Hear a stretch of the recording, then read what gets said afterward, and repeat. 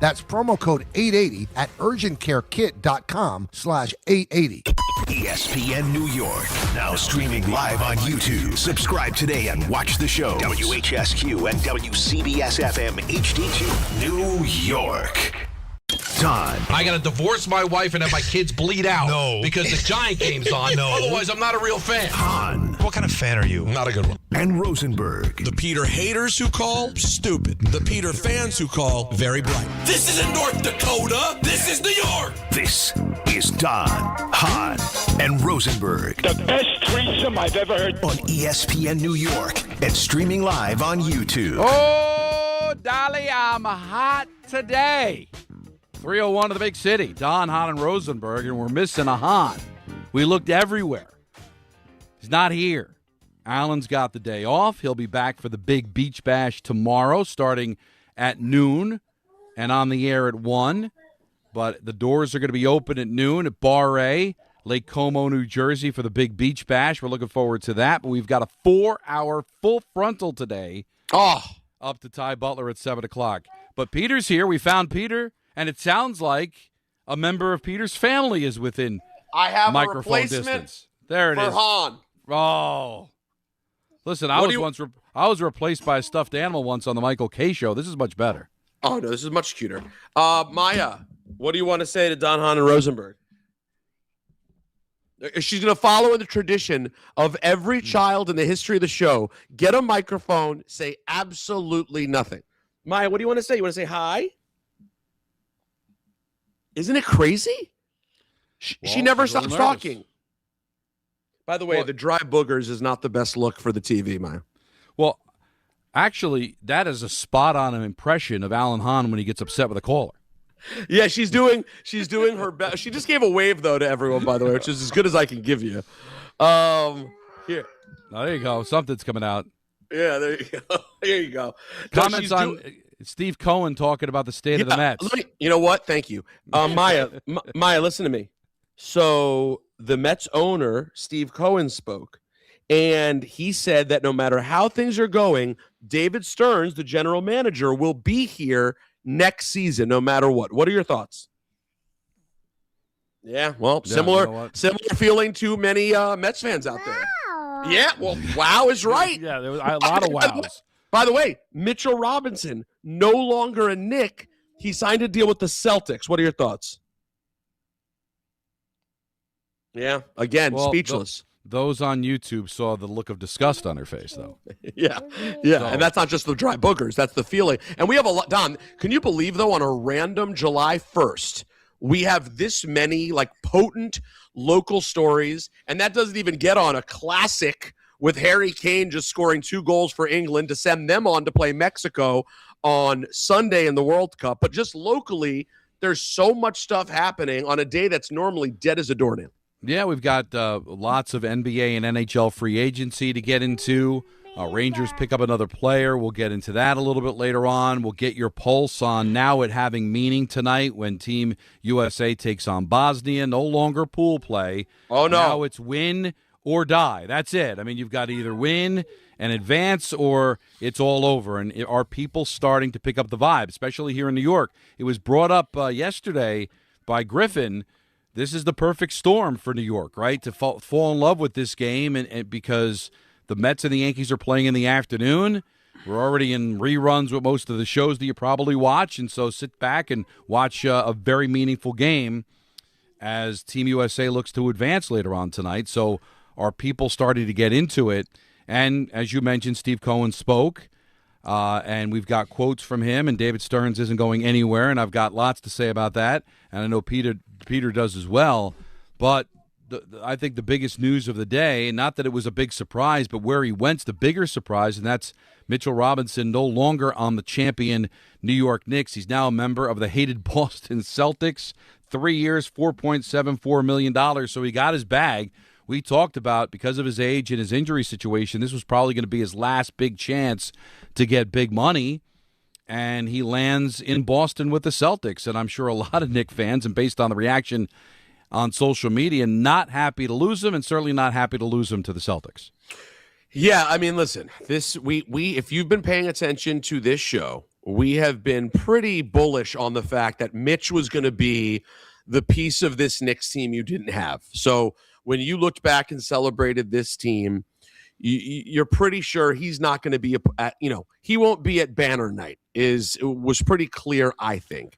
Well, unless the Celtics happen to be the team they play, by the way, they raise the banner, and that wouldn't be a bad idea, would it? No, and maybe they do it for a variety of reasons. It works, right? But so I don't think there's huge shock in that regard.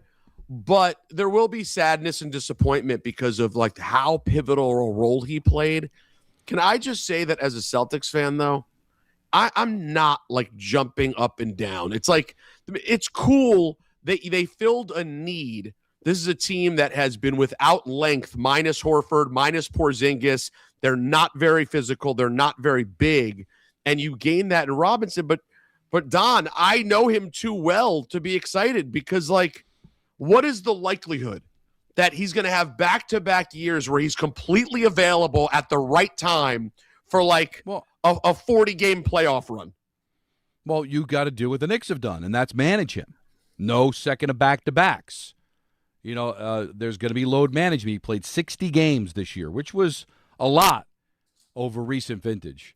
You have to go back to 21-22, I believe, when he played 72 games. That's the most he's ever played in one season in his career.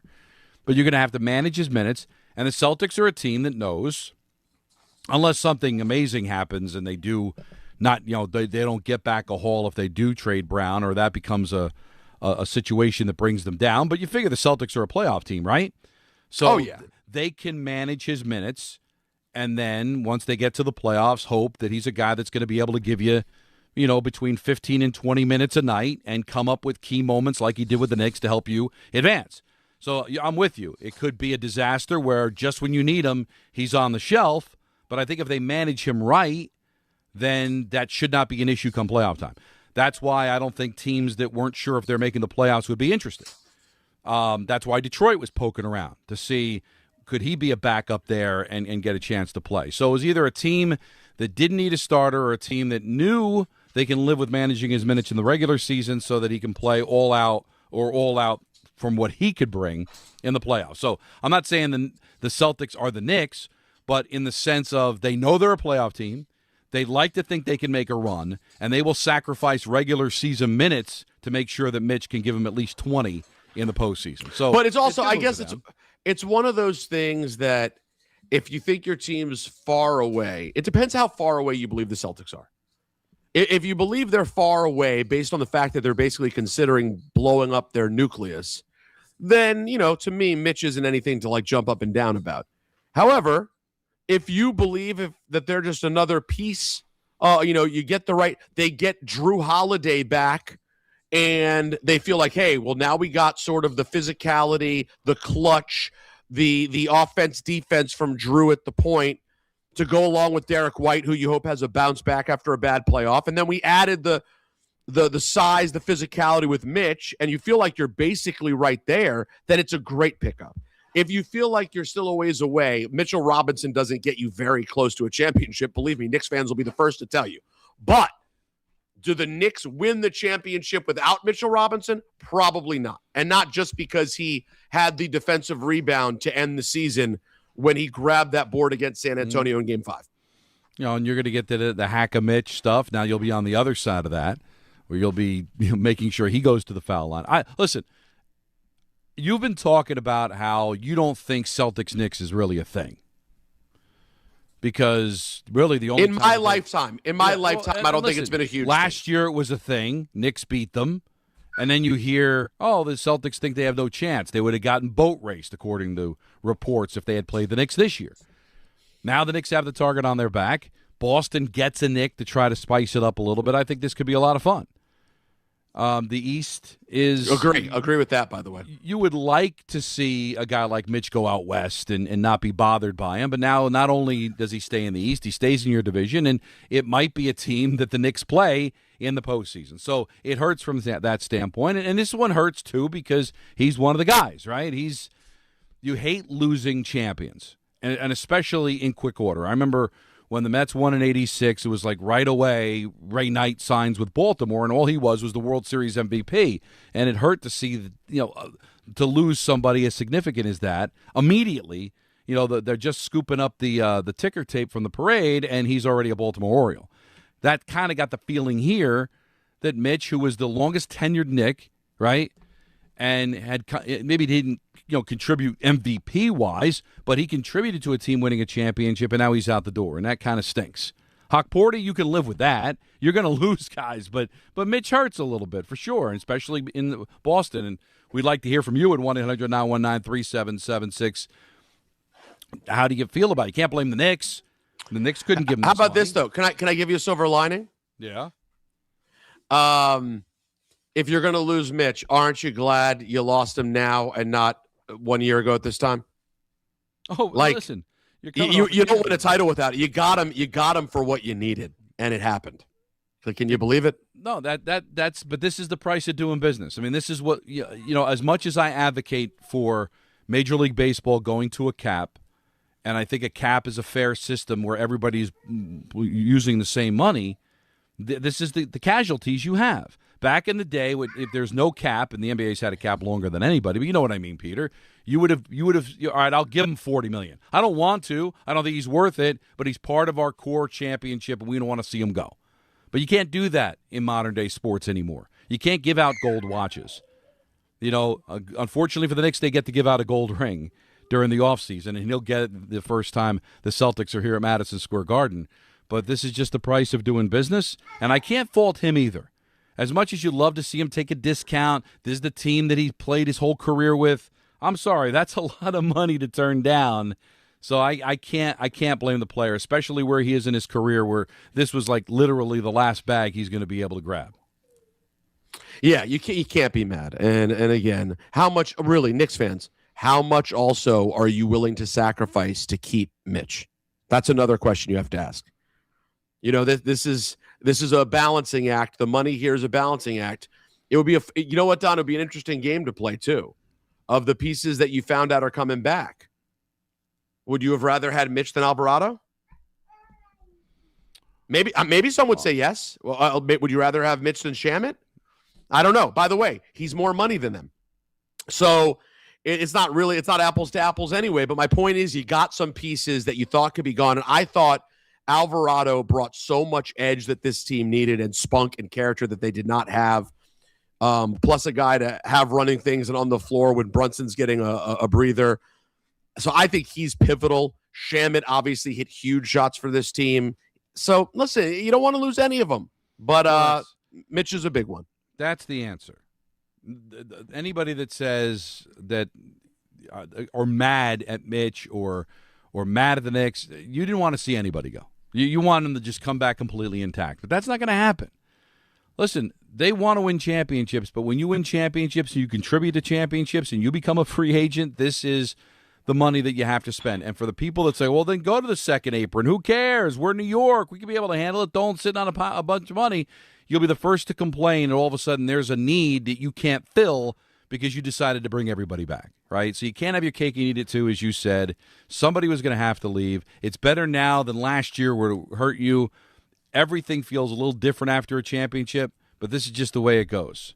And I don't think you just get mad. It's just, hey, isn't it better to go through these things coming off a championship than just missing a championship and seeing the rival Celtics, a team in your division, get better?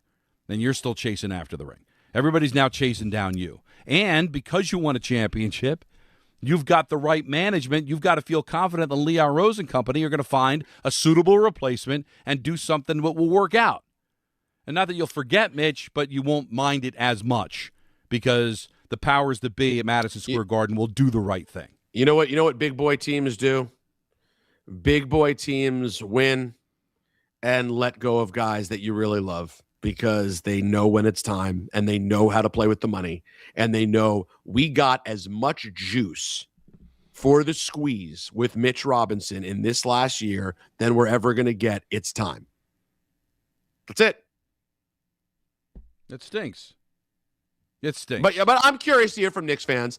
1-800-919-3776. I am curious to know the level of stink. Like, if you're a true Knicks fan, were you like, oh, man, like, is it a true gut punch, Or are you like so happy in general that you're just like, all right, man, you know, I am curious to know the tenor from true Knicks fans. I think true Knicks fans saw the writing on the wall the second the season ended, that he was likely a guy that they were going to lose. I think they're mad where he went. I think any emotion right now is about the fact that he's a Celtic, not that he's gone.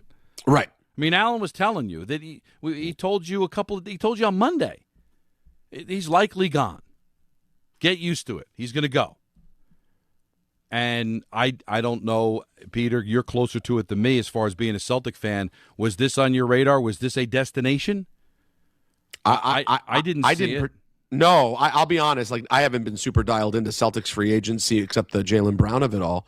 But I had not heard. Come on, we would have discussed this at some point this week if we thought this was like right there. But real quick, you know, reminder: there may be no one better at this stuff than the Celtics.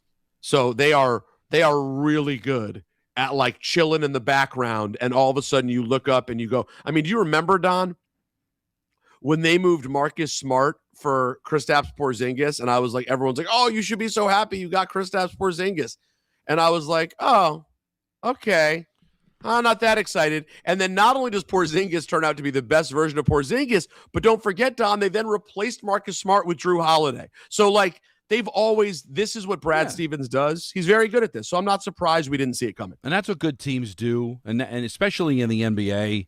You brought up Marcus Smart as an example. What number team is he now playing on since he left the Celtics? We don't need to – No, I'm just saying that. It's 3. He went Memphis, Washington, at last check Los Angeles. Now, what I do want to see happen though is what my guarantee was when he moved around a second time. I was like, all right, you know he's coming home. Like at some point he's coming home. We'll see if that actually happens depending on what they do in LA. Oh, he's going to Houston. Oh, he's a Charger now. Oh, no, he's a Ram. When's he going to Houston? Literally right now, Jacob? Yeah, it was today. Wait. So it's Memphis, Washington, Lakers, and LA, Houston? Yep. But this is, Don, and by the way, separate conversation. It is one of those things about sports. If you can be a certain level player where you're still really good, and you're on one of those teams where you're like a core culture kind of guy. And isn't it crazy, Don? Like your life is every day one thing. You're just a Celtic. That's what you do. One trade happens, and before you blink, you're a friggin' journeyman, and you're all over the league. And we talk about athletes and their money and how great their life is and all those things, but you don't ever really spend time talking about the guys who do everything right, but they end up in a collateral in some sort of deal and a money thing, and then all of a sudden, Don, your whole life is just flips upside down for years. And what kick would a Mitchell Robinson have or a Marcus Smart have when how many teams has LeBron James played for? How many teams has KD played for?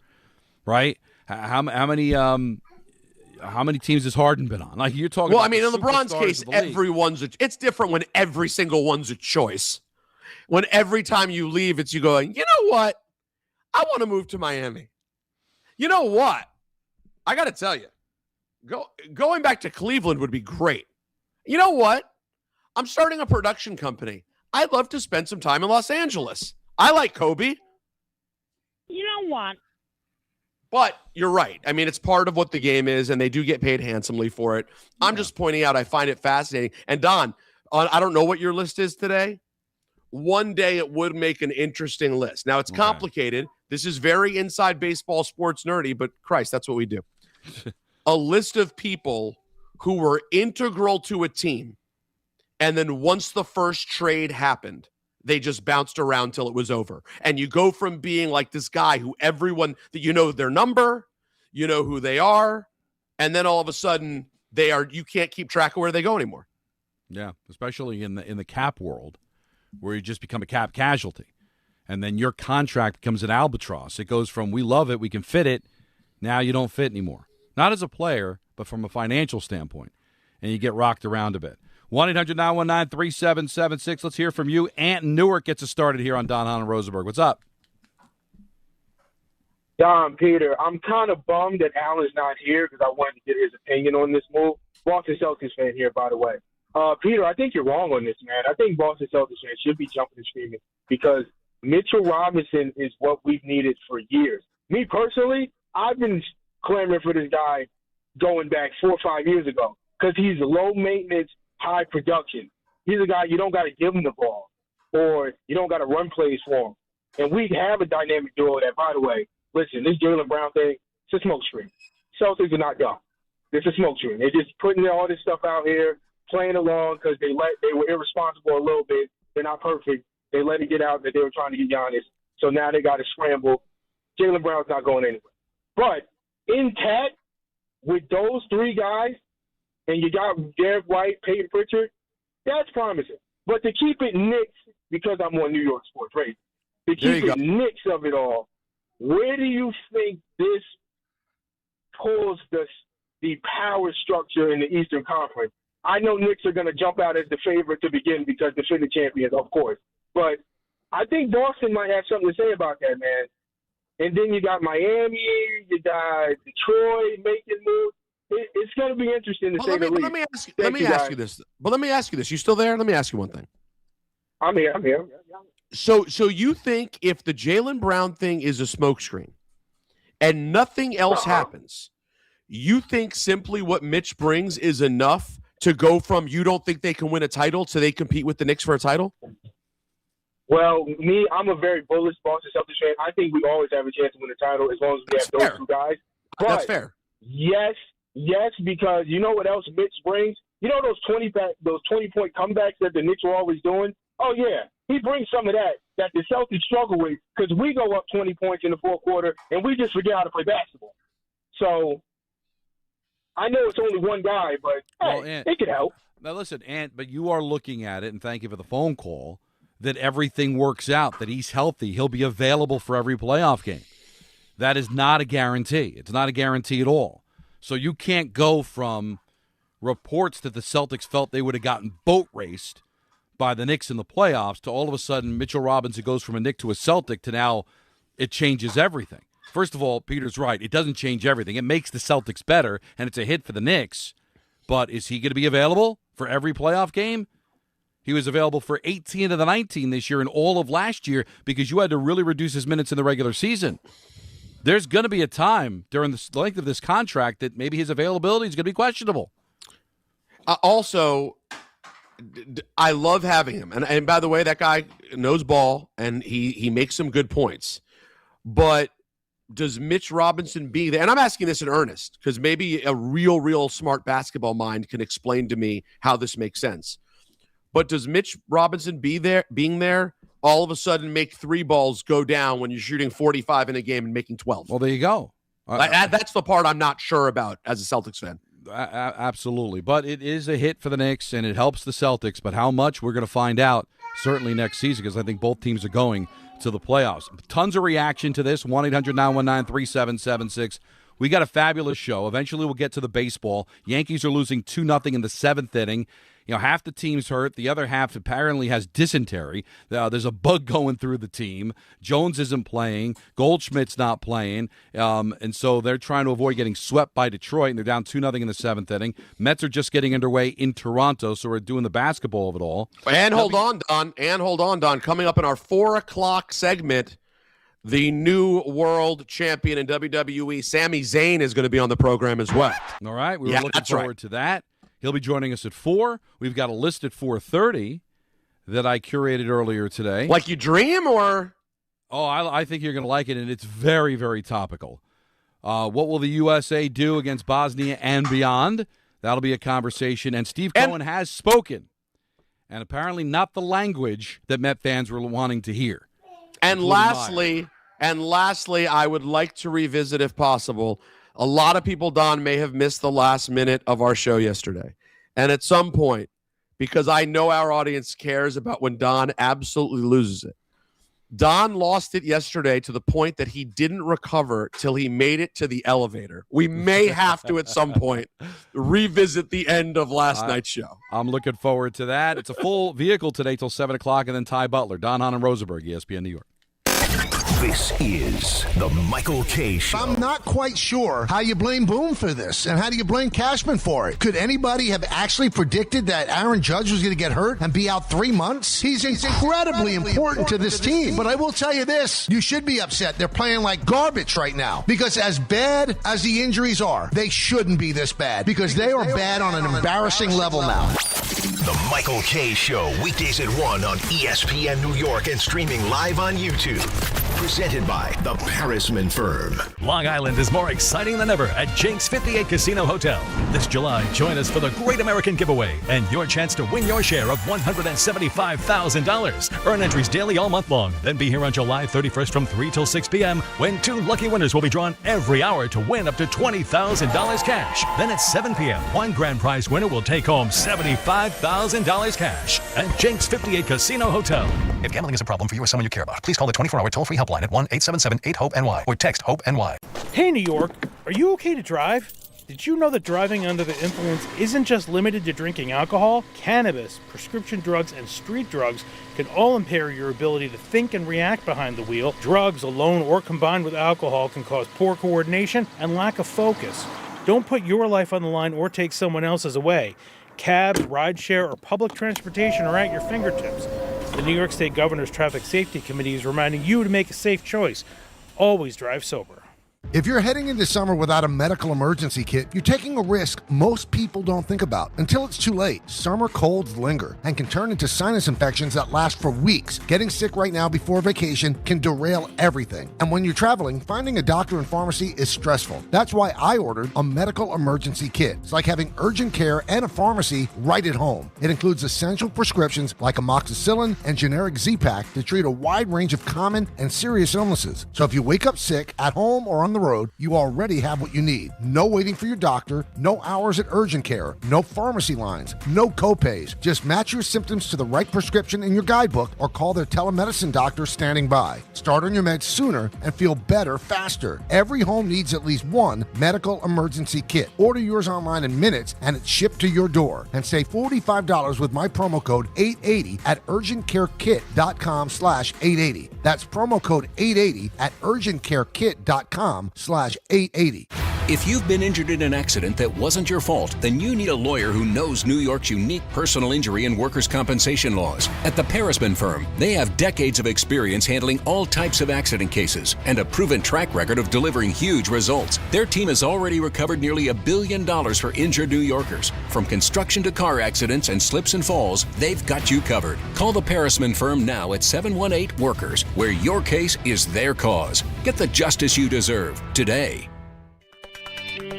When you manage an active facility, disruption is not an option. Tricon Construction specializes in healthcare, commercial, and industrial environments where work needs to happen without shutting operations down. That takes detailed planning, clear communication, and safe, disciplined execution. Because when patients are inside, tenants are working, or production has to keep moving, every decision matters. Tricon understands how to work around your business professionally, safely, and efficiently. For complex work inside active facilities, choose Tricon Construction. Visit triconbuilds.com.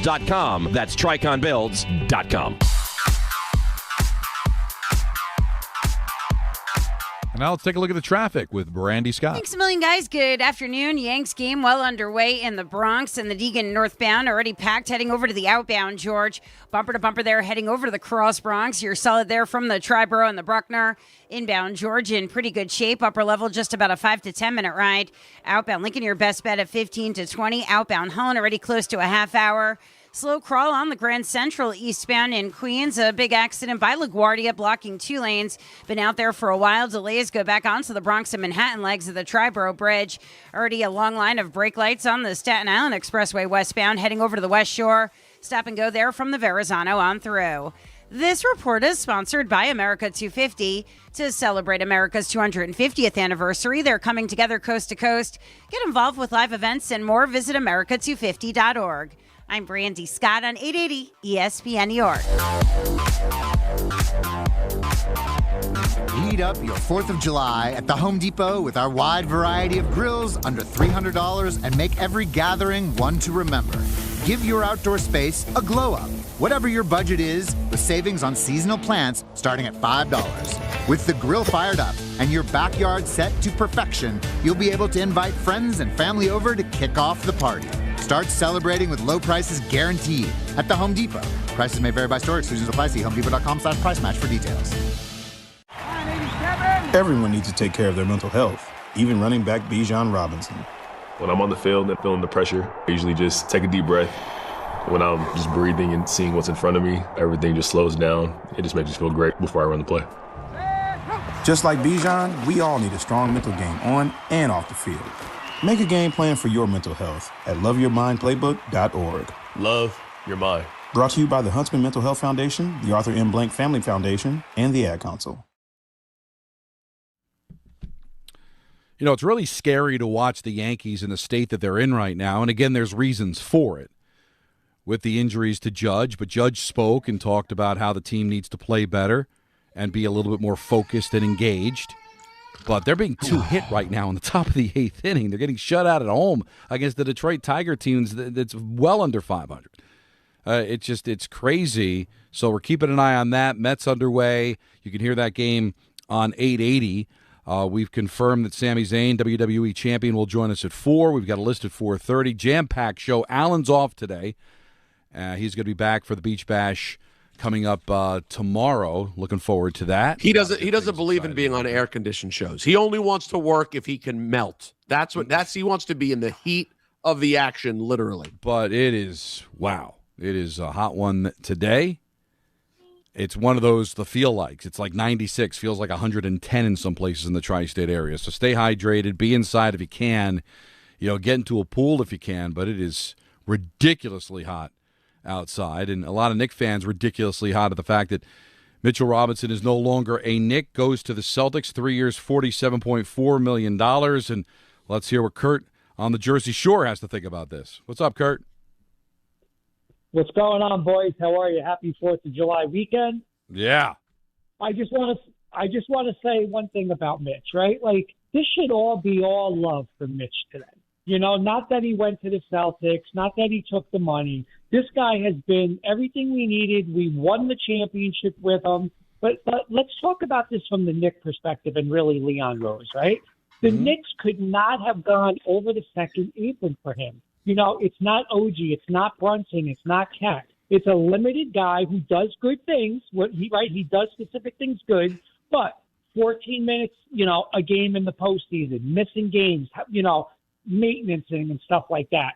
It's not about the money for Dolan. It's about hamstringing him with. You can't aggregate for trades. You can't, you're going to lose draft picks. You can't sign and trade. Like, we can't do that for Mitchell Robinson. If that was for OG Anunoby, then you go to the second apron. But you know what, Mitch? Great job. We love you. Standing ovation. People are saying today, opening night, the banner night, to be the Celtics now with the Knicks. You give them a standing ovation and say thank you. Hey, you went to get your money, and let's go. Yeah, absolutely. And very reasonable take. That's a very reasonable take. To me, I think, Peter, it's the only take. Show your love. And then he'll be the enemy moving forward. I would not be surprised at all, even before this, that opening night would be Knicks Celtics. National television, usually the defending champion gets that NBC game now. Like that. Now I think for sure you're going to see that.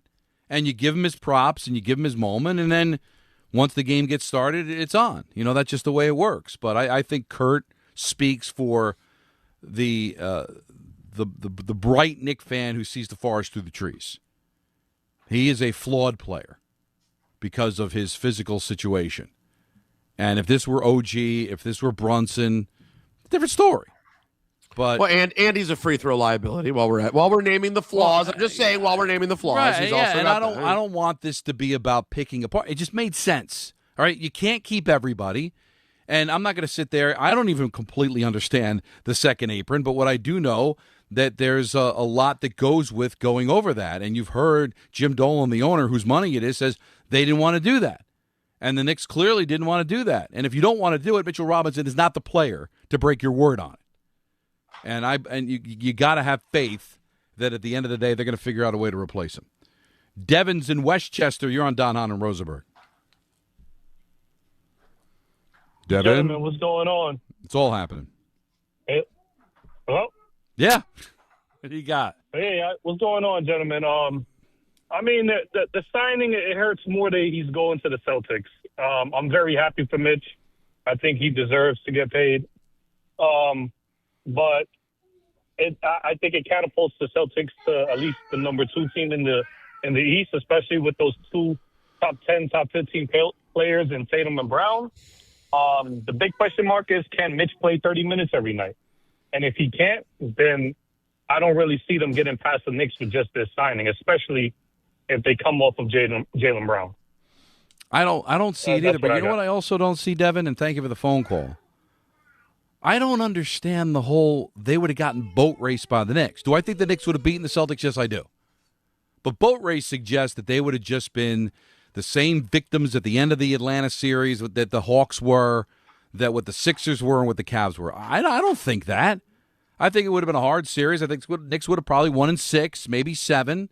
I think they would have won the series, but the boat race thing, I'm not getting. And that was apparently coming from the Celtics. Now, was that just exaggerating to try to show, hey, we really need to make moves here?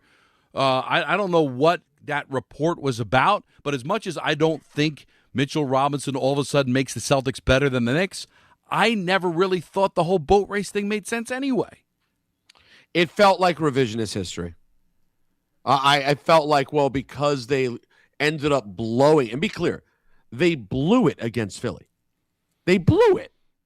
I mean, that was a series that looked like they would win easily, Don. We were talking about whether they would be hanging out waiting for the Knicks. When the Knicks were down 2-1 to Atlanta, there was a conversation about, will the Celtics get done very quickly and be waiting? And then the Celtics ended up blowing it. So I think it feels like revisionist history to now say, oh, no, we always knew, they just didn't have it. I don't really believe that. No, I don't get it. But listen, they know the team better than we do. But sometimes these narratives go out with a purpose, and they start making their way around. Do you know what I mean? Maybe we're reading into it the wrong way. Maybe it was just where their head was at the time, that they just weren't in a good place to beat the Knicks. Just because look what happened, right? They completely fell apart against the Sixers. So maybe the feeling was where they were as a team. If they did get out of that series with the Sixers, they would have had nothing against the Knicks. Maybe it was just that moment in time, but with an off season, a tweak here, tweak there, get the whole Tatum Brown thing worked out, that maybe it'd be a different story. So maybe we're not. Maybe we're looking at it too broadly. Maybe it was just that specific Celtic team at that particular time of the season. Maybe it's that. It could be. It could be. But either way, I'm with you. We're in lockstep about that. I think this is a narrative that came later, but that's me. Steve's out in California. You're on ESPN New York. What's up, Steve? Hey, what's up, guys? Hello? Yeah. Hi. Yes, hi. I have 2 points. Just wanted to piggyback off of what Peter said, that what makes a good general manager is to be able to move off of players, like Mitch Robinson. But I see another example in New York City. The New York Mets, the general manager moved on from players last year, and he replaced them with chocolate soft serve. And so, you got to be able to replace Mitch Robinson's productivity, the rebounds, the offensive rebounds and stuff.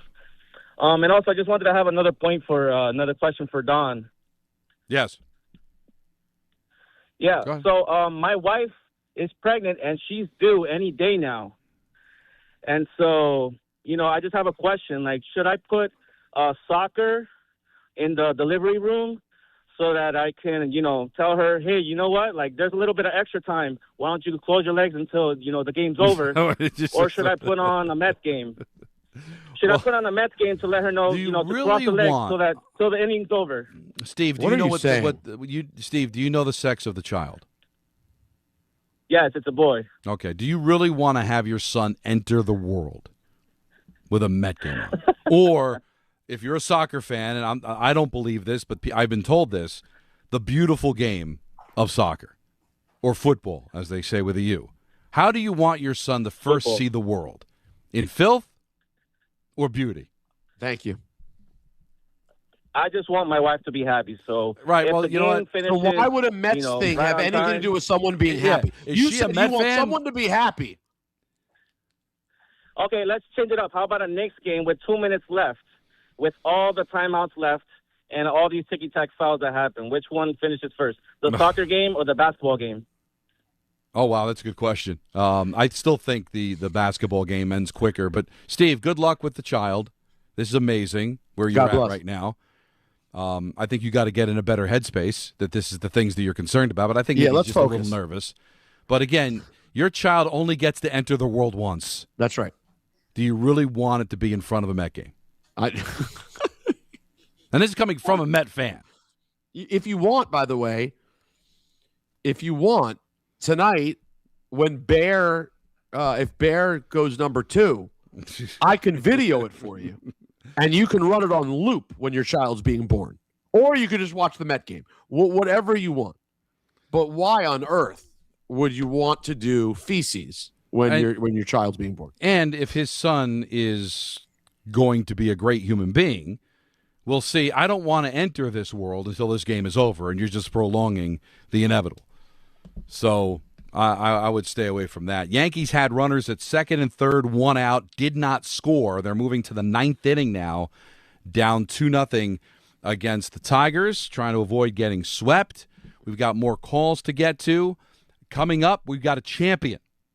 Sami Zayn, WWE champ, is going to join us at 4. Got a list coming up at 4:30. We'll get into the Mets of it all. We'll get into the soccer of it all. We're taking you right up till 7 o'clock, baby. And then it's Ty Butler, Don, Hahn, and Rosenberg, ESPN New York. This is Bart and Carlin on ESPN New York. The Yankees are under pressure, and there's more pressure on Aaron Judge than it is any other athlete in this market because of what Brunson has done. He'll never be accepted as one of the greats until he wins a title. And this is the time, because the American League stinks. Everybody just assumes, kind of like the Knicks, that the National League is that much better, like they did about the Western Conference. Take that easy path. Bart Scott, Chris Carlin, weekdays at 10 a.m. on ESPN New York and streaming live on YouTube. Good Karma Brands is proud to be an equal opportunity employer, providing equal employment, development, and advancement opportunities to all teammates and applicants. To learn more about careers with us, please send an email to talentacquisition@goodkarmabrands.com. That's talentacquisition@goodkarmabrands.com. Skechers elite athlete OG Anunoby has been making history on the basketball court. Anunoby tips it in. Unbelievable. What a shot. He's been balling out in Skechers high-performance basketball sneakers, and the world has noticed. But how does OG train off the court to keep in peak physical condition? Hands-free Skechers Slip-ins Aeroburst. They help prepare OG for the physical demands of playing at a championship level. Get your pair of Aeroburst for only $165 at a Skechers store, Skechers.com, or wherever high-performance running shoes are sold. The 2026 U.S. Open Tennis Championships are back, where the world's greatest city meets the world's greatest tennis players. Fan Week begins August 23rd. Experience the Mixed Doubles Championship on the 25th and 26th. And the U.S. Open Singles Championship starts Sunday, August 30th. All tickets on sale now at usopen.org. The U.S. Open, spectacular awaits. Mornings with DiPietro and Rothenberg. Mendoza out, Andy Green, the Mets' new skipper. You wanted your pound of flesh. People were freaking out. It may not be the firing that you wanted, because that might be Stearns, but big move for the Mets right now. What's going to happen is this is going to expose the GM more. And what's next you're going to have to decide is, what are we doing with the GM of this team? Are we keeping or are we not keeping David Stearns? DiPietro and Rothenberg, morning 6 to 10 on ESPN New York and streaming live on YouTube. In my world, you're always sorting through information, trying to find what matters most fast. Well, if you're hiring, you can now review all these resumes and applications faster thanks to ZipRecruiter. ZipRecruiter has a new feature that instantly shows you the most interested, qualified candidates first. ZipRecruiter's matching technology finds qualified candidates quickly. And with ZipRecruiter's new feature, qualified candidates show up at the top of your list. Try it for free at ZipRecruiter.com/sports. Meet your match on ZipRecruiter. Your ambition just met its match with Robinhood. You play for the win, not just on game day, every day. Channel that drive into your money. Robinhood puts you in control, all on one platform. You expect more from yourself. Expect more from your money. Get started today at Robinhood.com/yourmoney. Again, that's Robinhood.com/yourmoney. Your money, your move.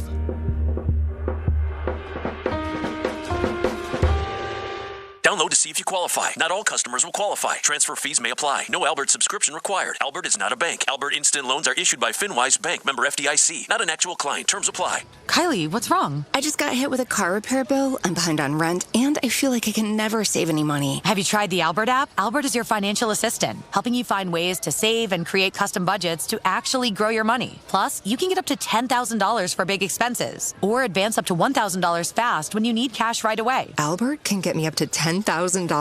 Exactly. Albert spots you in a pinch and helps you grow your money in the long run. I'm downloading Albert right now. Download the Albert app and use promo code FUTURE to borrow up to $10,000 for whatever you need. The Albert app helps you budget better and save more money so you reach your financial goals faster. Download the Albert app right now and use promo code FUTURE to borrow up to $10,000. Use code FUTURE to borrow up to $10,000.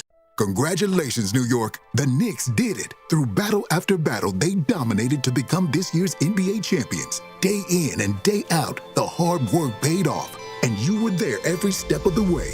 Enjoy the crown. Own it, because this year is your year. A part of your legacy that will never be forgotten. So celebrate this moment, show your pride, and shop the largest selection of official NBA gear at NBAstore.com. A Fanatics experience.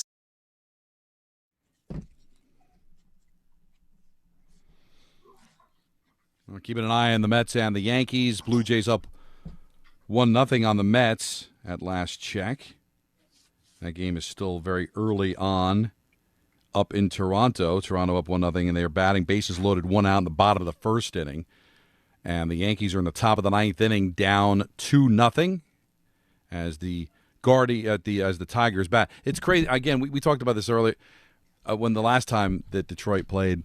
Like they look like the Orioles. I don't know if you have the game on, Peter, but they look like the Baltimore Orioles. This is the Detroit Tigers, man. They've been around for 100 years. They have a distinctive uniform, and now they've got these stupid black jerseys. And I'm sure it's red, but it looks on television orange, doesn't it? And the way that they've spelled Detroit in script looks like Baltimore in script. I mean, at first blush, it feels like they're playing the O's. Come on, man. Come on. Let's get with it. Let's go to Jose. He's in Connecticut. Hey, You're on ESPN New York. What's up, Jose? Hey, what's up, guys? So about this Knicks stuff, man, like I'm conflicted because let preface by saying it's early. Free agency just started, so we can all just probably be okay in a week or so. But as of right now, I can understand some people getting upset because I look at it this way: we're better with Mitch than without, and the Celtics are now better. Say what you want, they're better with him than they aren't. So I'm a little concerned that if we knew Mitch was leaving, we did not utilize those draft picks that we had. We kept trading away and not taking any bigs.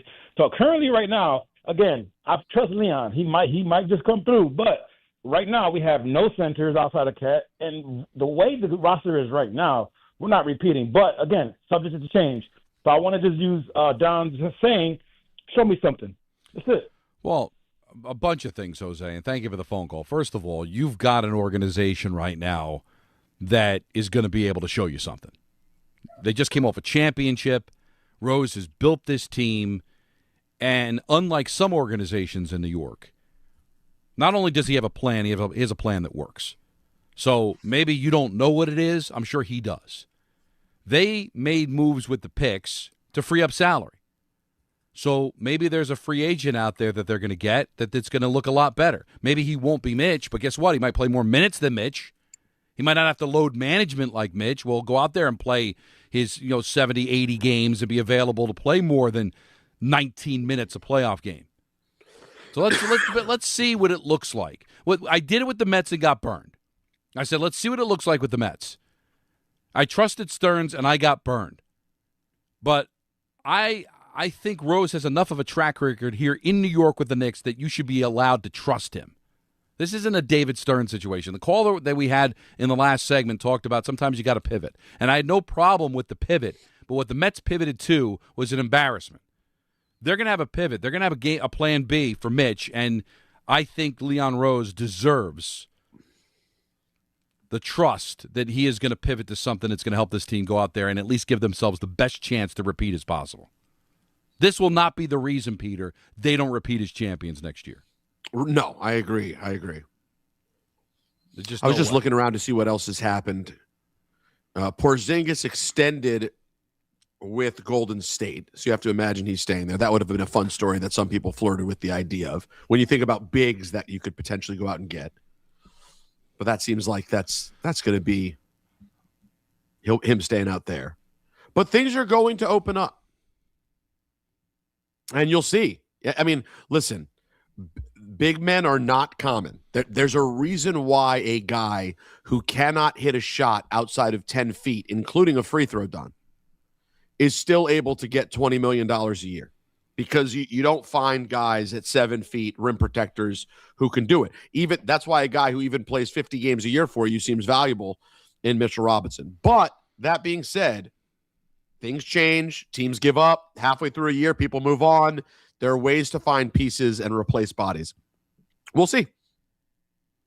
Rosario solo home run, 1 out, bottom of the 9th inning. Yankees cut the deficit in half to 2-1. So we're keeping an eye on that.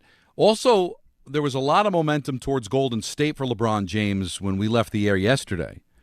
Now it seems like there's a little bit more momentum going back to Cleveland. So we'll see. That's huge. And obviously it's a lot for Knicks fans to take a look at too. Because even though LeBron James is clearly near the end, he's still a fabulous player. And he's a winner, and that's going to improve Cleveland. So I think if you're a Knicks fan, as much as I don't like the whole super team thing, if you're a Knicks fan, you want him to go to Golden State and worry about him possibly in the finals rather than go to Cleveland and be maybe another obstacle.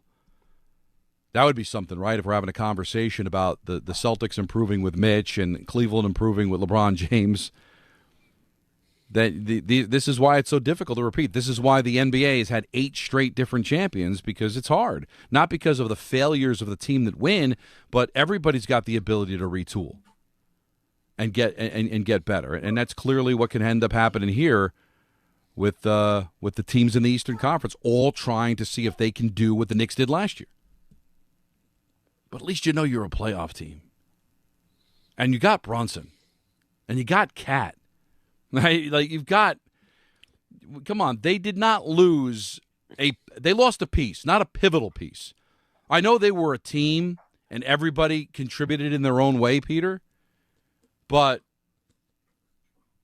you're not repeating. You're not repeating because you lost Mitchell Robinson and you weren't able to find anybody to do anything close to what he did. That's not going to be the reason the Knicks don't repeat as world champions. Exactly. I agree.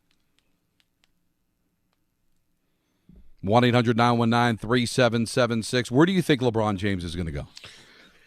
I really tend to think it's Cleveland.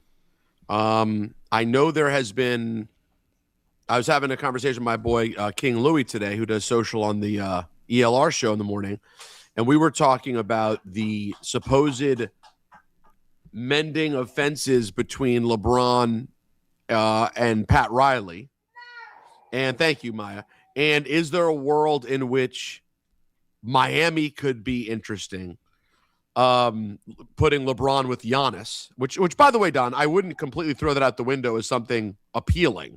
Obviously, there's a history there. Obviously, that team is another team like the Celtics that's good at figuring out how to retool quickly and make something work. But for me, when you think about how long this will last, which my guess is a year or two, and then it's got to be the end, doesn't it have to be Cleveland? I just cannot picture LeBron essentially closing out his career playing second fiddle to Steph Curry. I can't picture it. And I know he's gone back to Cleveland and got them a championship, so there's this sense of been there, done that with him. But they need him. And they're not that far off, Don, and you don't know what happens in a season. They just played the conference final, right? I mean, and he must look at that and go, that's not nothing. At least maybe my last year could be playing meaningful games deep into the playoffs. Maybe I don't win a championship, but maybe I get him back to the conference final. I play in a couple of Game 7s. But Anthony Pusick, while he's watching this Yankee game, they've got the tying run at third. Jazz is at third with one out. Volpe's up. Has got something else to tell us. Admittedly, I'm on the NHL free agent tracker. But anyway, New York, you need to hear this. Suspense. This summer, all lines lead the Champs Sports Fan Central Station, a soccer pop-up shop open right in the heart of the city, 125 West 33rd Street. This is the soccer destination in New York. Jerseys for every national team you ride with, USA, Mexico, Argentina, Brazil, and way more. Get your USA jersey before tonight, 8 o'clock, against both Bosnia and Herzegovina. All under one roof. If you want to gear up, rep your country, and feel the energy of the city, Champs Sports Fan Central Station, 125 West 33rd Street. That is where you need to be. And Knicks fans, they have championship gear to celebrate your team's first title in 53 years. Wild pitch sends Jazz home. Game's tied at 2 with one out in the bottom of the ninth inning. All right, we've got 3 hours left because we're taking you up until 7 o'clock, and then Ty Butler's going to take you up until 9. We've got lots to do in those 3 hours and very little time. Sami Zayn is going to join us, WWE champion, next. At 4:30, we've got a list that I cultivated. It's very, very topical. Looking forward to that. We're also going to get into the USA playing Bosnia-Herzegovina. Are you now engaged? If you were someone that didn't care and all of a sudden the USA is playing a meaningful game tonight, no baseball tonight, are you on board? We'll get you caught up on all the NBA and the NHL free agency as well. ENN at 6 o'clock like you read about. It's a big show. Don, Hahn, and Rosenberg till 7 o'clock here on ESPN New York. On the biggest stage in the world, FanDuel is changing the game because sometimes your player gets subbed off and your bet goes with them. Not anymore. With FanDuel's Super Sub, if your player is subbed out, your bet stays in. If your player leaves the match, your bet continues on with a substitute, so you're still in on it until the final whistle. So if you're looking to get in on the biggest tournament in the world, now is your time. Visit FanDuel.com/local to get started. Let there be goals this summer on FanDuel.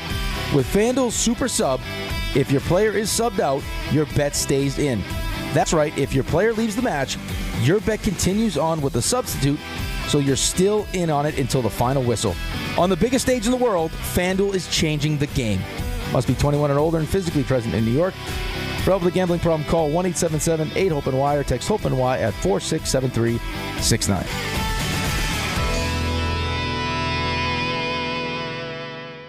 At Uline, they know going the extra mile takes hard work. For companies pushing to go further, Uline will go the distance with you. 24/7, they answer the phone to get you the shipping and industrial supplies you need. Business can move fast. Unexpected large orders, adverse weather, new safety guidelines, and changing economic trends. Uline works hard keeping 41,000 items ready to ship, minimizing detours on your way to the extra mile. Visit uline.com. There are a million reasons to love New York.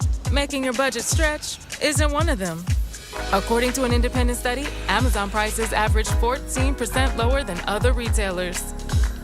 Get food, fashion, furniture, and more shipped straight to your building. That's how Prime members have saved over $2 billion on grocery and household items. Learn more at aboutamazon.com. Everyone needs to take care of their mental health, even running back Bijan Robinson. When I'm on the field and feeling the pressure, I usually just take a deep breath. When I'm just breathing and seeing what's in front of me, everything just slows down. It just makes me feel great before I run the play. Just like Bijan, we all need a strong mental game on and off the field. Make a game plan for your mental health at loveyourmindplaybook.org. Love your mind. Brought to you by the Huntsman Mental Health Foundation, the Arthur M. Blank Family Foundation, and the Ad Council. In a world parched for excitement, one drink will emerge. Twisted Tea, the refreshing thrill ride of flavor. Recreating its classic role as the hard iced tea that goes down smooth. Twisted Tea doesn't just taste like real iced tea, it's made with real brewed tea and a 5% kick of alcohol. Taste the adventure with Twisted Tea Hard Iced Tea. Keep it twisted. Twisted Tea Brewing Company, Cincinnati, Ohio. Please drink responsibly. What's up, my friends? This is Francisco Lindor. This is Devin Williams. This is Luke Weaver. Bo Bichette here. You're listening to the home of New York Mets baseball. WHSQ and WCBS-FM HD2, New York. 4 o'clock in the big city. Don, Hahn, and Rosenberg take you up until 7 o'clock, and then it's Ty Butler. Got the list coming up at 4:30. ENN at 6. We're waiting on Sami Zayn, WWE champion, should be joining us in a few minutes. So I want to take the opportunity to kind of update you on some of the things the local hockey teams have done. It looks like the Rangers have signed Oliver Bjorkstrand away from the Tampa Bay Lightning, a little depth at forward. And they also made a trade with Boston, landing themselves Jonas Korpisalo, who is a goaltender who will back up, obviously, Igor Shesterkin after the retirement of Jonathan Quick. So the Rangers making some moves. The Devils finalized their extension with Nico Hischier. So he's not going to be going anywhere, and he'll be getting paid, nearly $12 million a year, $11.7 million. But you had to keep him. He's your captain, and he is the heart and soul of the team. He wins face-offs. He's a great defensive forward. He's always a nominee for the Selke, and they need center depth, and obviously he wasn't going to be going anywhere. So that's kind of a big deal there as well. So keep an eye on all the free agency, on what's happening here. Yankees have tied their game with the Tigers, as I mentioned to you before we went to break, on a wild pitch. So we'll see if the Yankees now can make the comeback as they scored 2 runs in the bottom half of the ninth inning. Mets still losing to the Blue Jays 1-0. It's hard to believe the Yankees have lost 6 consecutive games, Peter. All to lousy teams. But they did show a little heart here after Judge kind of called them out a bit before the game. And maybe that'll be something that gets them at least a victory as they're going to extra innings, which has not been a panacea for this team at all. But they did show a little heart, scoring 2 runs in the bottom half of the ninth inning. So good job, Peter, getting Sami Zayn. He's going to be joining us in a couple of minutes as he won the WWE Championship out in Saudi Arabia last weekend. He sure did. Pretty insane moment to give you guys a little bit of context. And we'll do it when he comes on. But, just to see a guy like him who's worked as hard as he has, wasn't born with the body to do it, not just some gigantic guy, who you just see and go, oh, that's a pro wrestler. Just a whether you love wrestling or not, if you want to hear the story about someone just grinding and making their dreams come true, pretty cool stuff with Sami Zayn coming up here in a bit. Yeah, I mean, I did the work on it when you told me. You're professional. On, and it is a bit of a polarizing championship, and some are very, very happy about it, some not so happy about it, but we'll talk to him about that and everything going on in the world of WWE. And I also want to kind of touch base, too. Again, we'll take calls on it a little bit later on. We kind of teased it the last week or so, but now it's on. If the World Cup has begun. Now teams are facing elimination. We saw some great games. You just talked about what England did last night. We saw France and the Mbappe goal that was tremendous during the show yesterday. The goal that he scored over at MetLife Stadium against Sweden. And now the U.S. gets to play Bosnia-Herzegovina in the round of 32. And when you take a look at the path, it looks like this team may hang around a while. And I guess we'll get our first sense how into the World Cup the United States is. Not just soccer fans, the Harvey Cruzes of the world, the Peter Rosenbergs of the world, who watch it no matter what. Will this captivate people that are not usually soccer fans but have U.S. pride and will gravitate towards this game and others if they win? I'm very interested to see what the number will be. Not just in the nation, but I'd love to see what the number is in New York. Like I said, no Mets, no Yankees tonight. It's a Wednesday night. 8 o'clock. 8 o'clock. And I would think with this game having meaning, you don't have to explain it to anybody. Well, it's just pool play. So if they win, advance, lose, goodbye. That's easy for people to understand. So I'll be very interested to find out tomorrow. I know we're doing the beach bash, but I'm sure we'll be able to find time to do it. What the number in New York is going to be for this game. No, that's going to be a fun thing for us to get into tomorrow. Now, real quick, you just mentioned it. England played the Democratic Republic of Congo earlier today. They were down 1-0, I think, into the 75th minute. All right, that's not nothing. And then Harry Kane, who, at least according to the guys, the Brits who were calling the game that I was listening to on Sirius, They today they officially declared the greatest English soccer player of all time. Okay. Surpasses Pele in all-time goals and scores the tying goal and then the winner at 2-1. And then, Don, you want to talk just dead sexy? I don't care how big a soccer fan you are. Anyone can take a look at Mexico, England in Mexico City. Wow. Sunday night 8 o'clock. You want to talk about a rating worldwide, Don? That is going to be a hammer. And that's down to 16 at that point. And that's 16.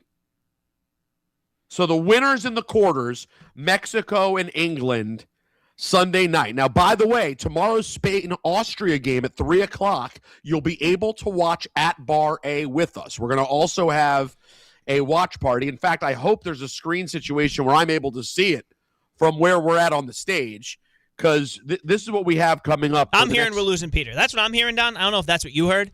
Oh, sorry. I got too close to my mic and got excited. Apologies. No. I meant like physically losing you. You'll just go over to the television with the people, and you're going to go watch the game. Listen. It's the Beach Bash is about the people, isn't it? It's about who comes out to support us. I get it. I understand completely what you're saying. So here's what you have over the next couple of days. You got Belgium, Senegal right now in Seattle. That's as we speak. You have the USA in a rare 2-on-1 matchup tonight against Bosnia and Herzegovina. That is tonight, 8 o'clock, Levi's Stadium in Santa Clara, California. Tomorrow, when we're at the Beach Bash, you have Spain and Austria at 3.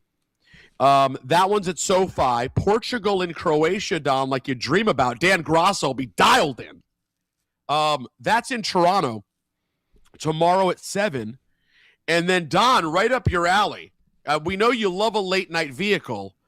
Switzerland and Algeria. You throw out the record books, frankly, when they get together.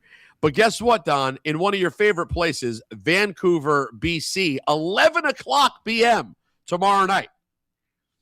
And then you got a triple header, of course, on Friday. And then July 4th, should it interest you, Don will celebrate the 4th of July with his real country, Canada versus Morocco, in the final 16 at 1 o'clock, and Paraguay, as Don calls them, and France at 5 o'clock. That's on July 4th.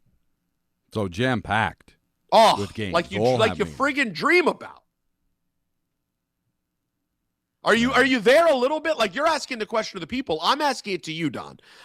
I've seen you always sort of, it seems like your interest goes up just a tiny bit day by day. Where are you at right now? And will you be like fully engaged tonight at 8 o'clock, like watching this like it's a game you're invested in?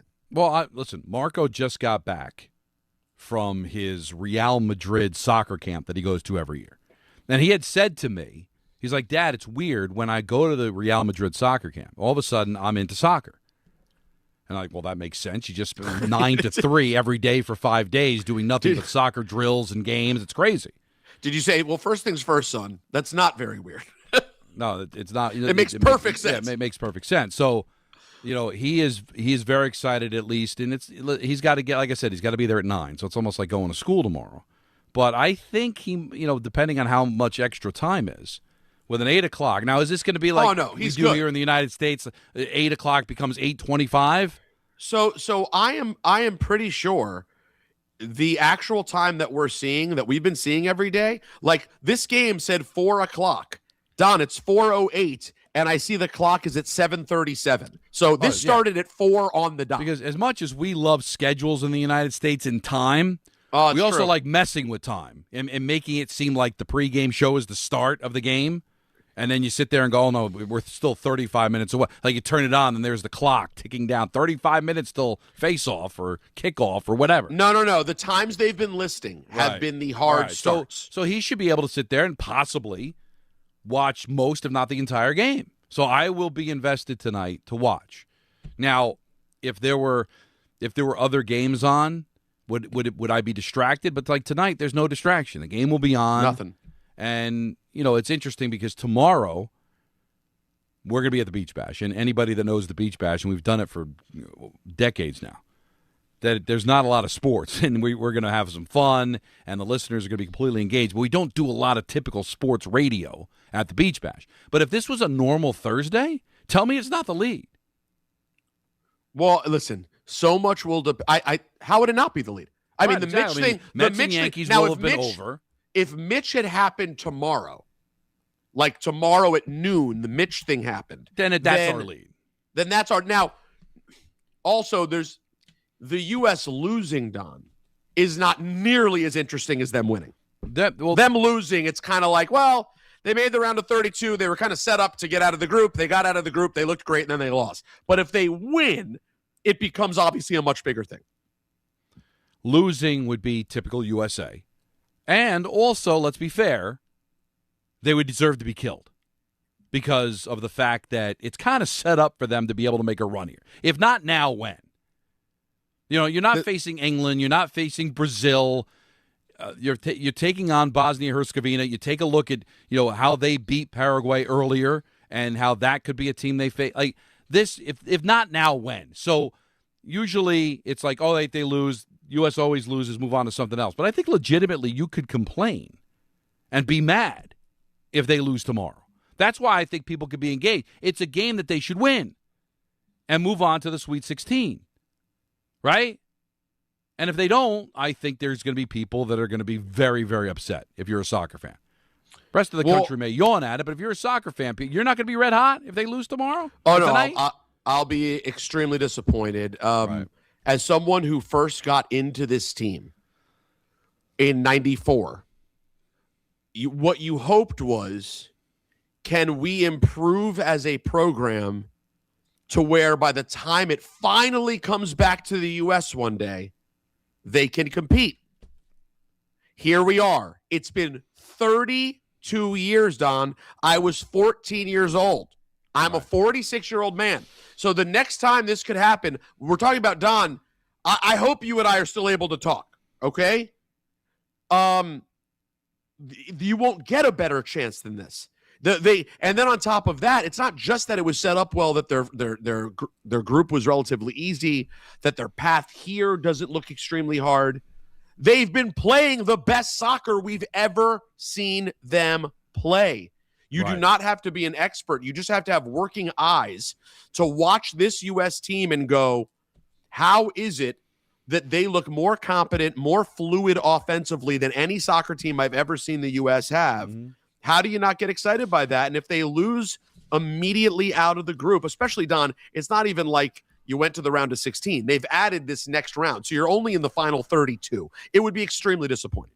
Well, what the USA wants to do is win a championship, and somebody who's already a champion is Sami Zayn, WWE champion, and he joins us here on Don, Hahn, and Rosenberg. You know, Peter, I'm Don LaGreca. Welcome to the show. What's up, guys? Thanks for having me. Sammy, the unified champion, looking glorious on your shoulder. So when it happened, we did our show this week. I don't know if you noticed, you probably were way too busy to care about this, but we did the pre and post coverage in Stamford this past week, right? I was not in Riyadh. And I jumped on Big E's back. Yeah. We were bouncing all over the studio just because it was one of those things you hoped would happen but didn't know it ever would. Right. When you first caught wind of where this thing could be going for you, and then the day itself, how did it all feel for you? It's really hard to put into words, actually. The longer it's gone on, the happier I am. Like when it first happens, you're just like overwhelmed with so many things that your brain almost can't process it all. And at times you almost feel like numb. I think it's like, so I am not a, neurologist by any means here, but it almost feels like when there's just too much coming in, your brain just simply can't process it all, so it kind of shuts down. So you almost feel like a numbness or a nothingness. Mm-hmm. And then at various times, it's almost like it comes in waves, like, ebbs and flows, where you'll get overwhelmed with a certain emotion, and then it'll just go. And then different emotion will pour in, and then it'll just go. So I thought it was really an extraordinary thing to go through. But then, just the longer it went on and the more the crew is all congratulating me and the other guys are congratulating me. And I had a long flight home from Saudi for it to really sink in. On that flight to Saudi to Philadelphia, it got more real. And then that day in Philadelphia that I had off before I head to Atlantic City, it just got realer and realer with each passing minute. And then, just a great feeling. I'm on top of the world. I really am. When something like that happens, I have to think, Sammy, that it makes it all worthwhile. I'm sure you made a ton of sacrifices to get where you are. that moment of it was all worth it. I've never looked at it that way. I know that's like a prevailing narrative. A lot of people talk about that when they talk about our industry, talking about the sacrifices. And like, okay, if you ask my wife, for sure, she would consider them sacrifices. Leaving the family, leaving the kid, leaving, missing birthdays, anniversaries, everything like that. It's been talked about, I'd say ad nauseum at this point. But the truth is, I've just never looked at it that way. It's just a way of framing it that I've never seen it as a sacrifice. I really never have. I view it more of a privilege than anything, honest to God. I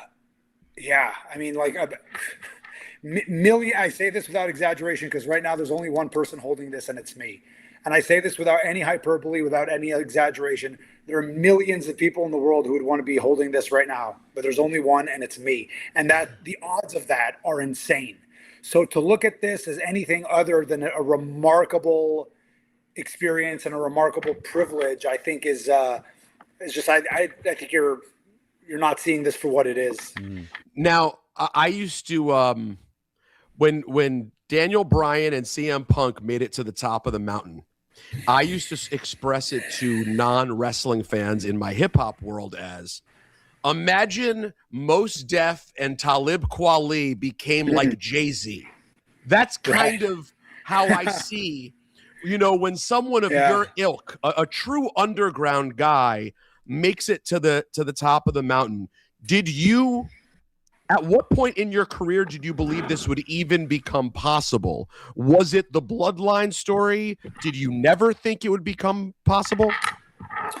Well, first of all, I want to say that's a great analogy. I love Black Star. I think like that's what I look for in my hip hop. We don't need to get into a whole hip hop thing, but just the idea of it being a lot more like intellectual and conscious and socially conscious and all that kind of stuff in a roundabout way, in a strange sort of way.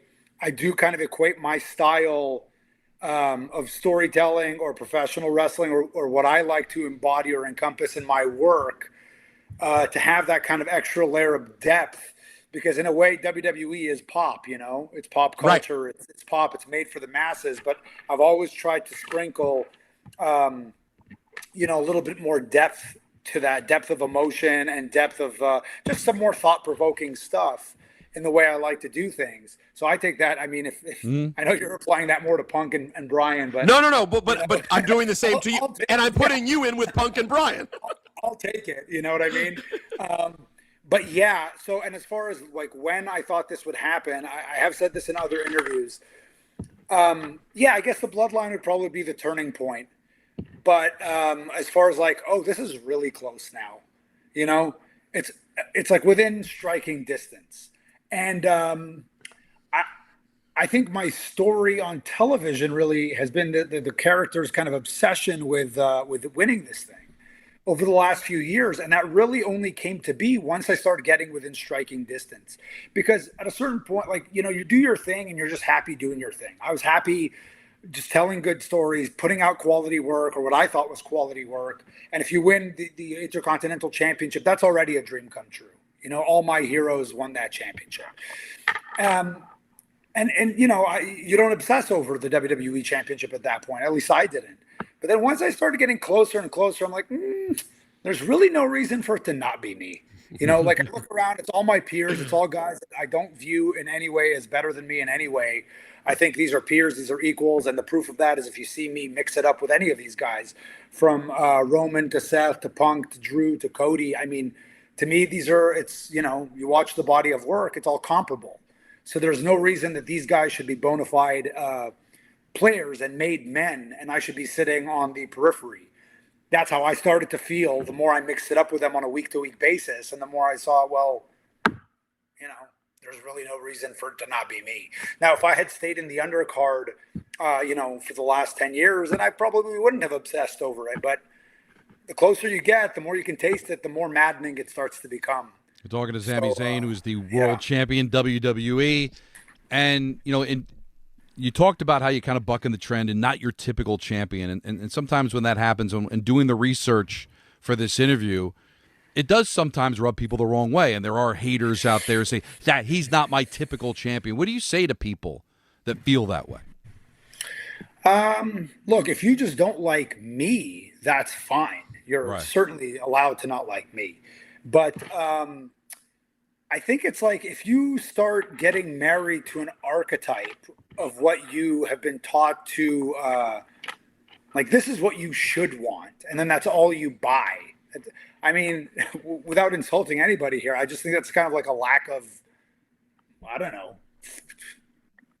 free thought, like a lack of intelligence. Which most haters have, right?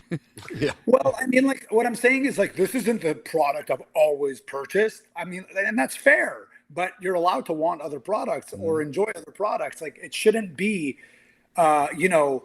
one thing has been sold to you and you should come to accept that that is the only thing, the only way anything needs to be done. To me, that I equate that with almost like staying in your hometown your whole life and, never going to New York City and then never realizing that there's a whole planet out there and there's billions of people out there and there's billions of ways to do things and there's billions of different cuisines and cultures and dances and whatever. There's a whole universe out there and you got to and maybe I say this because traveling the world has been so important to me and it shaped my worldview, but it's like, man, like broaden your horizons a little bit. You know what I mean? And if I'm just not your cup of tea, fair play.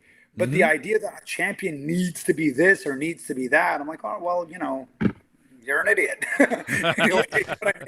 That's a good way to look at it. Nothing needs to be anything. Right. Like if it's good, it's good. I've always kind of subscribed to that. And, I don't know. I think the work I've been putting out over the last few years is good, and I think, I don't know. Well, it's almost like if you were to apply it to sports, it would almost be like, well, it's cool that the Knicks won, but like Jalen Brunson isn't the typical guy to lead a team. Wouldn't it have been better if it had been Wembanyama? Like, why? What's it to you? What typically happens? You know what I mean? Right. Like, I don't understand people's obsession with that. Like, what is it to you of the norm? Anyways, I don't know. There's a whole. No, you and I could spend an entire wrestling podcast breaking down like that idea, which I don't personally understand. Now that being said, we all know like the title in some ways. Listen, there are people who've had the title.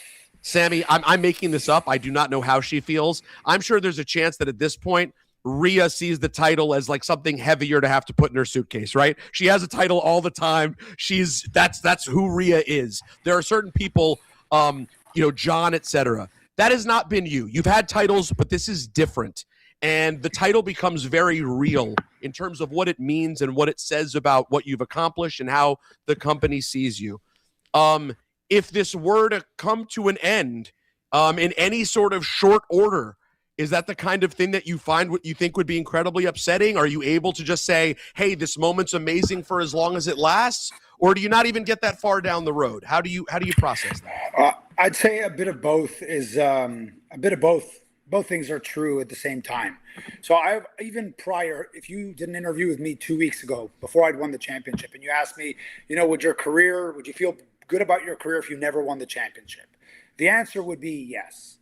Okay, because I've had what I consider to be a brilliant career, and there are people that I think have won the World Championship and the WWE Championship many, many times over that never got to tell the type of stories that I've gotten to tell, or have maybe evoked some of the emotions that I've got to emote, or have matches, the type of matches that I've had. So I consider my career a success unto itself if it ended tomorrow, or if it ended 2 weeks ago before I ever won this championship. Now, does that mean I didn't want the championship? No, of course I wanted it. So, you're allowed to be content. I think that's having perspective. Like, you're allowed to look at your career and enjoy it and still want a little bit more. So, if this championship reign lasted a year, I'm like, man, wish it was 13 months. Right. Wish it was 14 months. Like you're always aspiring to more. And if I lose this in 2 months or 3 months or whatever, a week, 2 weeks, it doesn't even matter.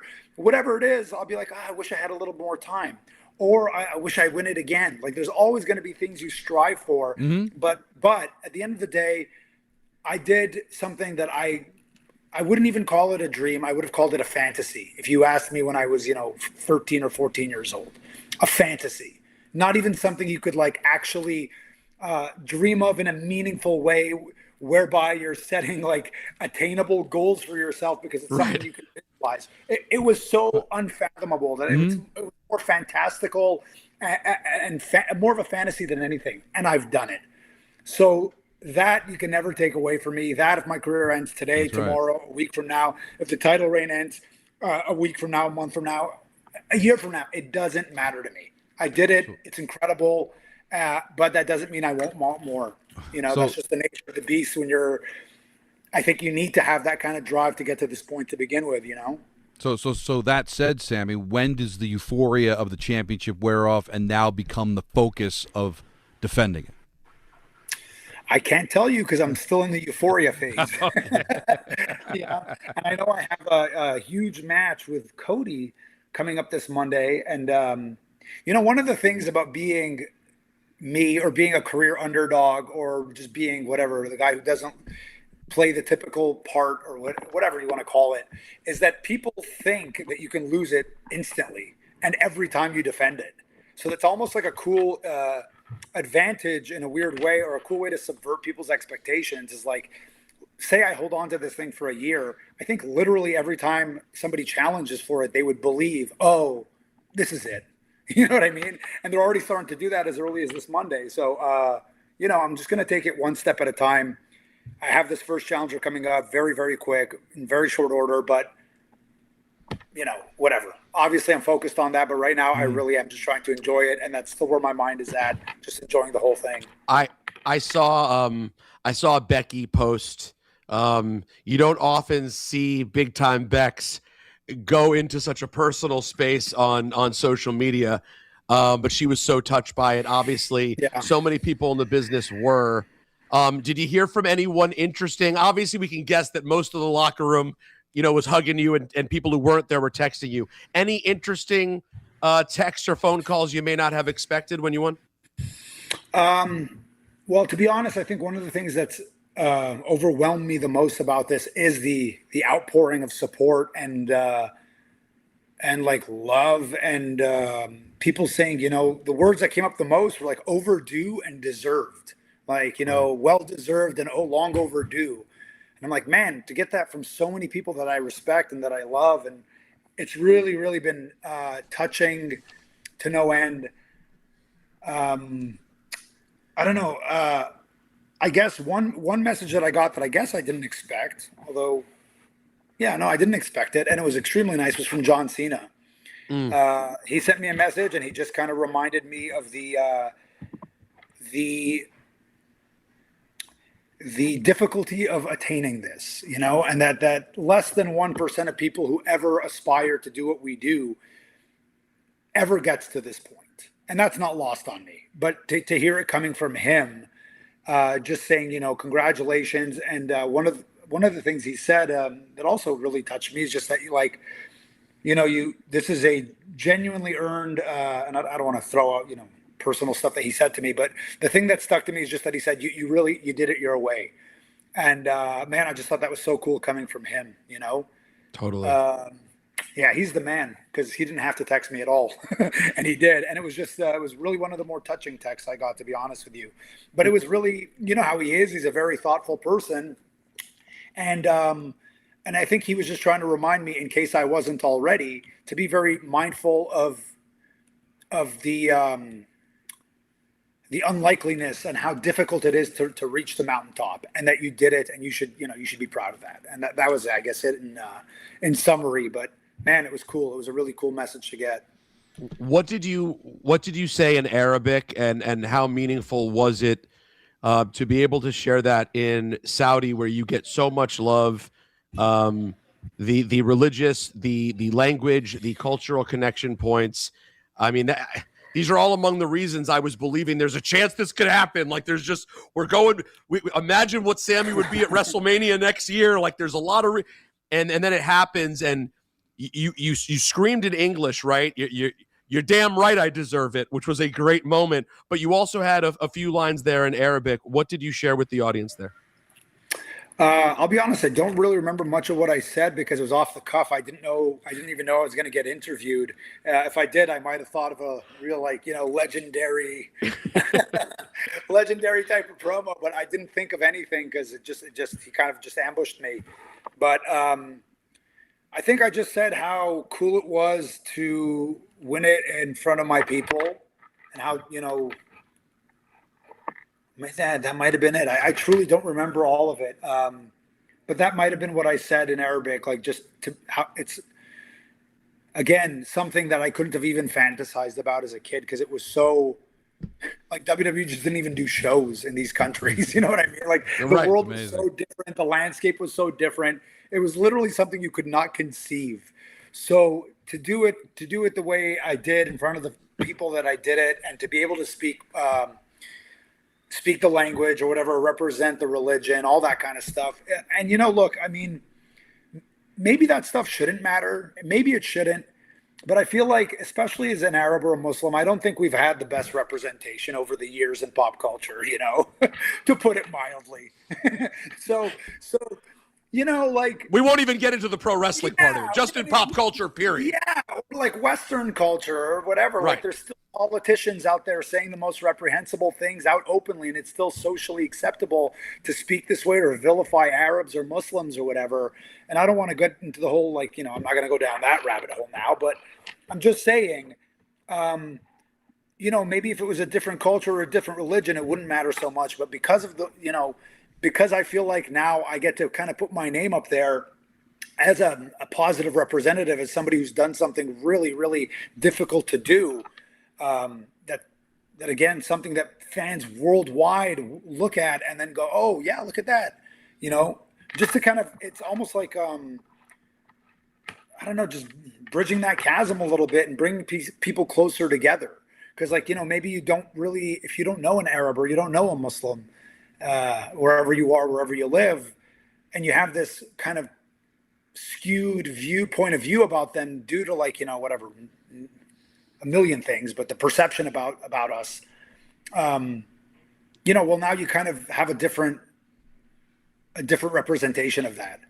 Yeah. And one that, I think is extremely relatable across all cultures and all that, because the struggle and whatever my story and all that stuff, or the character that I play, I think is extremely relatable kind of universally. The guy who tries to do the right thing or digs deep, and all these are universal concepts that I think people can get behind. And I think that's why even in this last run that I've been doing over the last few months, you've kind of seen where even when I'm getting booed in the States, I'm still kind of more well-liked abroad, And I think part of the reason for that is because a lot of these things that I've, over the decade with WWE, a lot of the things that I kind of espouse or embody are very universal traits across all cultures, Mm-hmm.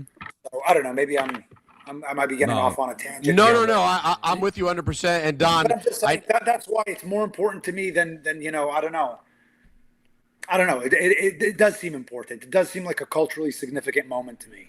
And I felt the exact same way, and I'm sure many, many people did. And as I told you before you won the title, and I said it all day on the Countdown show, and I said it on ESPN last week, prior to winning the title, this has been a legacy cementing run for you, just how entertaining you have been on television.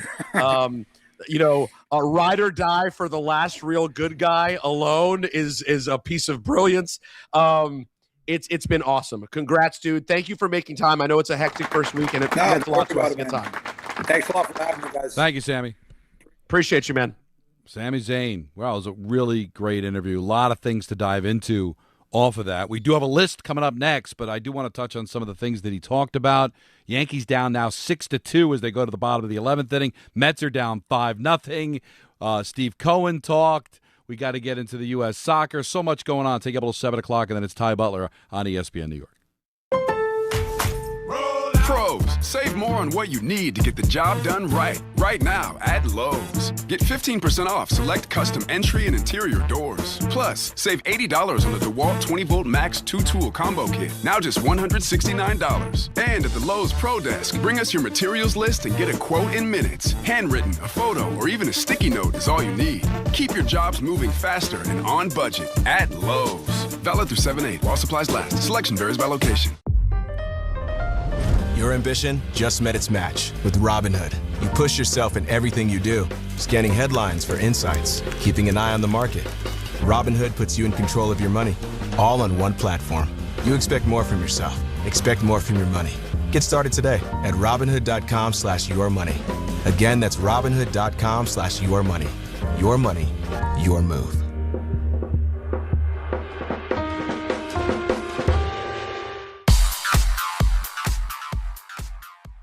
And now it's time for traffic. Here's Brandy Scott.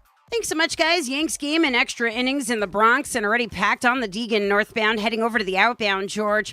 Slow crawl heading over to the Cross Bronx. Delays go back across the Triborough into Queens and up onto the Bruckner. Cross Bronx westbound, not much better. You're jammed there from White Plains Road on through. Inbound George, not too bad, just about 5 to 10 for the upper deck. Outbound Lincoln already at 20 to 30. Outbound Holland close to a half hour. Slow go on the Northern State westbound in Nassau County. A big accident by Willis Avenue. Only one lane is squeezing by. Traffic is at a standstill from the LIE connector. Lots of extra company on the belt westbound, heading over to the Verrazano in Brooklyn. Bumper to bumper from Flatbush Avenue. This report is sponsored by America 250. To celebrate America's 250th anniversary, they're coming together coast to coast. Get involved with live events and more. Visit America250.org. I'm Brandy Scott on 880 ESPN New York. We expect our information in real time. US Med carries continuous glucose monitors, which provide real-time readings of blood glucose levels. US Med is an approved provider for Medicare and over 500 private insurers. So call 888-665-0696 today for a free insurance and Medicare benefits check as easy as... That's 888-665-0696. Heat up your 4th of July at the Home Depot with our wide variety of grills under $300 and make every gathering one to remember. Give your outdoor space a glow up, whatever your budget is, with savings on seasonal plants starting at $5. With the grill fired up and your backyard set to perfection, you'll be able to invite friends and family over to kick off the party. Start celebrating with low prices guaranteed at the Home Depot. Prices may vary by store. Exclusions apply. See homedepot.com/price match for details. At City Harvest, we believe no New Yorker has to go hungry. With your help, we're on the road 365 days a year, rescuing over 77 million pounds of nutritious food and delivering it free to millions of New Yorkers, transforming surplus food into sustenance, sustainability, and smiles, rallying thousands of New Yorkers to power a network of nourishment across our city. One day, one meal, and one New Yorker at a time. That's how we feed good. Donate at cityharvest.org. Hey, New York and New Jersey, Boost Mobile has an unlimited talk, text, and data plan that's only $25 a month forever, meaning you'll only ever pay $25 a month for the rest of your life. Who wouldn't want unlimited wireless when it only costs $25 a month forever? If you don't, you must be one of those people who enjoy overpaying for their phone plan. $25 a month forever is truly as good as it gets. So go online and switch now at boostmobile.com. After 30 gigabytes, customers may experience slower speeds. Customers will pay $25 a month as long as they remain active on the Boost Mobile Unlimited plan. Monkey Sports, built by players for players, is your one-stop shop for hockey, baseball, lacrosse, and more. Find top-name equipment and expert in-store services like sharpening, break-ins, and relacing. Shop in-store at Monkey Sports in Farmingdale or Woodbridge, or online for all the top brands. Whatever your sports, Monkey Sports gets you game ready fast. Monkey Sports, where athletes shop. Wherever your day takes you, across New Jersey, into New York, or down to Philadelphia, New Jersey Transit gets you there. Skip the traffic and stay on track. With busy travel periods ahead, plan ahead, check schedules, and allow extra time for your trip. From workdays to weekends, New Jersey Transit keeps your routine moving with reliable, convenient service. Ride smart. Plan your trip at njtransit.com. You just made the list, buddy. This is The List with Don, Hahn, and Rosenberg. Brought to you by the Allure Group. That is absolutely correct, sir. Thank you to the Allure Group for getting it going as we have the list. We also want to thank Sami Zayn. That was a great interview. Went a little long So that's why we're doing the list here and having an extended segment up until 5 o'clock. But really, good stuff from Sammy, and I want to address some of the things he talked about. Yankees lose 6-2. Quickly, I want to let you know that as they give up 4 runs in the top of the 11th inning. So 7 straight losses for the Yankees, and the Mets are down 5-0 in the top half of the 4th inning. But here's the list, Peter. You ready? Sure.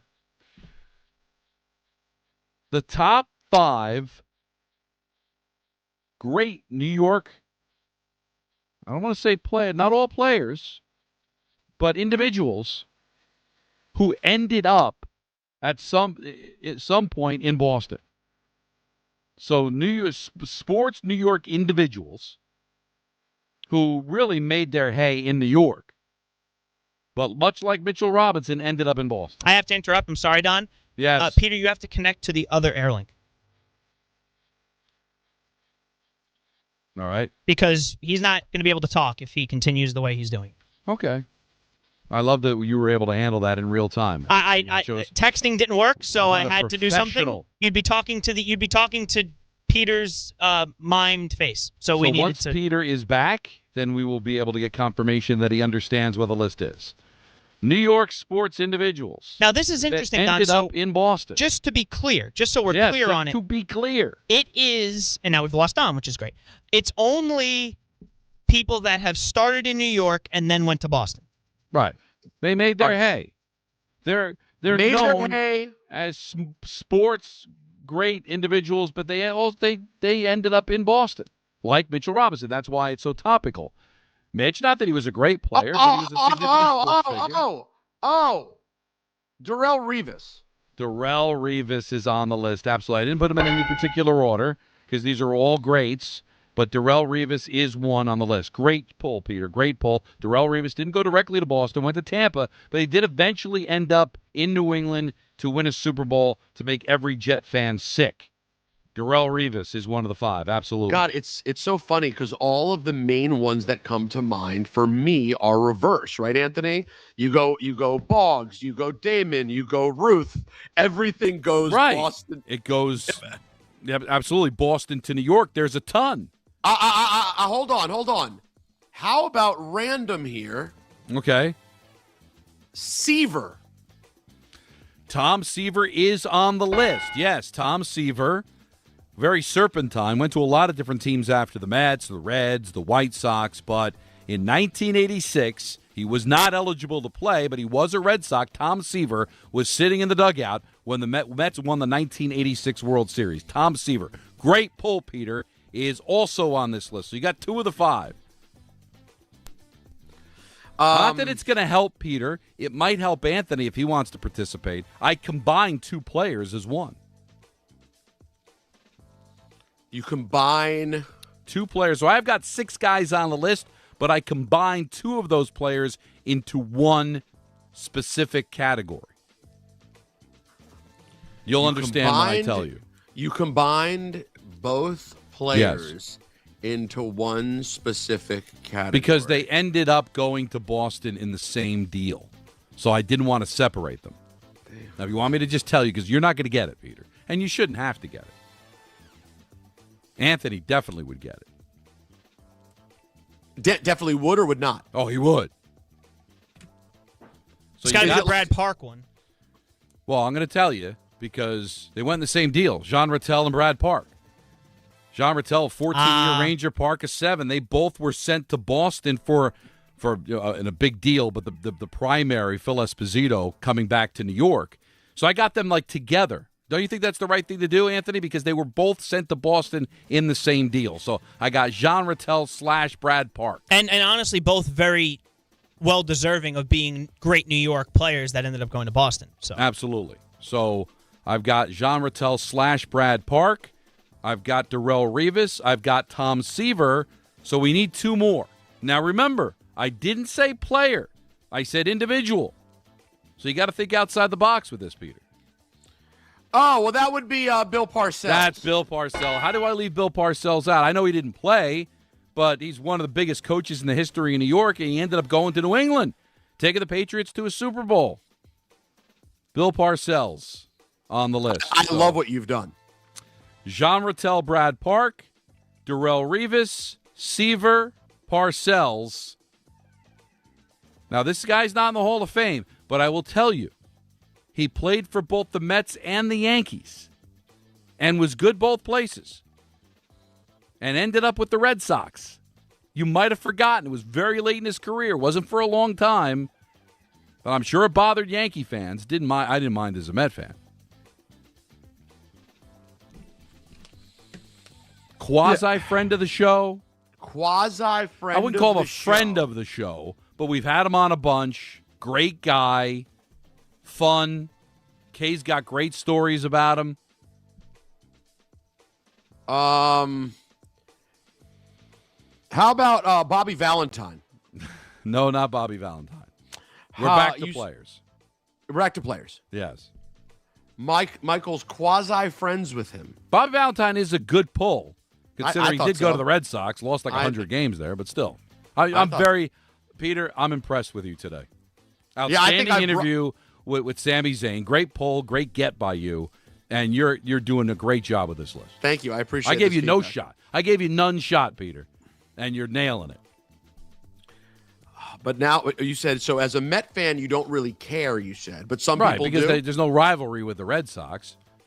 But I'm sure Yankee fans were in a way about it. It wasn't a long period of time, but still, for a former Yankee to don a Red Sox uniform, as we talk about, very rare. It always goes the other way, right? It always goes the other way. It always goes the other way. Anthony, is it staring you in the face? You know it? I think it's the one that's below the one that you read, David Cohen. Oh, it is a quasi-friend of the show and definitely a friend of Michael with great stories. There, right there for you. Yeah. Sorry. David Cohen. So, the 5, Jean Rattel / Brad Park, Darrelle Revis, Bill Parcells, Tom Seaver, and David Cohen. New York greats that ended up in Boston. Maybe Mitchell Robinson will make the list one day, but I'm not taking any of these guys out for Mitch, even though he did win a ring. Some honorable mentions. Bob McAdoo spent some time with the Knicks, ended up with the Celtics. Hall of Famer, but only 2.5 years with the Knicks. Pepper Johnson ended up in New England with the Patriots. Dave Meggett also. Sean Ellis, former Jet, also a New England Patriot. Just a few of the honorable mentions that I put down there. So, what do you think? I love what you've done. I think you should be incredibly proud of it. I think your family should be proud of it. Okay. I put this in the Louvre. Oh. I mean, and what a beautiful topic given to us by the Knicks and Mitchell Robinson team. Yeah, absolutely. So I thought it was topical after what the decision that Mitch made, and that is my list. And that's the list brought to you by the Allure Group. The Allure Group, where care meets compassion. So we'll get into the Mets and Yankees of it all at the top of the hour, but the one thing that there was a bunch of things that were really impressive about Sami Zayn. And full disclosure, I'm not a wrestling fan, but I did my work. And a lot of things that popped up, especially on social media, was a disdain for him winning the championship. And that's why I brought it up to him, because he kind of bucked the trend. And I thought your analogy with the Knicks was spot on, that, that's not your typical champion with a small guard, not having a super team, a bunch of stars, Batman, Robin, all that stuff that, you're supposed to win a championship with. The Knicks kind of bucked that trend. And it's not comfortable for people because it's not normal. And as he brought up, it's just that why do people always have to stick with the brand? Why can't they look at things differently? And I'll tell you why they can't. And this is why I think social media is the cesspool that it is, both politically and also in sports. The people that spend a lot of time on social media and are critical are people that are sheltered, are people that only know things the way they are because they don't go out, they don't travel, they don't know a lot of different people, they don't go to a lot of different places. They live in their neighborhood, they know their people, everybody's of like mind, so when something different happens, they don't know how to handle it because they're just used to things being the way that they are. And the second something goes differently, the second that there's change to that dynamic, their instinct is to be negative and to hate it. And I thought that's what I took from what Sammy said. Like, why do people always have to hate the brand? Because people are used to the brand. That's what makes them comfortable. That's what everybody does. And when you are as well-traveled as Sammy is, when you know different people and rub elbows with different people that are not of your like mind, I think you're a little bit more accepting to the change. But social media, I think, I'm not going to call them shut-ins per se, but I think a lot of that criticism comes from they just don't know anything else. You know, everybody, all their friends, their family, the people at work, they are all of the same mindset. They all think the same, do the same things. As soon as something different happens, they don't know how to handle it. And I think that's the same in a lot of different walks of life, but specific to what we do, sports, is once somebody kind of bucks the trend, I think it's a knee-jerk reaction for a lot of people to hate on it. And I think that's kind of what happened to Sammy in certain circles. And I love his attitude about it. But isn't it crazy that, like, it's already dumb enough that in real sports, you have people who are like, you can't win like that. You know, basically it's the Becky Hammond argument. That's really basically what it is. You have people going, you can't win with a small guard. That's not what you do. That's not how you build a championship team. And then, of course, you do it. Don, it's even sillier in pro wrestling. The beauty of pro wrestling is you can make miracles happen. And yet, you know, and listen, I'm not saying I don't understand the logic of these fans who go, hey, I'll suspend disbelief so far. But sometimes it's just a bridge too far for me to like it. You know, if you liken it to a character in a movie, right? Like that's just not realistic that character could beat a Marvel superhero. But I really don't understand it in the case of Sammy, Don. He's not 4'11", okay? Like he's not like out of shape. When you see Sammy in real life, he's a regular big dude. He's not gigantic.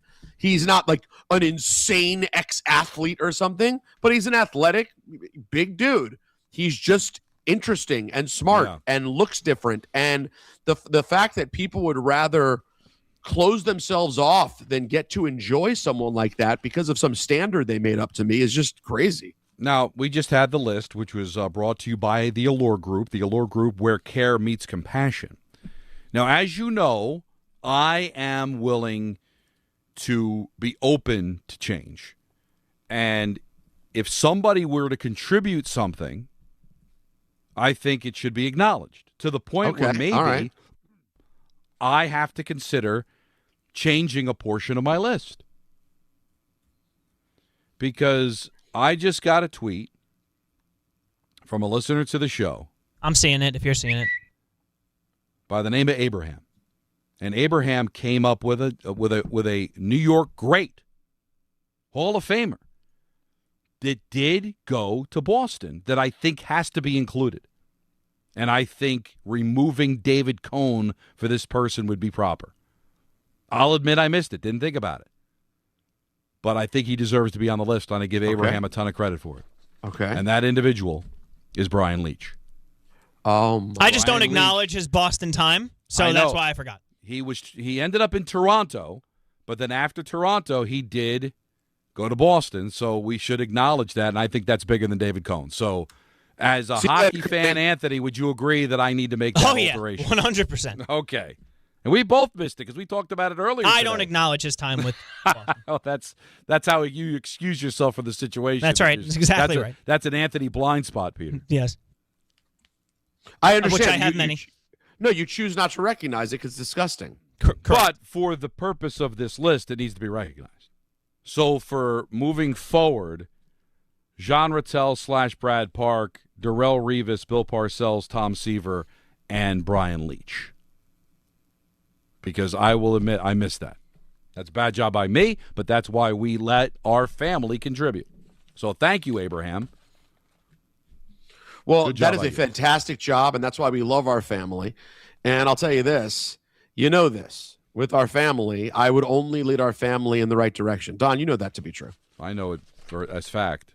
And you know that it's the biggest stage right now, and FanDuel's changing the game on the biggest stage because sometimes your player gets subbed off and your bet goes with them. Well, not anymore. Not tonight in the big game. And not today, brother.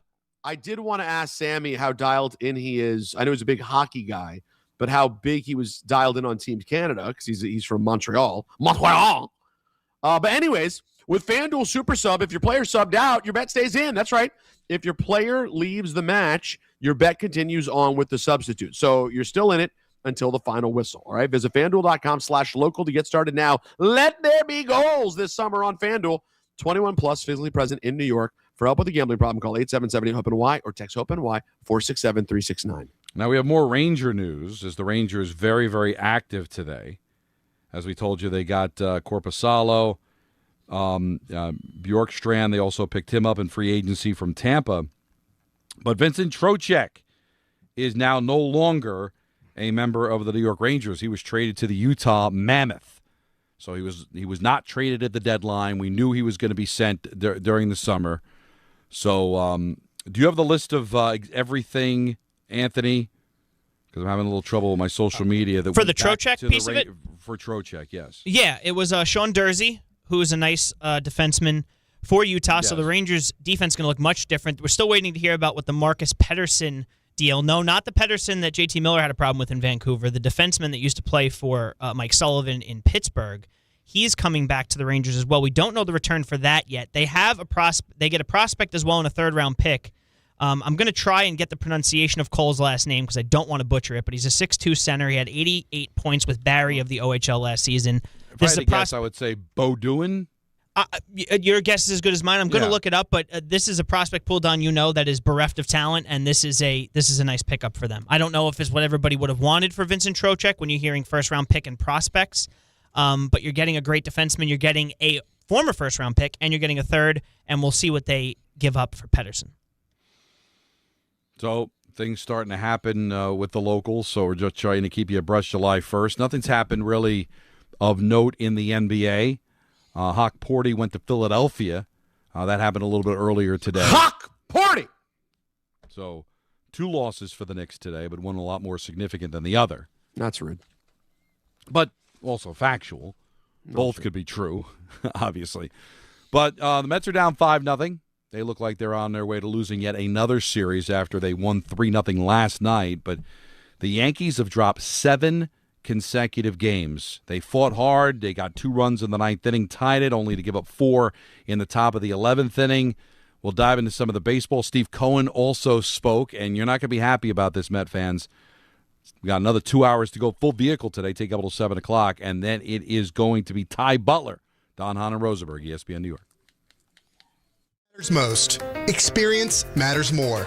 The Allure Group is redefining rehabilitation and long-term care across New York with 6 convenient locations. Their expert clinicians create personalized care plans to help you recover, rebuild, and get back to what matters most. From short-term rehab to long-term care, Allure is committed to comfort, dignity, and results. To learn more, visit allurecare.com. The Allure Group, where care meets compassion.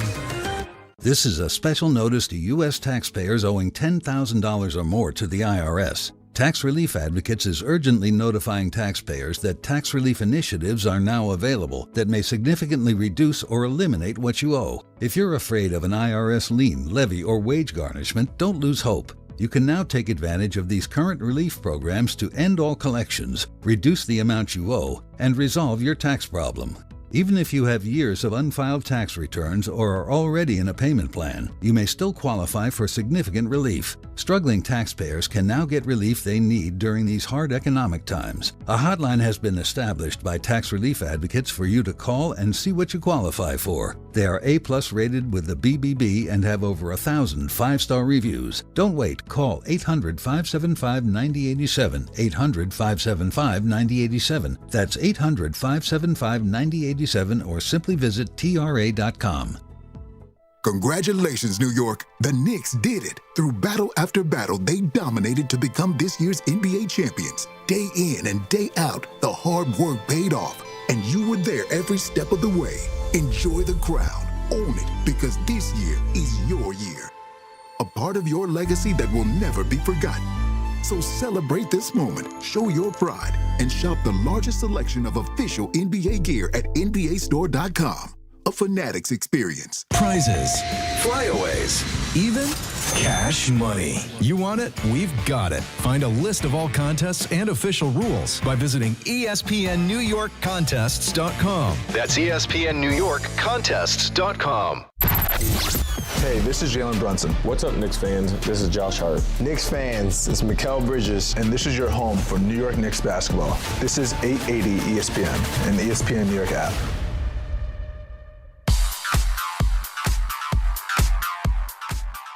And now it's time for traffic. Here's Brandy Scott. Thanks, guys. Yanks game just wrapped up in the Bronx following a couple of extra innings and some unhappy fans heading over to the outbound George. Long line of brake lights heading over to the cross Bronx. Delays go back across the Triborough and up onto the Bruckner.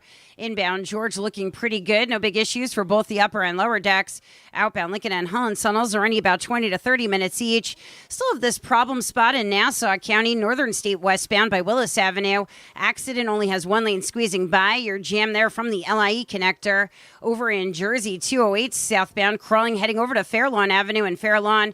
Crash in the left lane. Delays go back into Hawthorne.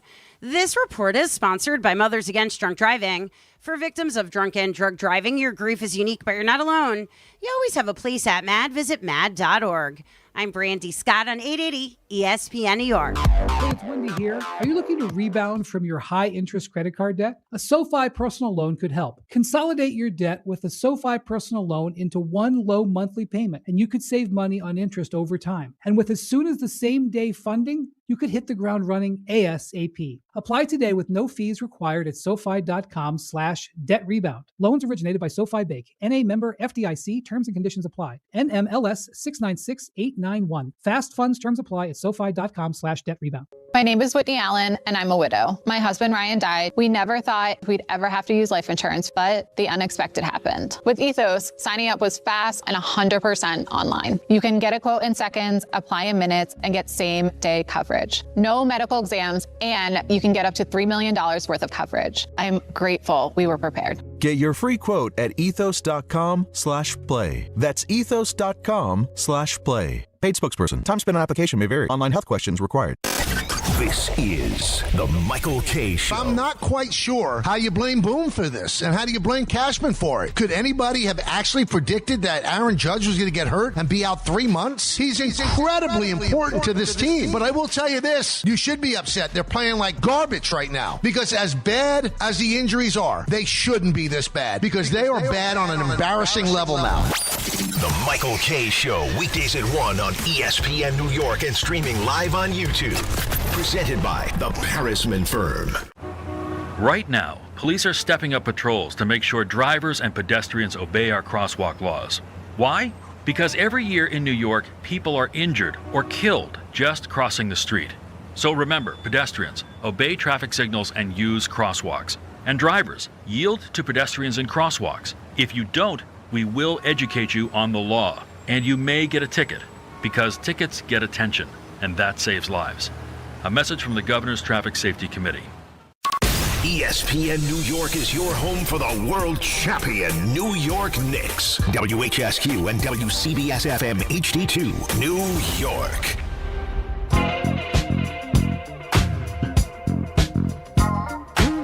Oh, yeah, baby.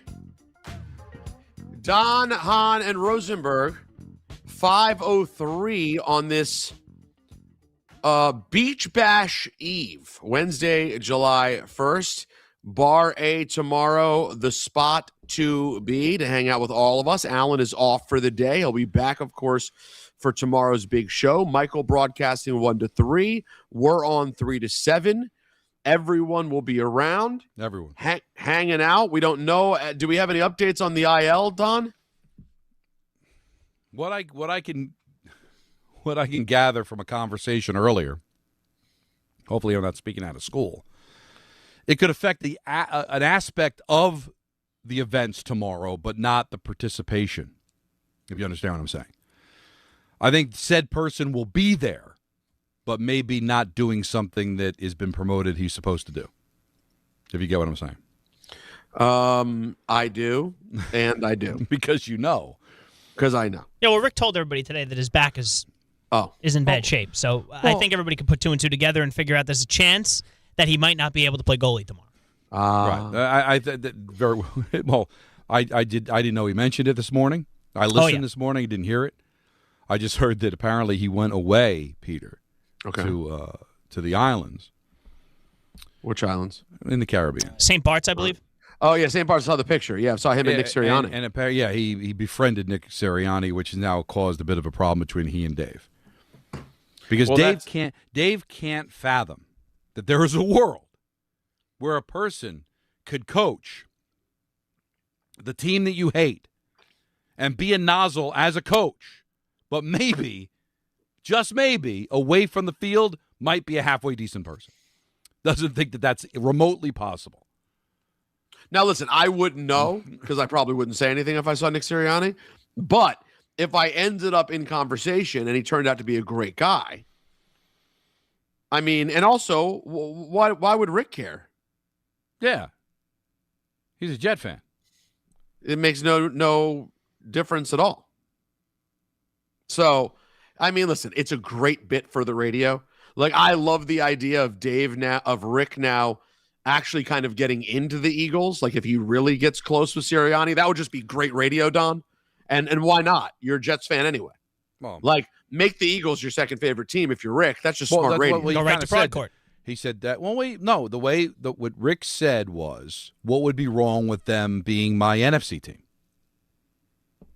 Like, obviously the Jets are his number one team, but is there anything wrong with maybe having a team in the other conference that's not a rival and saying, listen, I got to know the coach, seems like a nice guy, I'm going to root for them too. That's not fraudulent behavior. If they became your team and you dropped the Jets, that's being a fraud. But I think everybody is open to having a second favorite team that's outside your conference or league, right? There is? There isn't another team you have an affection for, even slightly. In hockey, affection. You're a Ranger fan. In hockey? No.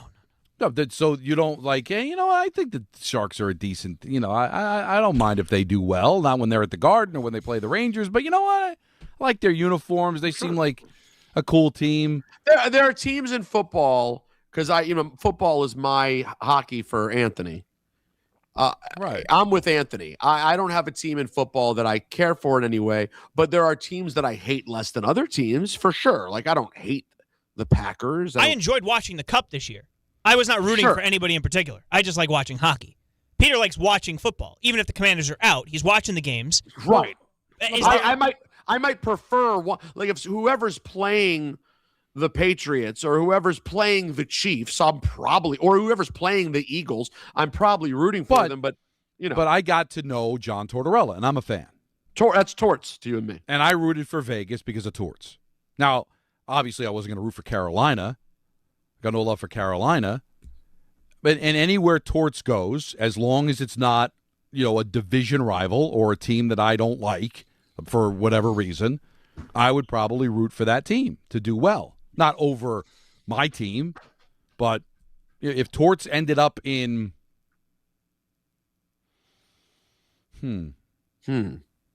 Calgary, I'd be like, all right, I wouldn't mind seeing Calgary do some stuff. Obviously not when they play the Devils, but, I wouldn't mind. What would be wrong with that? Would that make me a fraud, Peter? No, I think it's a fraud to enjoy another team that's not a rival of your team is fine. Rick's already won because Dave's disgusted with Rick for even being in his presence. So it's already won. Honestly, it's already working. I got to be honest with you. Okay. All right? Well, this is a friend. And listen, nobody hates more than I do. I'm a big hater. But if I ran into somebody that I hated through sports, all right, like obviously I'm trying to think of, I'll tell you. I grew up a Devil fan. So I hated the Rangers, and rightly so. As a Devil fan, you hate the Rangers, right? But then I start working for the Rangers. I get to meet Adam Graves, who's one of the salt of the earth. Couldn't be a nicer guy. Mike Richter, tremendous human being. Brian Leach, Mark Messier, terrific people who treated me well. And I got to know them, and you know what? I became friendly with them, and proud to say that I know them. So I'm supposed to just ignore the fact that they're great human beings because they happen to play for a team that was a rival of my team when I was growing up? That's just stupid. Honestly, isn't that stupid?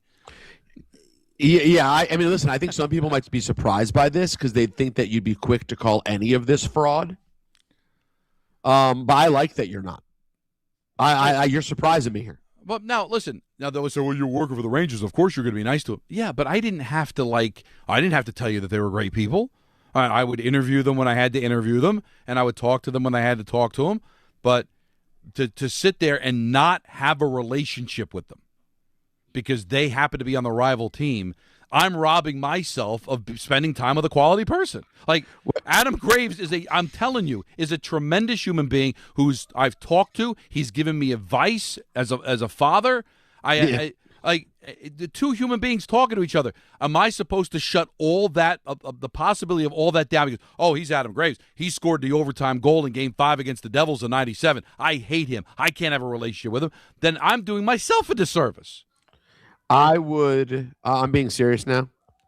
I would befriend someone on any team if I met them in real. Like I'm hosting an event, and they say, "Hey, Peter, we need you to interview Nick Sirianni and Saquon Barkley for this Nike thing." Which, by the way, I used to do for Nike. Sure. I used to do so many interviews for Nike. That's how I interviewed some of the. It's how I know Kevin Durant. It's how I interviewed Kobe Bryant. It's how I interviewed Paul George. Yeah, you're supposed to keep hitting the drop. Yeah. I've interviewed LeBron James. I mean, listen. Bobby, that's what we call him. Bobby. This is a marathon drop. I mean, this is machine gun dropping that Peter's doing. But it's all for the purpose of the point he's trying. But Dave would say no. That's the point we're making Dave here. Is not. Let me just say this real quick. So I would, of course, become friends. Now, you guys remember. We actually haven't spoken very recently, and I actually saw I got to reach out to him. I heard he got engaged, but you guys know I'm tight with Victor Cruz. Yes. Go ahead, Jacob. When Cruz was active, dude, we used to hang out, and then he'd get me tickets to the Redskins games, and literally one year, Cruz scored the game-winning touchdown to beat us in overtime. You probably remember, Don. It was the RG3 year. Yes. And the Giants beat us in overtime. And while I'm stuck in parking lot traffic, Cruz calls me on speakerphone screaming from the locker room. I should not be his friend? He's a human. This is a real-life human being. Like, we're having a sports but rivalry, and it's fun. Dave Rothenberg. That's right. Like he could not give human monies to Danhausen because he's not human. His money's not human monies. No, it's not human monies. You're right. That's the interesting part. But listen, we digress. But I just thought that was Dave really doesn't want to do this watch party with you, Peter. That's another thing. Oh wait, what? What? Not you. It could be the Pope. It doesn't matter. He doesn't want to watch a Giant game outside of his home. People? Yes, he can't do it. He said he's going to punch you. Oh, then you know what? He'd get his ass kicked. I'll tell you that. Yeah. You know what? By me. That's right. That's right. Not that Peter couldn't handle himself, but Peter wouldn't have the chance to handle himself. You should hear them that in the morning. morning. Raised his fist to Peter, David be out cold. Peter, when you hear how they talk about this in the morning, it's like you're asking Dave to drive cross country to do a 2-hour radio hit. First of all, I love where this is going because obviously what this is going to – Don, this is going to be amazing. We have some exciting stuff, I believe, hopefully unfolding here for the radio station in the future. And this is going to be a great event to hang our hat on because obviously the promo machine's already rolling. We're months away. It's July 1. We are talking about Anthony, can you get me the exact date? We're talking a Washington Commanders, New York Giants Thursday nighter, I believe, like you dream about. So, Smells like a Thursday. Is that the November 12th vehicle? Yes, November 12th. So we're talking week 8, something 10. like that. Week 10. Yeah. And Dave Rothenberg is the plan is, I believe, Dave Rothenberg, Rick DiPietro, Peter Rosenberg, Don LaGreca, a 2-on-2, a 2v2 watch along, with the idea being listen, Don's obviously a Giants fan too, but Don and I know him and I could watch a Giants Commanders game together and it wouldn't make a difference. So it's really it's me versus Dave with a person on each of our side. That's basically what it's shaping up here. Yes. And Dave is freaking out because, as you guys know, he has to be huddled in a corner by himself to watch a regular season Giants game. And listen, I will tell you this. I've been on record, I would rather watch the Giants by myself, especially if it's a big game. I don't like being around other people. But I'm also a professional being asked by my radio station to participate in an event that's good for the radio station and good for everybody involved. Guess what? I'm a professional first and foremost. I'm going to go do it. And he's being unprofessional by not doing it. You tell him you can't sit there and watch a Giant game on YouTube for the betterment of the radio station. You're going to tap out? He says he can't be responsible for what happens. No, I'll tell you what. No, he doesn't have to worry about a damn thing because the second he gets out of line, he's unconscious. So it doesn't matter. Honestly. Like, he can't control himself. He doesn't have to worry because the second he gets up, he's out. Matter of fact, he needs to be careful that he doesn't get punched by me, Peter, or Rick. He should not go just out of fear for his own life because the guy is mental. He's unstable, and he's unprofessional. I mean, come on. You can't – listen, I do not miss Washington football games. I've told you guys the stories. I'm talking about seasons when they are, 5-10 heading into the final week of the season. They're 3-12, and I am going on a vacation to an island. And I'm spending the Sunday in my hotel room so I can watch a 3-12 football game, play their final game of the year, with Patrick Ramsey at quarterback. Okay, Right, yeah, I've done you're it a all. fan. I'm a fan. But you're also a professional talk show host that has an assignment. And a human being who's 46 years old. It's week 10, and we're going to sit. By the way, it's not some bar where we don't know if we're going to have a good view of the television. I understand all of the concerns. You want to be in a safe environment to watch your team that you love. We're watching it at our home, our radio station, with a giant television in front of us. It is as safe as can be. We're good to go. There's nothing to worry about. He's just a complete, and I say this respectfully, freak. But I will tell you, would I choose to do this over just sitting in my man cave watching the Giants Commanders? I would rather stay home. But I've been given an assignment. Well, and by the way, this is a paid assignment. It. Just to be clear, this is paid. You know that. No, I know that. But so if you were to ask me, would you rather watch a football game where your team's going to win or lose, or occasionally, every blue moon, we're not talking playoff game, every blue moon, watch a regular season game of your team and get paid a few bucks to do it? Why not? It's fun to talk about. Let's hear what Dave had to say. You don't know how badly I don't want to do this. They want to take me out of my normal habitat, and they want me, and it sounds like they're going to force me against my will to watch a Giants game during a couch cast. Yep. Here's the thing. He was strong-arming you. I want it to be understood. If I start cursing, if I start taking off clothing. I think that's what people want to happen, though. Okay, but I'm not to blame. At the thing or right now, taking off right clothing? Now. No, it feels terrific. So I'm telling you, whatever I do during that couch cast, I'm not to blame. He's not stable. I mean, in all seriousness, he's not stable. I mean, we're talking about a regular season. It's week 10. The Giants might be 1-8. Don. Now who's being? I'm just saying I don't want to be one. I don't think they're going to be 1-8. But like you don't know. He can't control. Well, honestly, because if he starts disrobing, he's getting smacked. No. That's a drop. That's a drop. Now, Don, I want to explain something to everyone. Do you realize how old the man we're talking about is? Have you looked at Dave Rothenberg on camera? He's a graybeard. And I say that all present company respected. He is a graybeard. He's an older gentleman. You are, if in the olden days, back in the day, he would be considered an elder. He would be passing any time. This would be considered he lived a good life. Yes. His kids would be 30 years old already, 35 years old maybe. Mm-hmm. And his time would be coming to an end. On Game of Thrones, he would be like a wise man who people come to sit with. And yet he's a child lunatic who said, if I take off my clothes and if I hit my coworker, I cannot be to blame. Oh my, no, that. And here's the other thing too. And you know how I love Dave. I told you pound for pound. Me too. He's pound for pound the best guy on this radio station. That's right, pound for pound. We are doing an event around the New York Giants. How would it look, just for the reputation of our radio station moving forward, if we did something involving the New York Giants and Dave wasn't involved? Honestly. Like, that's just ridiculous. He should take pride in the fact that he's the number one Giant fan, and there should be a moment where he's involved in it.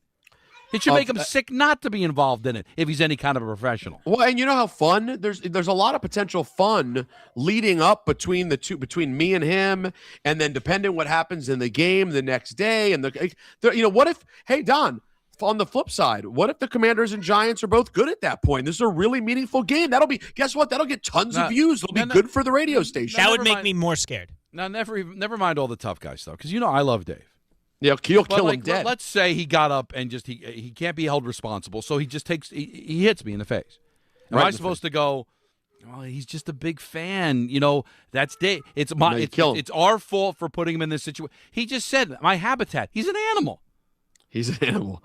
You know what? No. If that happens, if he stands up, you drop him right where he stands, Don. It's the only choice you have. Listen, what I was giving you an example of what am I supposed to do? No, I wouldn't. I would react.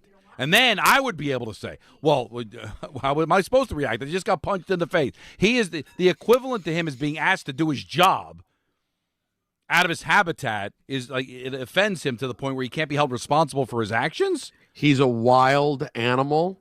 It's honestly, we should all talk about with our perspective, with our respective management and teams, whether we should even put ourselves in this situation. There should be an intervention, honestly. Like, how would that hold up in a court of law? Like that. Let's say he assaulted somebody during a Giant game, and he tells the judge, well, I'm sorry, I'm just a super Giant fan. It's their fault for putting me in that situation to begin with. I think you'll have to sign waivers. No, I think you'll have to sign waivers. I like the idea of this. I like the idea of this being, my wife just did something very funny. I like the idea of this being an intervention instead. We set it up. Maya! I'm doing a program. I'm doing the program right now. You got to relax. The radio program. No, I know it's an internet-only vehicle today, but it's still a radio program.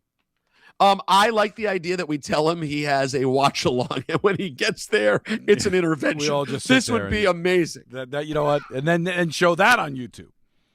Now you got Dave Rothenberg's intervention live on YouTube. Oh, my God. All right, so we got lots to get. We still have the Steve Cohen sound we got to play. Sometimes things happen, and something just happened. We'll also take your calls. Yankees lose their 7th consecutive game. We got ESPN coming up at 6 o'clock. We're taking you right up till 7 o'clock, and then it's Ty Butler right here on ESPN New York. On the biggest stage in the world, FanDuel is changing the game because sometimes your player gets subbed off and your bet goes with them. Not anymore. With FanDuel's Super Sub, if your player is subbed out, your bet stays in. If your player leaves the match, your bet continues on with a substitute, so you're still in on it until the final whistle. So if you're looking to get in on the biggest tournament in the world, now is your time. Visit FanDuel.com/local to get started. Let there be goals this summer on FanDuel. With FanDuel's Super Sub, if your player is subbed out, your bet stays in. That's right, if your player leaves the match, your bet continues on with a substitute, so you're still in on it until the final whistle. On the biggest stage in the world, FanDuel is changing the game. Must be 21 or older and physically present in New York. For help with a gambling problem, call 1-877-8-HOPE-NY or text HOPE-NY at 467-369.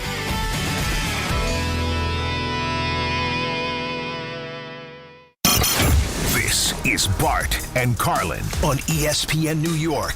The Yankees are under pressure, and there's more pressure on Aaron Judge than it is any other athlete in this market because of what Brunson has done. He'll never be accepted as one of the greats until he wins a title. And this is the time because the American League stinks. Everybody just assumes, kind of like the Knicks, that the National League is that much better, like they did about the Western Conference. Take that easy path. Bart Scott, Chris Carlin, weekdays at 10 a.m. on ESPN New York and streaming live on YouTube. You matter, and so does your well-being. If you're facing tough moments, struggling with anxiety, depression, thoughts of suicide, or substance use, help is here anytime you need it. Call, text, or chat 988 for free confidential support. New Jersey's 988 Suicide and Crisis Lifeline is here 24/7 for you or someone you love, with trained counselors who listen and care without judgment. You matter. Remember New Jersey's 988. A message from the New Jersey Department of Human Services. Fans arrive early at Yankee Stadium on Saturday, August 8th for the 78th Annual Old Timers Day presented by Fresh Direct.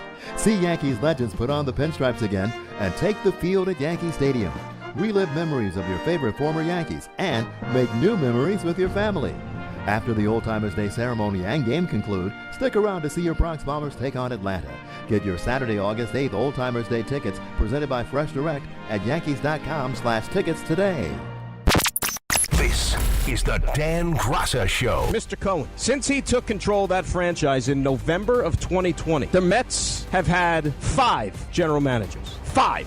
And Steve Cohen came in and said, you know what, if we don't win a World Series in 3 to 5 years, it's going to be a major, major disappointment. And what he's finding out right now is that this thing is hard. And it's a lot more challenging than just writing checks. The Dan Graca Show. Weeknights at 7 on ESPN New York and the ESPN New York app.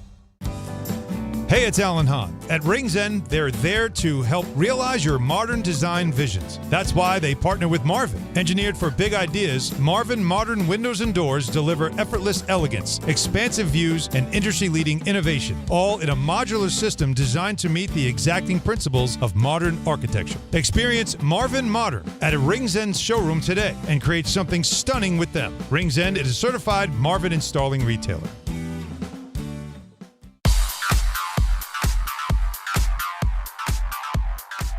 And now let's take a look at the traffic with Brandy Scott. Thanks, guys. Just a solid ride heading over to the outbound, George. All of your approaches are packed, aside from the Henry Hudson.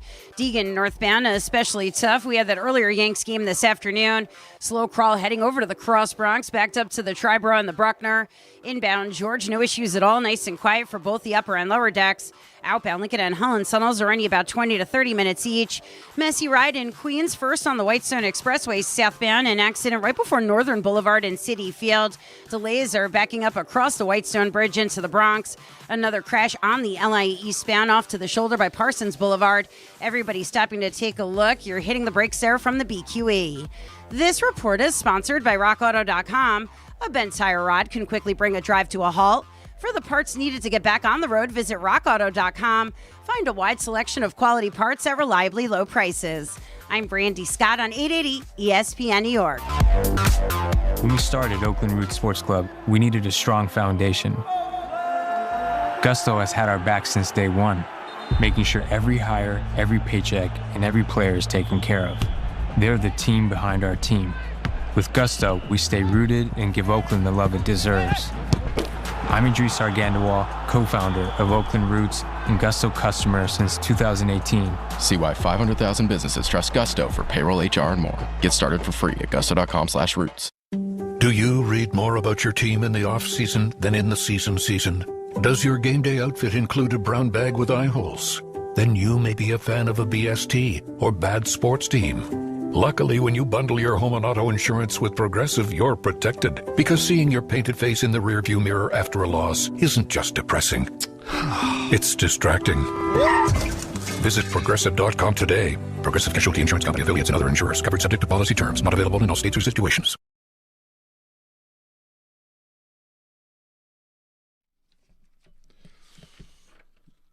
Just like the New Jersey Devils bring intensity on the ice, Viking Pest Control brings the same level of protection to your home. And I know this because I use Viking in my own place. The season may be over, but the pests are always in play, so it's time to take care of the off-season defense. As the pest control provider and proud partner of the Devils, Viking provides 45 years of trusted experience to keep ants, cockroaches, stinging insects, rodents, mosquitoes, and more out of your zone. Their local team builds a personalized game plan that actually works. And when you bundle pest control mosquito services, you save big. One call, one company, total peace of mind. Visit VikingPest.com, protecting your home inside and out. So the Mets are losing 5-0 as they play in the 7th inning. Season's pretty much over. The Yankees have lost 7 straight games as they're in free fall right now. They had a bug going through the team. And they've also, still playing without Judge and all that. We'll get to the Yankees in a moment. But Steve Cohen said he was going to speak, and he spoke on the podcast called The Show, an excellent podcast on baseball from John Heyman and Joel Sherman. And Steve said or talked about Stearns' job status. Listen, I'm in my conversations with him. He's incredibly thorough. There aren't answers that I walk away and say, oh, I don't agree with that, or being pretty buttoned down and knows what he's talking about, okay? We're 2.5 years into a contract. Everyone forgets, does he get any credit for 24? Does that not count? We almost made it to the World Series, and that was just 2 years ago. So it's a mixed record, okay? I mean, I'm not going to say it's going great, but it's too early to really make evaluations. And I feel really strongly that if we're going to burn and churn, that's a terrible place to be. And every time you burn and churn, that guess what? The next time, nobody wants to come. Is someone going to put their career in your hands if you're going to be, short-term oriented? And yeah, I have a contract. It's a 5-year contract, and we're going to live that contract out. Well, so much there, Peter. First of all, and that was a minute of pure fury if you're a Met fan. So if he was looking to kind of calm the masses, he just insulted everybody. First of all, he talks about how thorough he is, and when he talks to him, Steve, how would you know? You're not a baseball guy. If somebody was talking to me about quantum physics, I go, that was really impressive. I didn't know any of that, and the guy could be lying through his teeth. But that's a minor point. The other point, 24? Well, 24 was pretty much with players that he didn't acquire. And even if he did, Peter, you know who told you 24 doesn't matter? You know who it was that told you that 24 doesn't matter? David Stearns did, because he blew it up. So why does he get credit for 24 when he told you it was a mirage? I got to get rid of these players. It doesn't count. So you're using 24's support of Stearns. You don't even have Stearns on your side of the argument. And he's going to live out the contract. Really? He's going to live out the contract. You're sitting on $23 billion. And this is the hill you're going to die on? Oh, it's going to look bad if we fire people. Why does it look bad? He's halfway through the contract. He blew up the team. Team's on their way to losing 100 games. And he's going to live out the contract, Peter. No matter what happens, he's going to live out the contract. A contract he could easily buy David Stearns out of. And this is the hill you're going to die on. $23 billion. I'm not going to waste it. I'm not going to blow it up. Looks bad. Burn and churn. What is this, a poker game? You burn and churn when the guy you got's not working. It's only burn and churn if you keep hiring the wrong people. But maybe eventually you hire the right person, you get back on track. But don't give me the bull. Oh, what about 24? No, 24 doesn't count because the guy you're trying to support doesn't agree with you. Otherwise, he wouldn't have blown it up. Oh, my God, that's infuriating. But there's more. No. Here's Steve Cohen.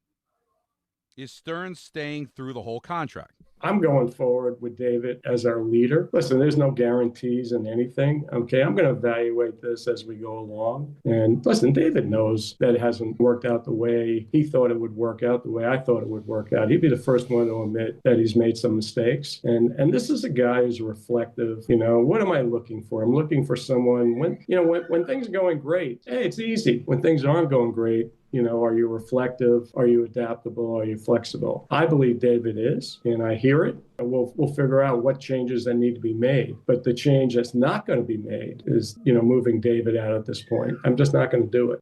All right.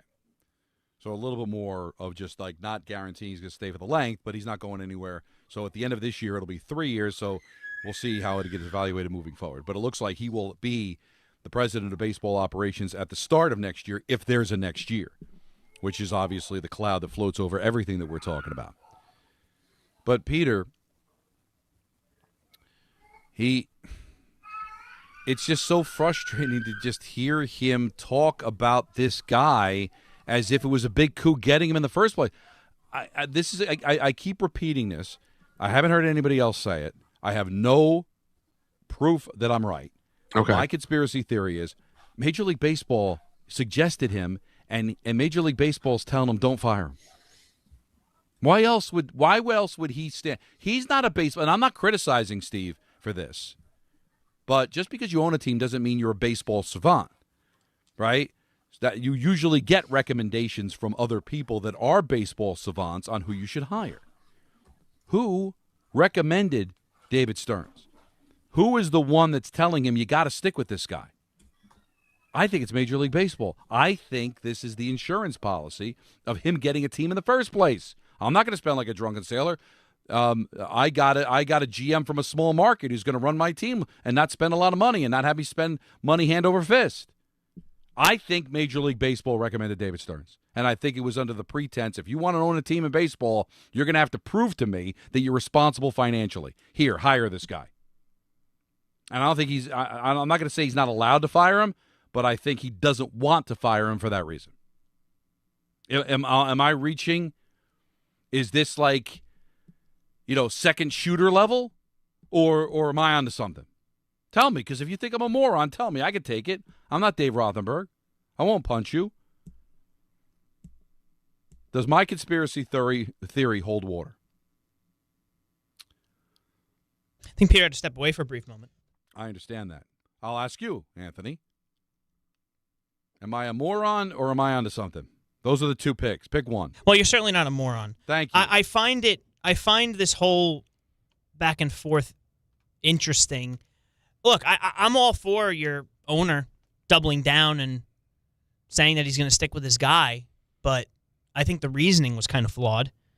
For sure. And you could say that it's only 2.5 years into a 5-year contract, but we hear a lot about 5 years with Steve Cohen. He said in 5 years they were going to have a championship. That, of course, didn't happen, which is why David Stearns is here in the first place. And now he's saying we got to let this 5-year plan run out. Now, I'm not going to disagree with him in saying if you fire people within every 2 years, you'll look crazy. Look at all the times we talk about it was crazy how George fired people as often as he did. But there was always somebody, because you know what, Anthony? I'm going to be able to pay more than anybody else. So no matter how much you think, I don't want to go be the Mets GM, look how Steve Cohen fires everybody. Yeah, like they would think he's a wacko firing the general manager after a 100-loss season. But you know what? No matter, even if there is a salary cap or luxury tax or whatever we end up pinpointing at the end of the lockout next year, it's not going to count against that hiring managers and general managers. He can pay them whatever they want. So if somebody doesn't want to come here, throw another mill on top of the table, guess what? He'll come. So I don't think you have to worry too much about that, because as long as you're able to pay top dollar and you're in New York, somebody's going to want the job, all right? If you're in Miami or you're in Milwaukee or you're in Kansas City and you're not spending money, then you might have a difficult time finding somebody that wants to take your money. But you know what? With the Mets, it shouldn't be a problem. Now, the other issue is Lindor and Soto and them not getting along. So Steve Cohen talked about the relationship between Lindor and Soto. I don't see them going anywhere. And frankly, I think that's a story that was last year's story, and that I actually am told and believe strongly that these guys are getting along much better. And so I just don't see that as an issue anymore. Listen, I'm lucky enough to have two high-quality players like that. And, with the elimination of whatever issues there were last year, I'm thrilled that they're on the team. Where are they going? I am sure that if he could, Stearns would let go of Lindor. Soto's not going anywhere. We know that. And Lindor's not going anywhere because of how much money he's got left on his contract. So the idea that any of them are going anywhere is ridiculous. If anybody goes anywhere, it's Soto when he can opt out. So, Peter, I know you had some connection problems there, but overall, it's amazing when he tweets and when he speaks, it feels to me at least like he makes matters worse. I have not been impressed over the last, what are we at now, Don? It was Friday, right? It has not been a great 5 days in terms of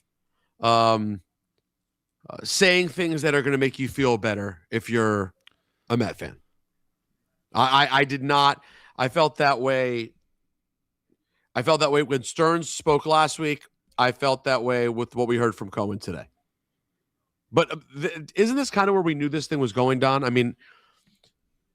I guess not. I guess there has to be some level of frustration if you're a Mets fan, if you believed that this was a temporary thing with Mendoza, and then we'd get through the season and they'd really fully move on. Was that what your expectation was? Mm-hmm. So you thought Mendoza was just a holdover to get you to the offseason, and then it was full start over? Well, I thought that would be on the table. No, if you fire Mendoza and then you don't get any better, then obviously the problem must be the roster. Let the guy go who built the roster. But once they ended up pivoting to Green, and you heard at the press conference that, no, he's just going to be a placeholder. He's going to evaluate the roster, and then we're going to hire somebody else. That's when I knew he wasn't going anywhere, Stearns. So all I needed to see was the press conference to know that he wasn't going anywhere. And all right, whatever. That's your money. That's your team. You can do what you want. But you got to give me more tangible reasons why this guy still has a job. And don't tell the public, well, 24. Yeah, 24. You came within 2 games of going to the World Series. I get that. That didn't buy Mendoza. Mendoza still got fired. What about 24 with Mendoza? And also, where was Cohen at the press conference? Why wasn't this conversation had by the attended media the day that Mendoza was let go? Why is this happening a week later on a podcast? Why wasn't he standing there with David Stearns firing Mendoza? Well, he wanted to get blood on his hands? That's a very interesting point, too. You know, I don't like the whole deal, man. I just don't like it. I think it stinks. Well, I guess the argument would be, if you know you're definitively sticking with Stearns and he's the guy running your team, then he is the one who should be out there by himself firing the manager, right? It kind of goes. If Stearns ends up getting fired too, it actually then would speak more towards Cohen should have been the one out there. But if he's really still confident in Stearns, Don, I guess it does make sense. Well, that would only make sense, Peter, if David Stearns owned the firing. But he said it was a collective. It was a collaborative that the organization decided it was time to let Mendy go. So he wouldn't own it. So there's nothing wrong with Cohen being there. If it was all collaborative, you're telling me the owner wasn't a part of that collaborative? Right. You stand there and say, we fired Mendoza. We believe he was the one at fault. And then you can answer the questions. Why does Stearns still have a job? The media asks Stearns, why didn't you resign? So I would think Stearns would have gotten some questions about why is David Stearns still have a job? Did you not want to answer them? And he didn't go anywhere with a soft landing. It's John Heyman and Joel Sherman. So it's not that he's afraid to answer those questions, but was the image out there, hey, I think David Stearns is the one that's got to own this. Then why didn't David own it? And just say, I'm the one that let him go. I fired him. I hired him. I fired him. He didn't do that. So by the fact he didn't do that, I think it would have been better for Cohen to be there and answer the questions that he answered on the show the day that Mendoza was let go. And he didn't. Why? I don't know. Was he on a trip? Did he have another business thing going on? I have no idea. But I know that if I owned the team, I would be there to answer those questions on a big day where you let your manager go. Not go on a podcast a week later and then spew this nonsense. I mean, I'm enraged about the whole comment of, well, 24. Then why did he blow the damn team up? I don't know if there was a follow-up, because John and Joel are very good at what they do. But my follow-up would have been, well, your own general manager, your own president of baseball operations told you that it wasn't good enough because he blew the team up. And he probably wanted to blow the team up immediately, and it was probably Cohen that said, don't, because Alonso hit the biggest home run we've seen in 25 years of Mets history, so we can't let him go. But that's what makes letting him go the next year even dumber. It says to me, Don, that you basically felt like you had to keep it going another year because you were scared of the fans being too upset with you, but you still never really believed in him. You just sort of kicked the can down the road. And, of course, ultimately got it wrong because they are not a better team now, minus Alonso, minus Nimmo. It's frustrating. And I feel I'm a fan, but when I do these things, it's not just for me. It's for all the Met fans who don't have a voice, that just probably hear these cuts and just are disgusted by it as the Mets continue to lose games and become more and more irrelevant by the day. All right, we got the Yankees to talk about as well. 7 consecutive losses now. Showed a little heart today, but still, 7 straight losses is not nothing. 1-800-919-3776. Coming up at 6 o'clock, we got ENN. And don't worry, folks, we've got a full vehicle today, 7 o'clock. And then we'll hand it off to Ty Butler. Don, Hahn, and Rosenberg, ESPN New York. Hey, New York, are you okay to drive? No, really. Did you know just one drink can lower your inhibitions, slow reaction times, and reduce coordination? That single drink causes your judgment to be altered and makes it harder to track moving objects. The risk you take by getting behind the wheel is not worth your life or anyone else's. Call a cab. Hey, I'm looking for a cab. A ride share, a sober friend, or take public transit. The New York State Governor's Traffic Safety Committee is reminding you to always drive sober. This is the Michael K. Show. I'm not quite sure how you blame Boone for this, and how do you blame Cashman for it? Could anybody have actually predicted that Aaron Judge was going to get hurt and be out 3 months? He's incredibly important to this team. But I will tell you this, you should be upset. They're playing like garbage right now. Because as bad as the injuries are, they shouldn't be this bad. Because they are bad on an embarrassing level now. The Michael K. Show, weekdays at 1 on ESPN New York and streaming live on YouTube. Presented by the Parisman Firm.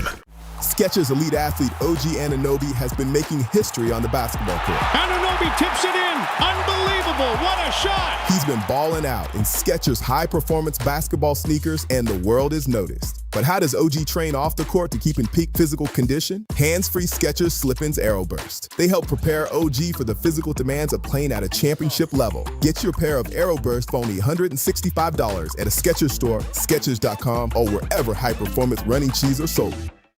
If you've been injured on a construction site, then you need a lawyer who knows New York's unique labor laws. At the Parisman Firm, they have decades of experience handling construction accident cases and a proven track record of delivering huge results. Their team has already recovered nearly $1 billion for hardworking New Yorkers. From scaffold accidents to slip and falls and equipment failures, they've got your back. Call the Parisman Firm now at 718-WORKERS. That's right, 718-WORKERS, because your case is their cause. Get the justice you deserve today.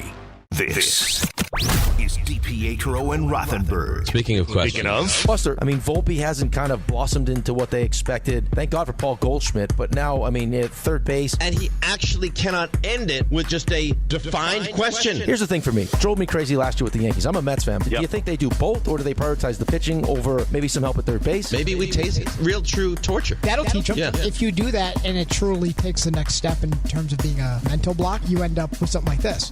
What happened? I don't know what happened. Why Bregman not back? Morning Start with DiPietro and Rothenberg. Weekdays from 6 to 10 on ESPN New York and streaming live on YouTube. If you're heading into summer without a medical emergency kit, you're taking a risk most people don't think about until it's too late. Summer colds linger and can turn into sinus infections that last for weeks. Getting sick right now before vacation can derail everything. And when you're traveling, finding a doctor and pharmacy is stressful. That's why I ordered a medical emergency kit. It's like having urgent care and a pharmacy right at home. It includes essential prescriptions like amoxicillin and generic Z-Pak to treat a wide range of common and serious illnesses. So if you wake up sick at home or on the road, you already have what you need. No waiting for your doctor, no hours at urgent care, no pharmacy lines, no copays. Just match your symptoms to the right prescription in your guidebook or call their telemedicine doctor standing by. Start on your meds sooner and feel better faster. Every home needs at least one medical emergency kit. Order yours online in minutes and it's shipped to your door. And save $45 with my promo code 880 at urgentcarekit.com/880. That's promo code 880 at urgentcarekit.com/880. Do you have trouble getting in and out of the bathtub? Are you afraid you'll slip and fall entering or exiting a tub? Safe Step walk-in tubs can transform your bathtub from an area of concern to a calming refuge. Call them today at 1-800-731-4558 and save $1,600. Safe Step walk-in tubs and showers are proudly made in Tennessee and offer an ultra-low step-in, avoiding that difficult climb over a traditional bathtub wall. They also offer a variety of therapeutic benefits that may help soothe your aching muscles and joints, increasing your mobility, boosting your energy, and improving your sleep. Safe Step walk-in tubs are designed to easily fit your existing tub space and are often installed in as little as 1 day. Just dial 1-800-731-4558 today to save $1,600 and receive a free shower package. That's 1-800-731-4558 for a free no-obligation consultation and to save $1,600. Safe Step walk-in tubs. Safety never felt so good. The ESPN New York Beach Bash is back. Thursday, July 2nd at Bar A in Lake Como, New Jersey. Head down to the Jersey Shore and join the Michael K. Show and Don, Hahn, and Rosenberg live starting at 1 p.m. Plus, there'll be appearances from DiPietro and Rothenberg, as well as Bart and Carlin. We'll have plenty of giveaways for fans in attendance, a soccer watch party, and the chance to test your skills by trying to kick a soccer goal past Rick DiPietro. Save DiPietro! Plus, music from Surfing for Daisy. It's all brought to you by Spike Dave, Boost Mobile, Miller Lite, Fanatics Fest NYC, and New Jersey Lottery. You must be at least 21 years of age to enter.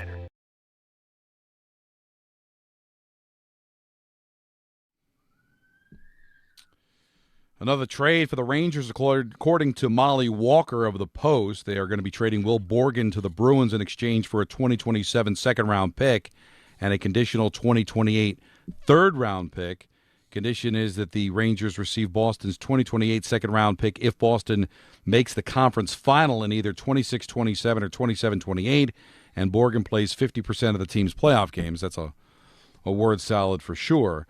But, getting Dursey in the Trocheck deal, getting Pettersson as well, makes Borgen expendable, plus you save a ton of money on the cap, which is what every deal is about in both the NBA and the NHL, is when you're trading players for picks, you like the picks, but what you like is getting rid of that salary so you can be a little bit more active in free agency. Rangers, clearly are in a rebuild. And they're on their way to doing just that.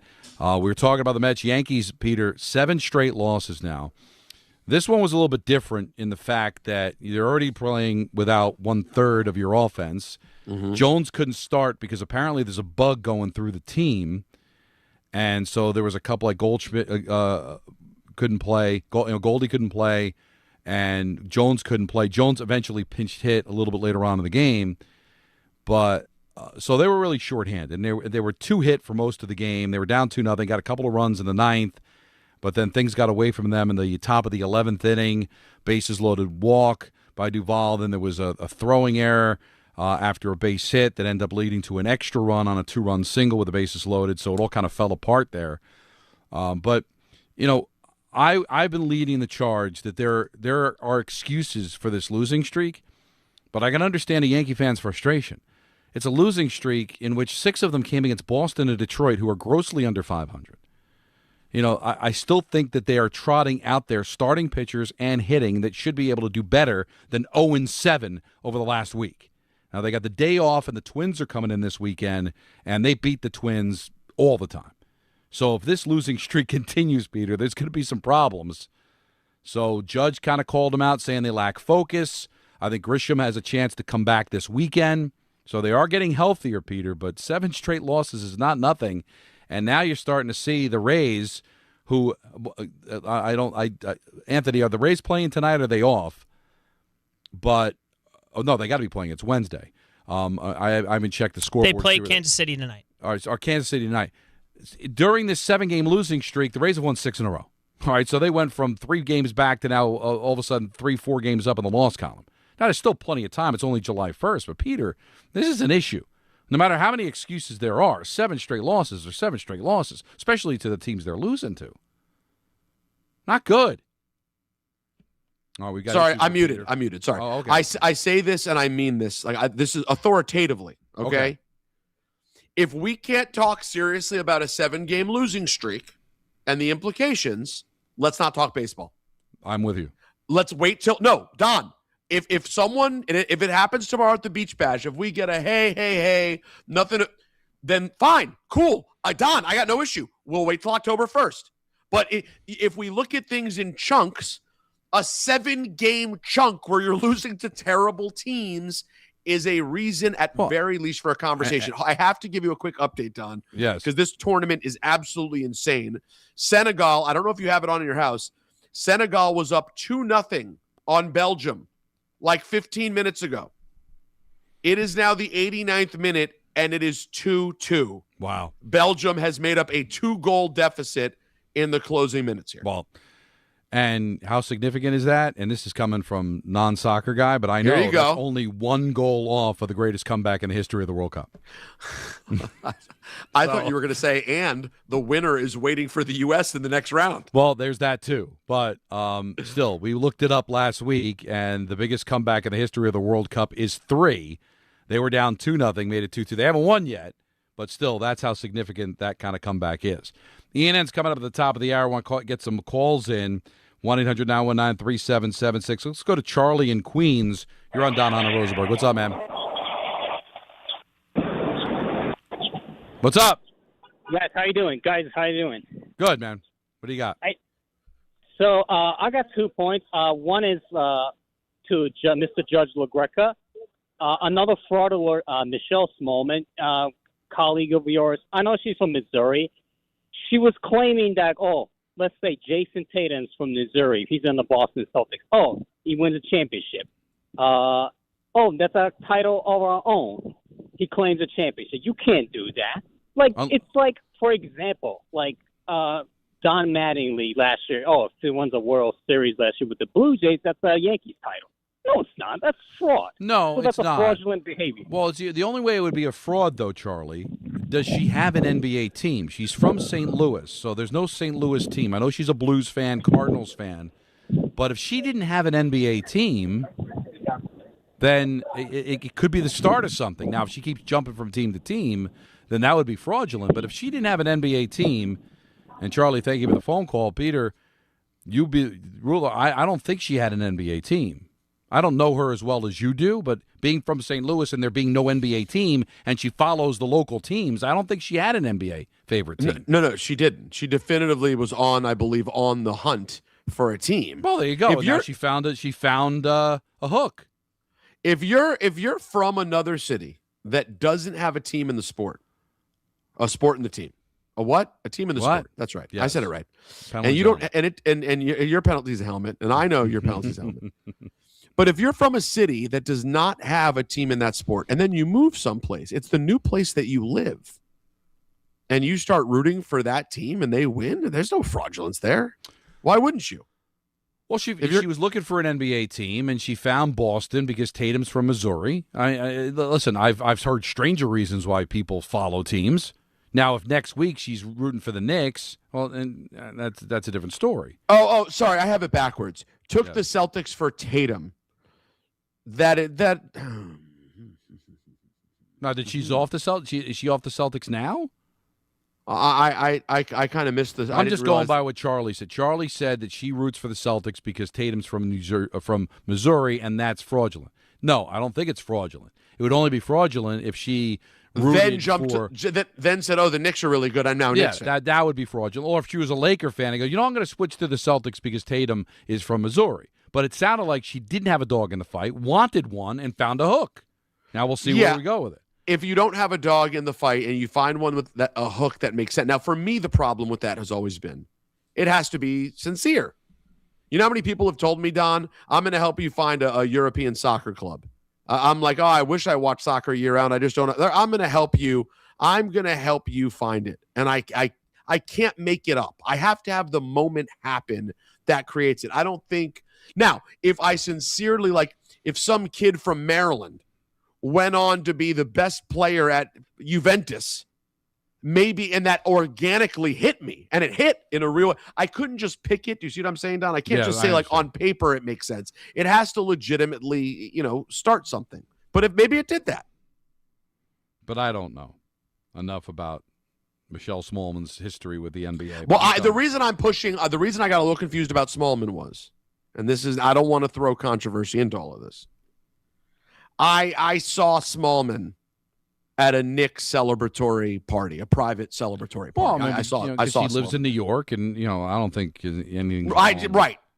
Going to right. I just want to be careful though, because Don, it's one thing for me to be there. Everyone knows I'm a fraud. I'm a longtime Celtics fan. I'm there just hanging out. Mm-hmm. But if you're a brand new Celtics fan who just kind of came on board for tenuous reasons, and now you're partying with the world champions in the city that you live. I need more information, but thank you, Charlie, to alert us on this pending. Thank you, Charlie. Thank you, Charlie, for snitching right here on the radio. We appreciate it. Elliot Freeman reporting Anders Lee to Utah, 3 years, $5.4 million AAV. So we kind of had a feeling that Lee was going to leave the Islanders. He officially is gone. He's now a member of the Mammoth. ENN is next. It's Don Hahn and Rosenberg till 7 o'clock, and then it's Ty Butler on ESPN New York. On the biggest stage in the world, FanDuel is changing the game. Because sometimes your player gets subbed off and your bet goes with them. Not anymore. With FanDuel Super Sub, if your player is subbed out, your bet stays in. That's right. If your player leaves the match, your bet continues on with the substitute. So you're still in it until the final whistle. Visit FanDuel.com/local to get started now. All through this tournament, the betting options on FanDuel bring you straight onto the pitch. Who will score the first goal? How many shots will each team have during the match? It's all right there in the app. And with same-game parlays, you have a chance for bigger payouts. And best of all, with FanDuel, you get paid instantly when you win. Let there be goals this summer on FanDuel. 21 plus and physically present in New York. Caught with a gambling problem? Call 1-877-8-HOPE-NY or text HOPE-NY 467-369. Tricon Construction is growing across New Jersey, delivering larger, more complex commercial projects with the precision today's developers expect. Because when the timelines, capital, and reputation are all on the line, you need more than a contractor. You need a true construction partner. Tricon brings experienced leadership, disciplined project management, and a team built around accountability and execution. From planning to completion, they build with purpose, professionalism, and pride. For serious commercial projects, build with Tricon. Visit triconbuilds.com. That's triconbuilds.com. At Uline, they know firsthand the road to success is an uphill climb. Uline started in the family basement, and through hard work is now North America's most trusted shipping and industrial supplier. They get what it means to have the support of reliable, hardworking partners.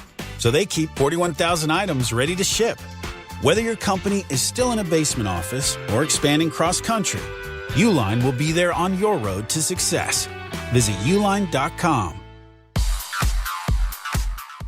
And now it's time for traffic. Here's Brandy Scott. Crazy. The playing the game, being suspended. Thanks so much, guys. I hope you have a fantastic rest of the night. Get home safe and quick. We're going to start off in Nassau County. Rough ride on the Seaford Oyster Bay southbound. Right before the Southern State, a crash in the right lane with police on the scene. Not moving much there from Hempstead Turnpike.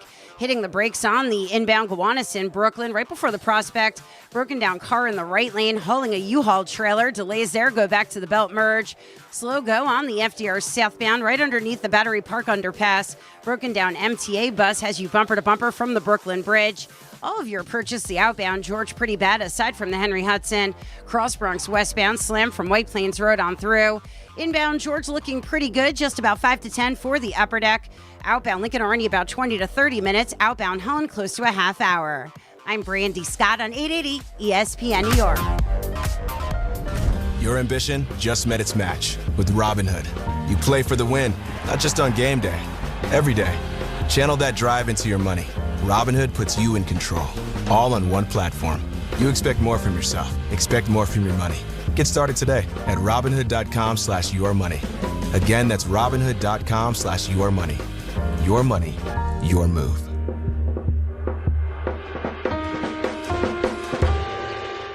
I'm David Ortiz. When I lost my mom, she was only 46. And I lost my dad to cancer. It was the worst pain I ever felt. It made me think, what will happen with the people I love when my time is up? That's why I have life insurance. Ethos makes it easy. It's all online, take about 10 minutes, and you can get up to $3 million in coverage. Get your free quote at ethos.com/game. That's ethos.com/game. Paid testimonial. Time spent on application may vary. Online health questions required. Congratulations to the New York Knicks. They are the 2026 NBA champions. WHSQ and WCBS-FM HD2, New York. This is an ENN special report. Now reporting. The very handsome Jewish man, Peter Rosenberg. We should talk some sports. Do what you want. It's ENN.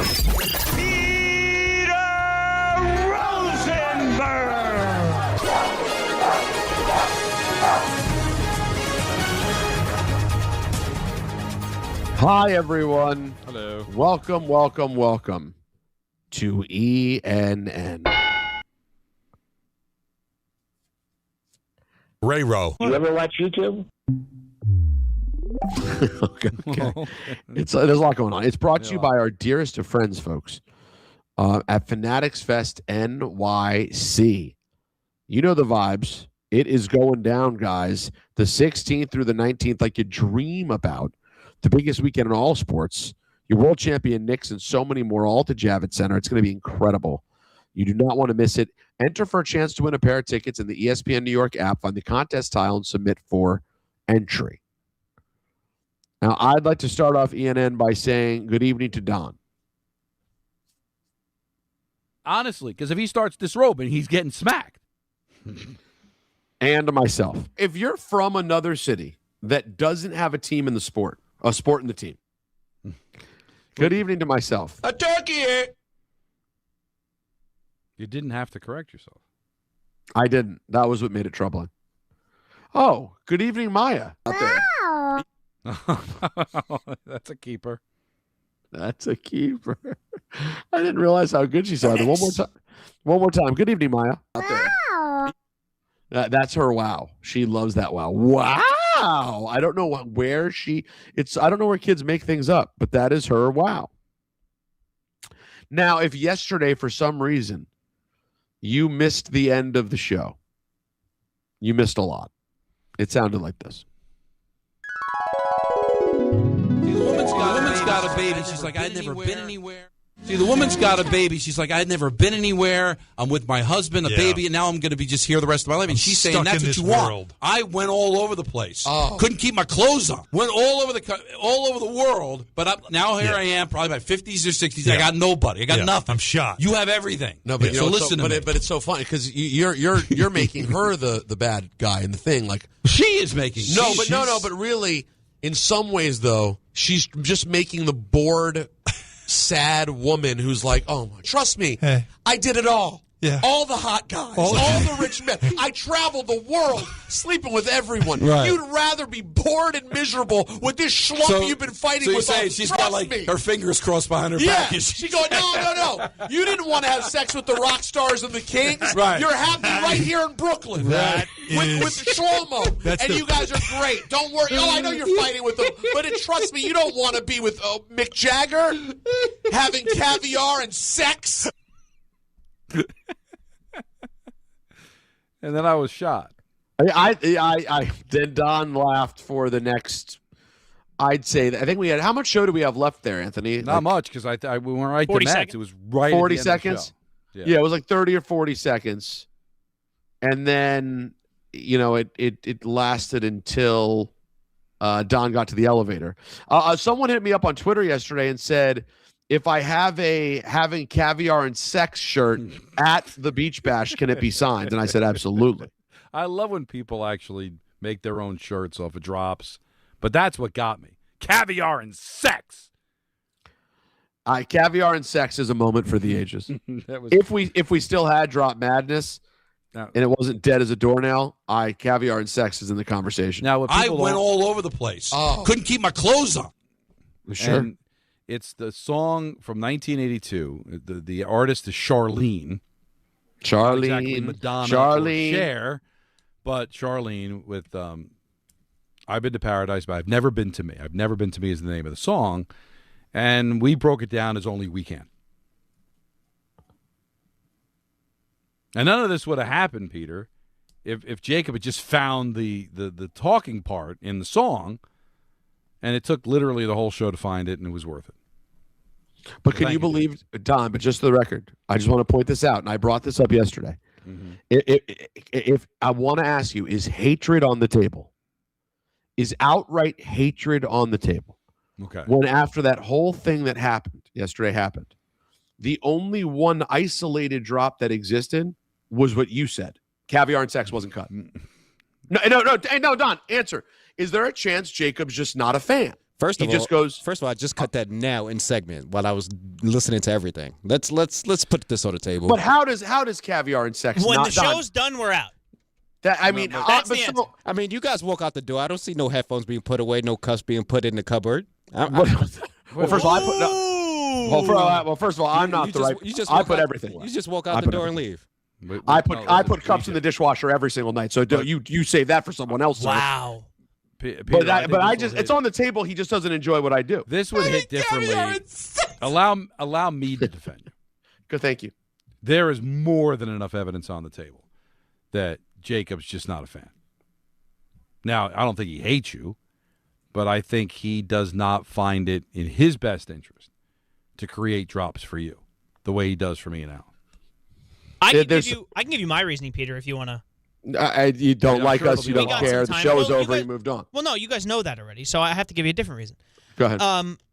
Without Drop Madness, my desire to cut drops is waning. I just don't. I don't have it. My heart's not in it.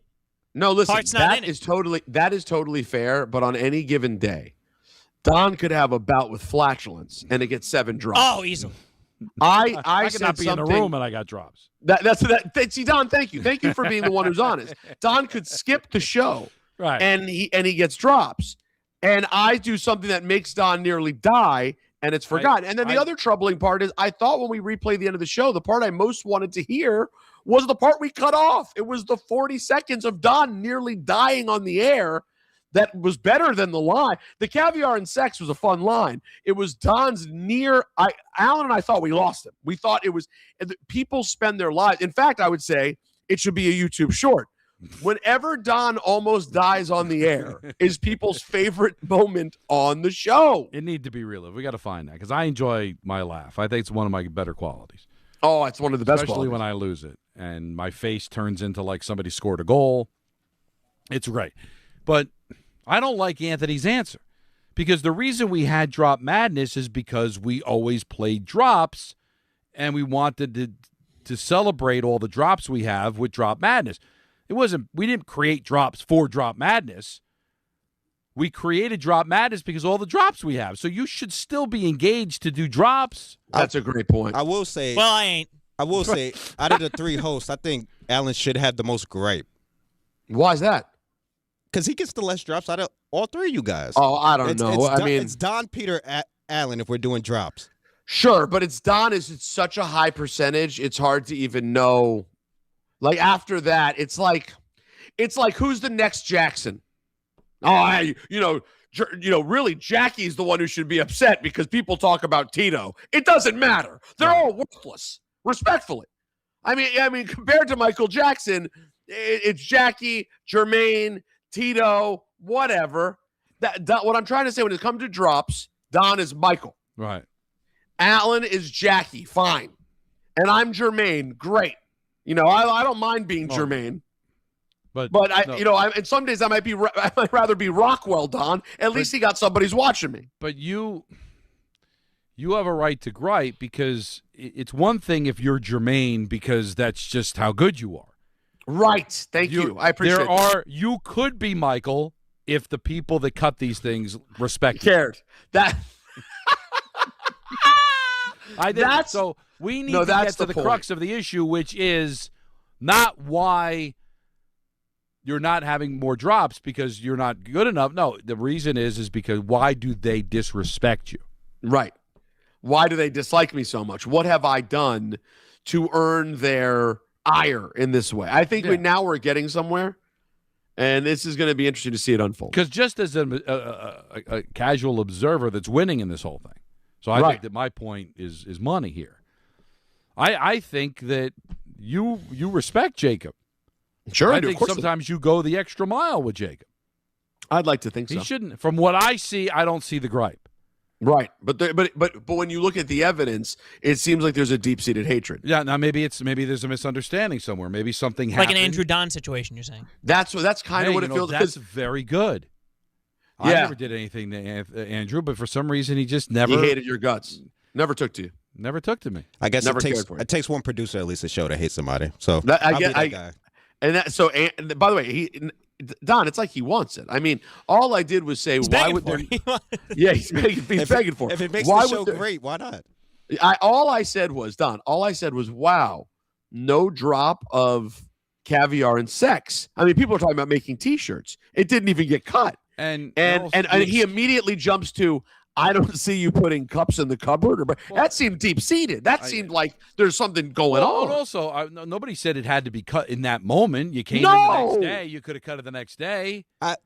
Literally, once I leave here, my mind goes blank. I wasn't even going to cut that last segment until Peter mentioned it. Like, hey, I think we should go back to it because it was something that. Listen, this speaks to another issue. Do we want views, folks? Do we want people to want to view the show? When Don almost drops dead on the air, everyone has told us we are now, Don, we're no longer in the radio business. I don't know if you've heard the news.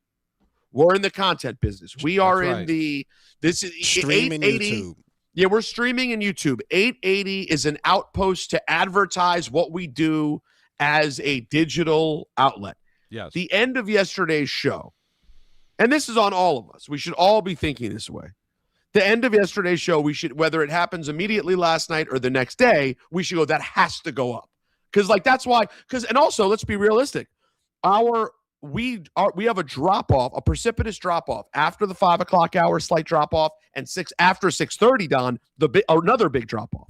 So people may miss the last minute of the show. And sometimes there's pure gold, like what happened last night with Don. It wasn't the first time. Hopefully it won't be the last time. But it was a special time. So for anybody that missed it, here's Don absolutely losing it. Okay, the way end. There we go. Having caviar and sex with Mick Jagger. That'll do it for ENN, folks. It's brought to you by Fanatics Fest NYC. We'll see you tomorrow. That's great. That's fantastic. It is so true. We had like 10 seconds left. You couldn't even close out the show. I never thought of it that way. The song is completely different than me. Now you hate it. All right, it's not cheese anymore. Another joke. Mets baseball coming up next on ESPN. And there it is. Without that last part, I apologize for that. I was not of right. Oh, mind. Don. If I go to a judge right there and says I plead insanity, he would have to grant me that. And then on top of that, the Mets were down 9-0 last time I checked. So, I looked at the score just now. The Mets. What are we even doing? What are we doing? No, but that's still not the way they introduced them, and I do apologize for that. 9-3, by the way, added a couple hits now. Hey now. I'm going to make a game of it. You know what? They ended up losing. It's already over. But 9-3, they made a push. Yankees also losing again, if you missed it, for the 7th time. 6-2, Yankees lose to the Tigers. So NY baseball not in a fantastic place. No, it's not baseball. Nye baseball, that is. However, yesterday was a big day for a youngster at Wimbledon named Maya Joint. Here she is defeating Serena Williams. Down the tee. Get ready for the down tee. The middle. Just get it in. Game, second round. Maya Joint 6-3 has just been a legend. One of the greatest athletes of all time that she watched growing up on the telly. And Serena's gone.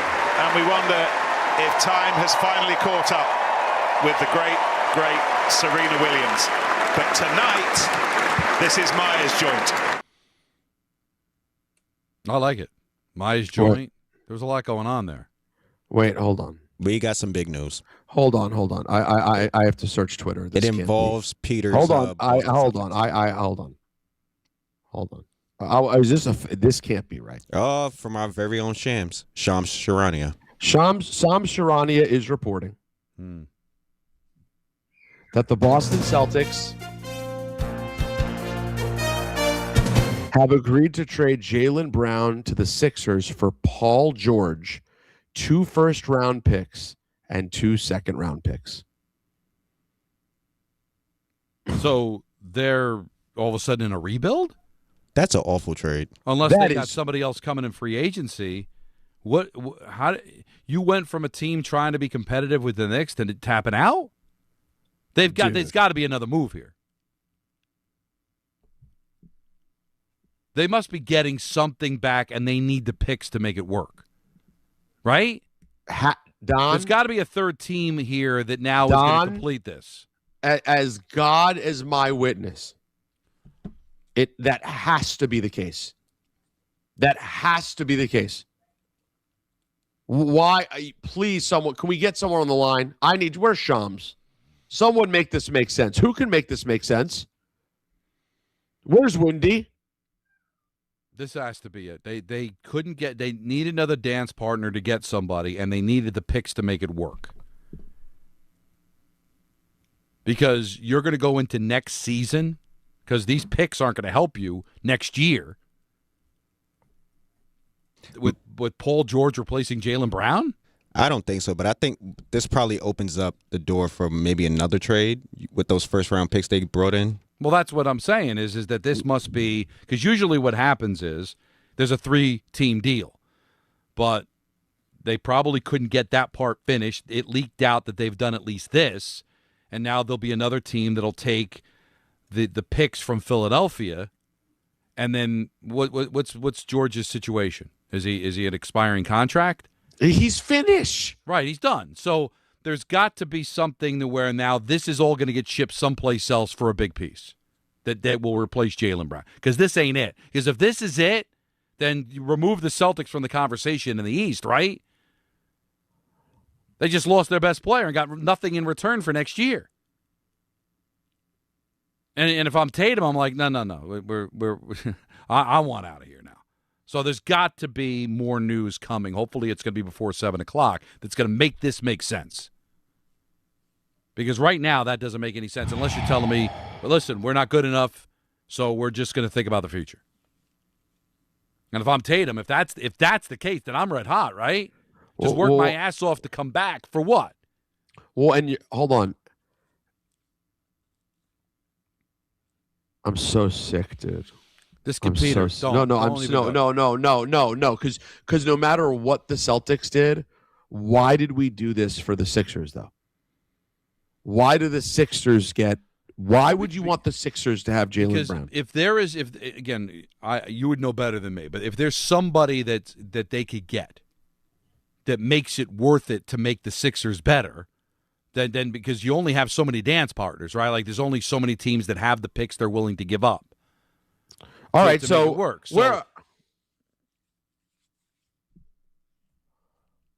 Who can we get to make this make sense?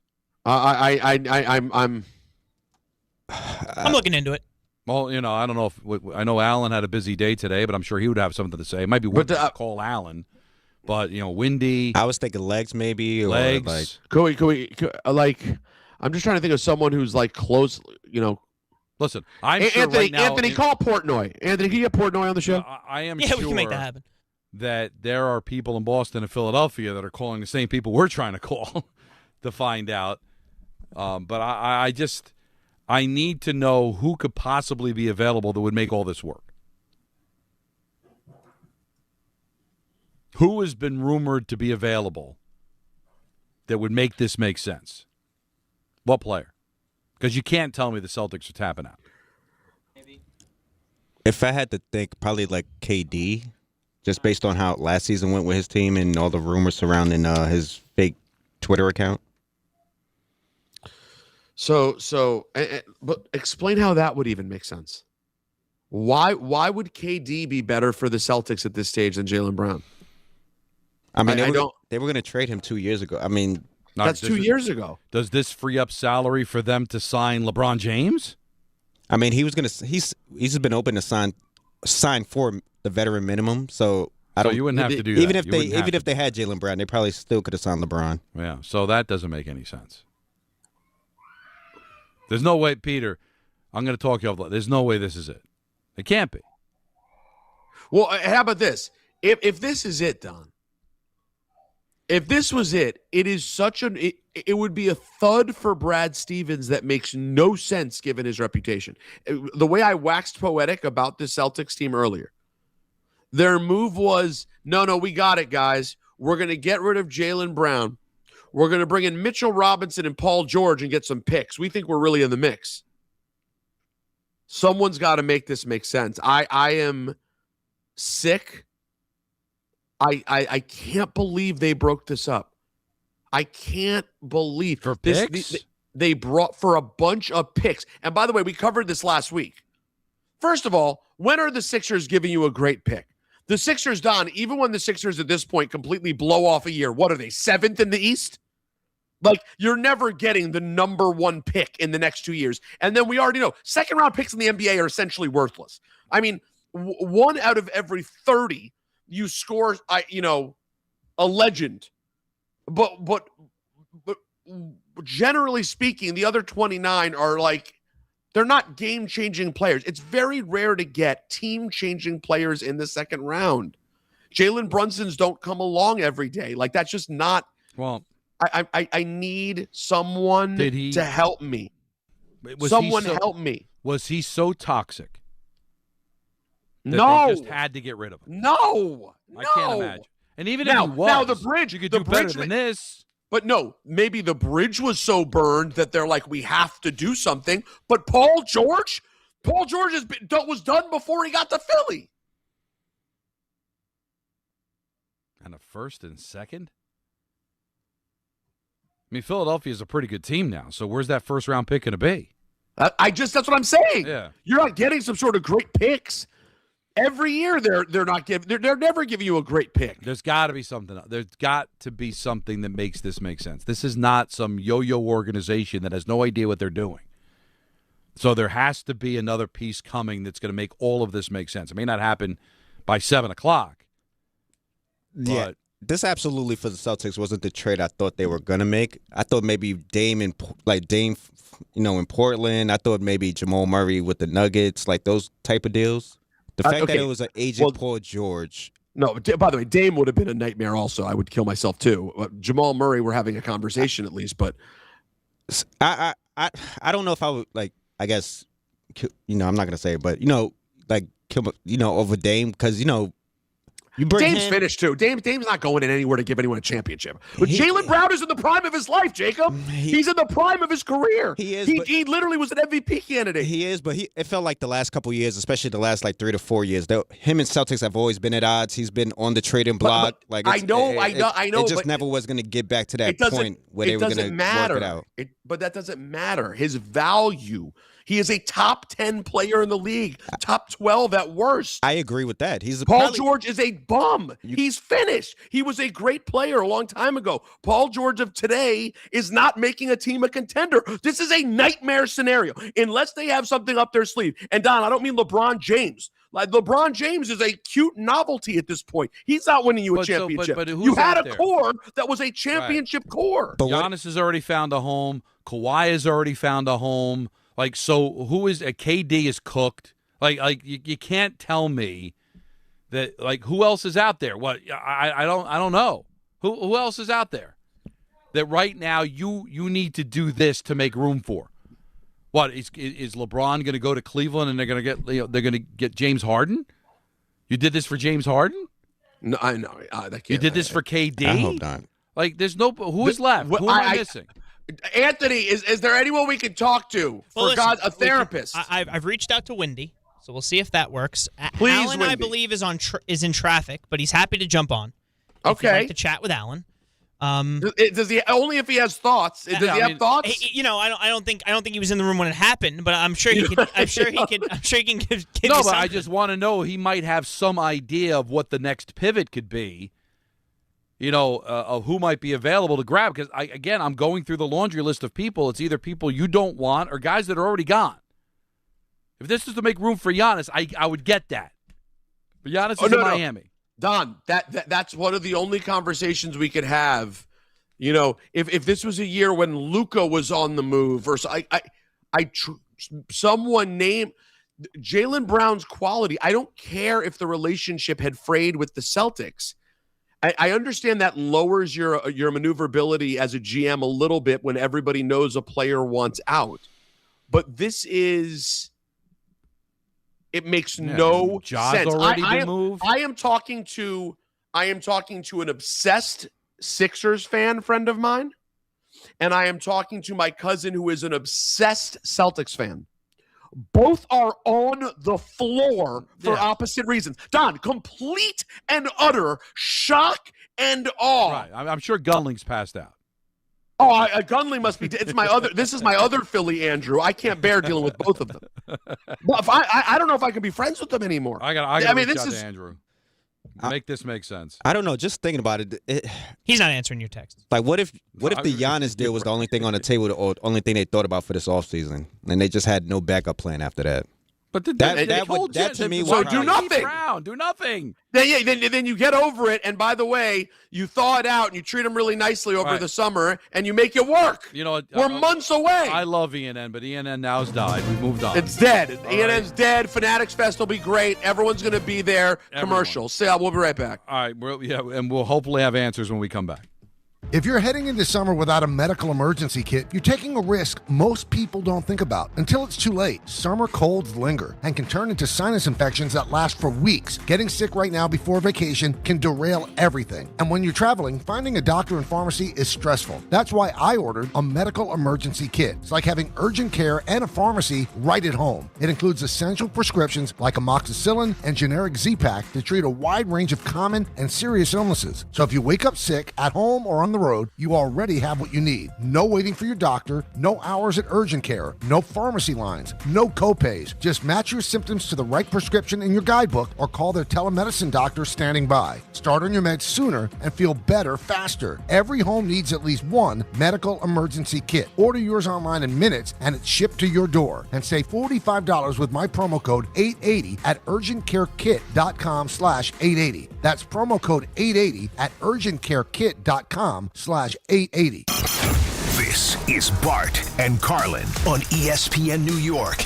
The Yankees are under pressure, and there's more pressure on Aaron Judge than it is any other athlete in this market because of what Brunson has done. He'll never be accepted as one of the greats until he wins a title. And this is the time, because the American League stinks. Everybody just assumes, kind of like the Knicks, that the National League is that much better, like they did about the Western Conference. Take that easy path. Bart Scott, Chris Carlin, weekdays at 10 a.m. on ESPN New York and streaming live on YouTube. The 2026 U.S. Open Tennis Championships are back, where the world's greatest city meets the world's greatest tennis players. Fan Week begins August 23rd. Experience the Mixed Doubles Championship on the 25th and 26th. And the U.S. Open Singles Championship starts Sunday, August 30th.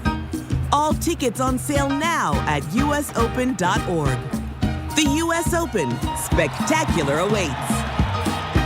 Hi, this is Don LaGreca. Just like the New Jersey Devils bring intensity on the ice, Viking Pest Control brings the same level of protection to your home. And I know because I use Viking at my own place. The season may be over, but pests are always in play. So it's time to lock in your off-season defense. As the pest control provider and proud partner of the Devils, Viking delivers 45 years of trusted experience to keep ants, cockroaches, stinging insects, rodents, mosquitoes, and more out of your zone. And when you bundle pest control mosquito services, you score big savings. One call, one company, total peace of mind. Visit VikingPest.com. Protecting your home inside and out. There are a million reasons to love New York. Making your budget stretch isn't one of them. According to an independent study, Amazon prices average 14% lower than other retailers. Get food, fashion, furniture, and more shipped straight to your building. That's how Prime members have saved over $2 billion on grocery and household items. Learn more at aboutamazon.com.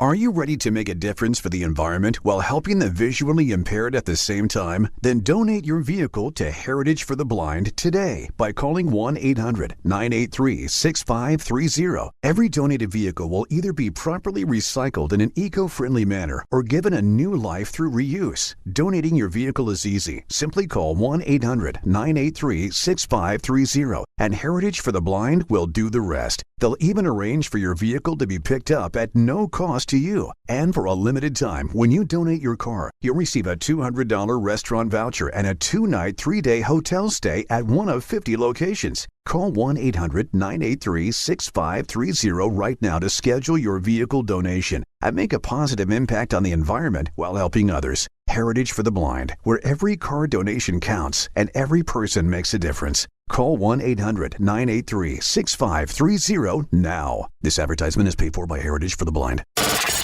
Mornings with DiPietro and Rothenberg. Mendoza out, Andy Green, the Mets' new skipper. You wanted your pound of flesh. People were freaking out. It may not be the firing that you wanted, because that might be Stearns, but big move for the Mets right now. What's going to happen is this is going to expose the GM more. And what's next, you're going to have to decide is what are we doing with the GM of this team? Are we keeping or are we not keeping David Stearns?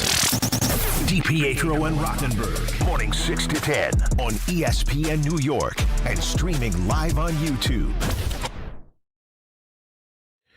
Well, when you're lost in life, this is when you most need your friends. And you know what? As we bring in Alan Hahn, who's supposed to be on his day off, but apparently this is the biggest sports season in ages. We had some conversations in recent times about my level of Celtics fanship. It takes a moment like this for me to remember how much I love this team, Alan, because I am nauseous. I am sick to my stomach. I do not understand. People are rejoicing in Philadelphia and crying in Boston as the Celtics send Jaylen Brown to Philadelphia for Paul George, who, by the way, if you're wondering, has a $54 million player option next year. This is not a 1 year. It's Paul George, 2 first-round picks and 2 second-round picks. Alan, how floored are you, and can you make sense of this, please? The only way. Hi, guys, by the way. Hi. Hello. The only way I can make sense of this is that someone has abducted Brad Stevens. Right. And they're running the show right now in Boston, because there's a couple of reasons why this doesn't make sense. Number one, Jaylen Brown was supposed to bring you Giannis. Like, that's what he was supposed to bring you. A piece that was going to, that's 7 years in a row, top 3 in the MVP voting. Like, that's what you're supposed to get out of this. Paul George is just, like, he's kind of like running on fumes. We saw him in the series with the Knicks. By the fourth quarter, he had nothing left, right? Like, this is not who you're not bringing a player. It's making you better. And then on top of it, you're sending a guy that you know is going to be V for vendetta. Every time he sees you, you're sending him not only in keeping him in the East, a team that is a rival of yours that you have to see 4 times a year. Like, none of this makes sense. No. I hope it makes financial sense for Boston, but I really can't explain it at all. Well, 2 the only first-round picks. Yeah, I reached out to Gunling just to get the Sixer side of things. Like, does this make any sense to him? Yeah. He goes, no idea, none, stunned. I don't think I fully understood just how desperate Boston was to trade him. I need someone to explain it to me.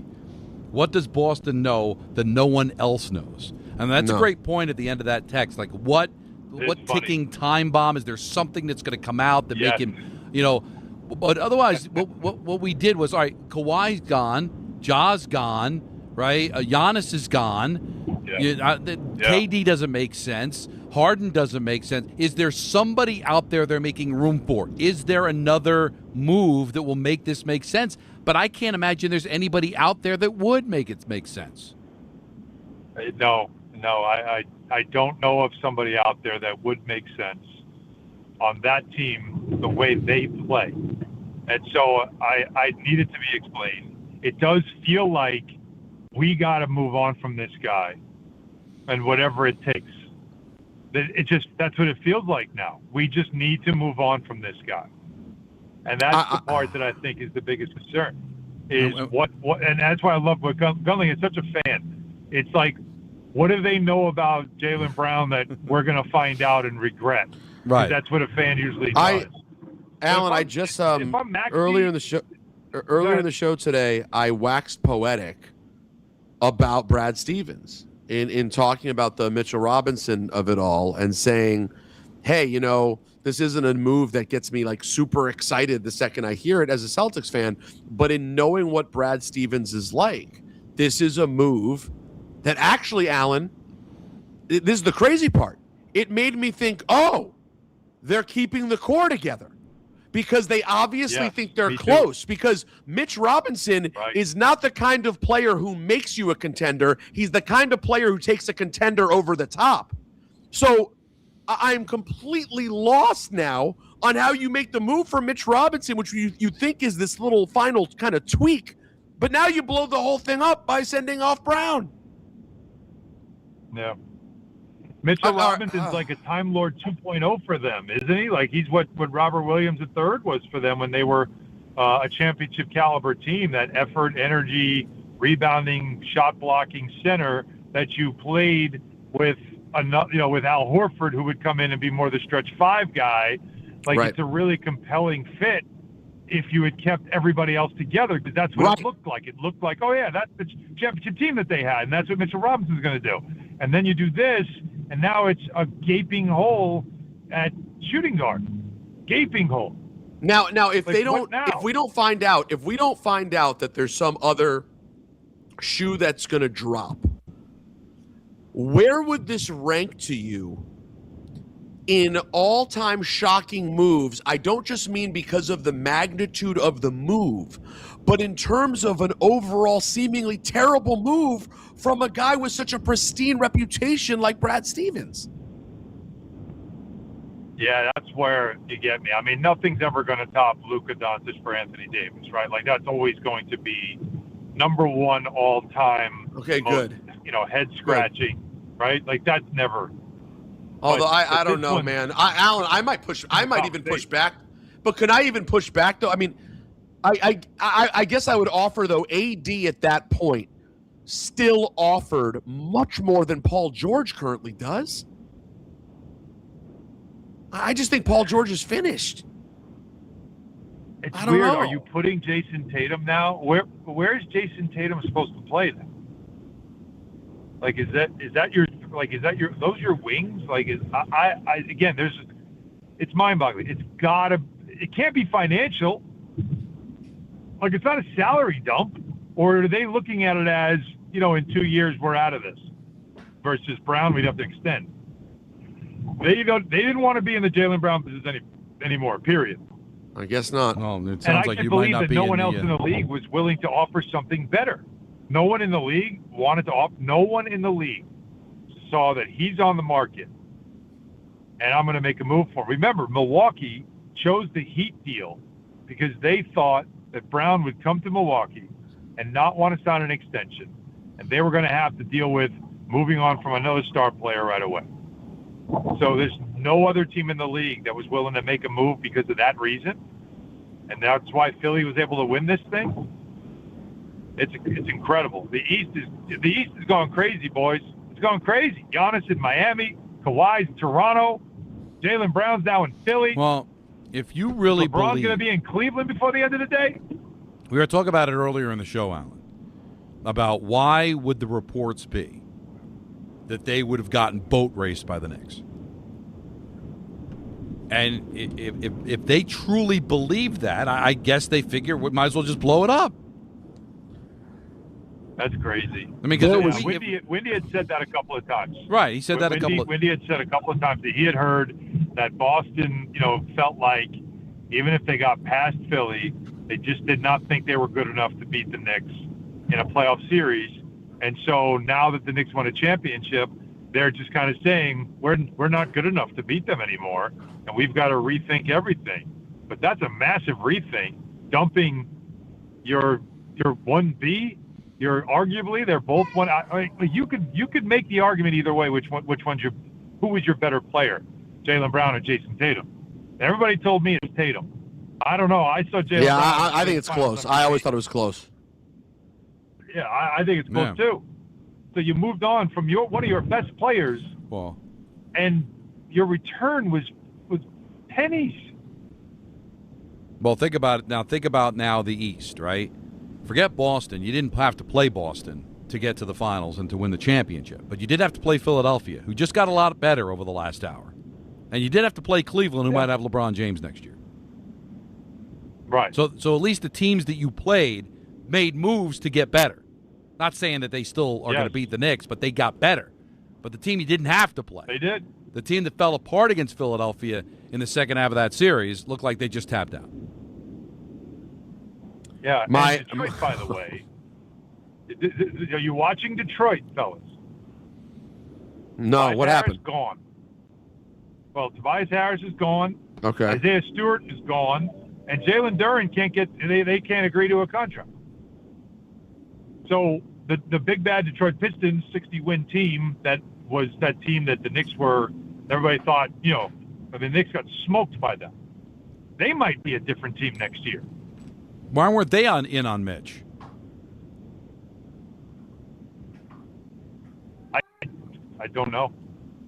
Yeah, I don't know. I really didn't know that Boston was going to be in on Robinson. I thought for sure that he was going to be headed out west, and I thought the Lakers would try to get in on that. So it's two moves by Boston today that really caught me by surprise. I mean, dude, and listen, it goes one of two ways now.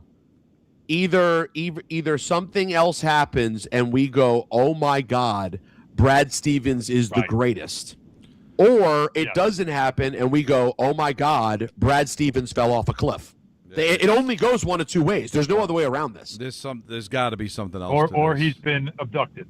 I like the alien abduction. That would make a lot of sense. It's never happened. I'm really looking forward to maybe talking about that tomorrow. Listen, Alan, rest up because we got a big day tomorrow. The Beach Bash, doors open at noon. Yes, we do.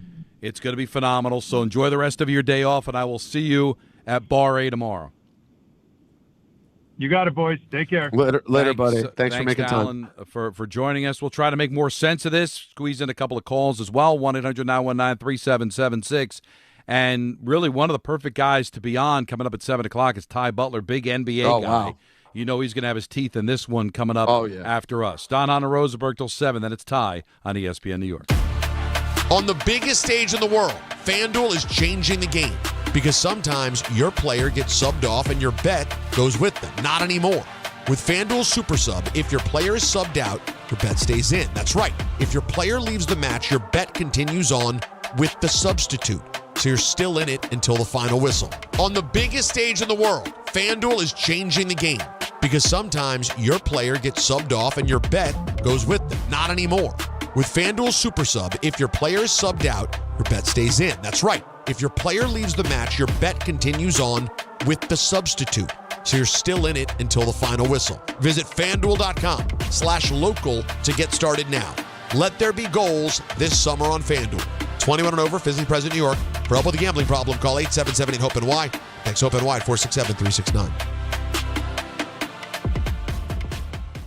When care matters most, experience matters more.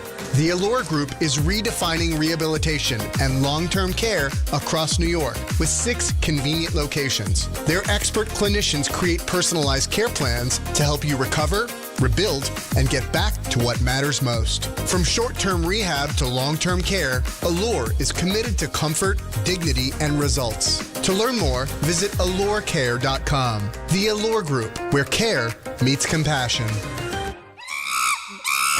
Monkey Sports, built by players for players, is your one-stop shop for hockey, baseball, lacrosse, and more. Find top-name equipment and expert in-store services like sharpening, break-ins, and relacing. Shop in-store at Monkey Sports in Farmingdale or Woodbridge or online for all the top brands. Whatever your sports, Monkey Sports gets you game ready fast. Monkey Sports, where athletes shop. From your neighborhood stop to the city and back, New Jersey Transit keeps your day moving. Reliable, convenient, and ready when you are. We're on this ride together. So keep aisles clear, use headphones, and be mindful of fellow riders. Small actions make a big difference, especially during travel times. New Jersey Transit. Ride together, ride better. Plan your trip at njtransit.com.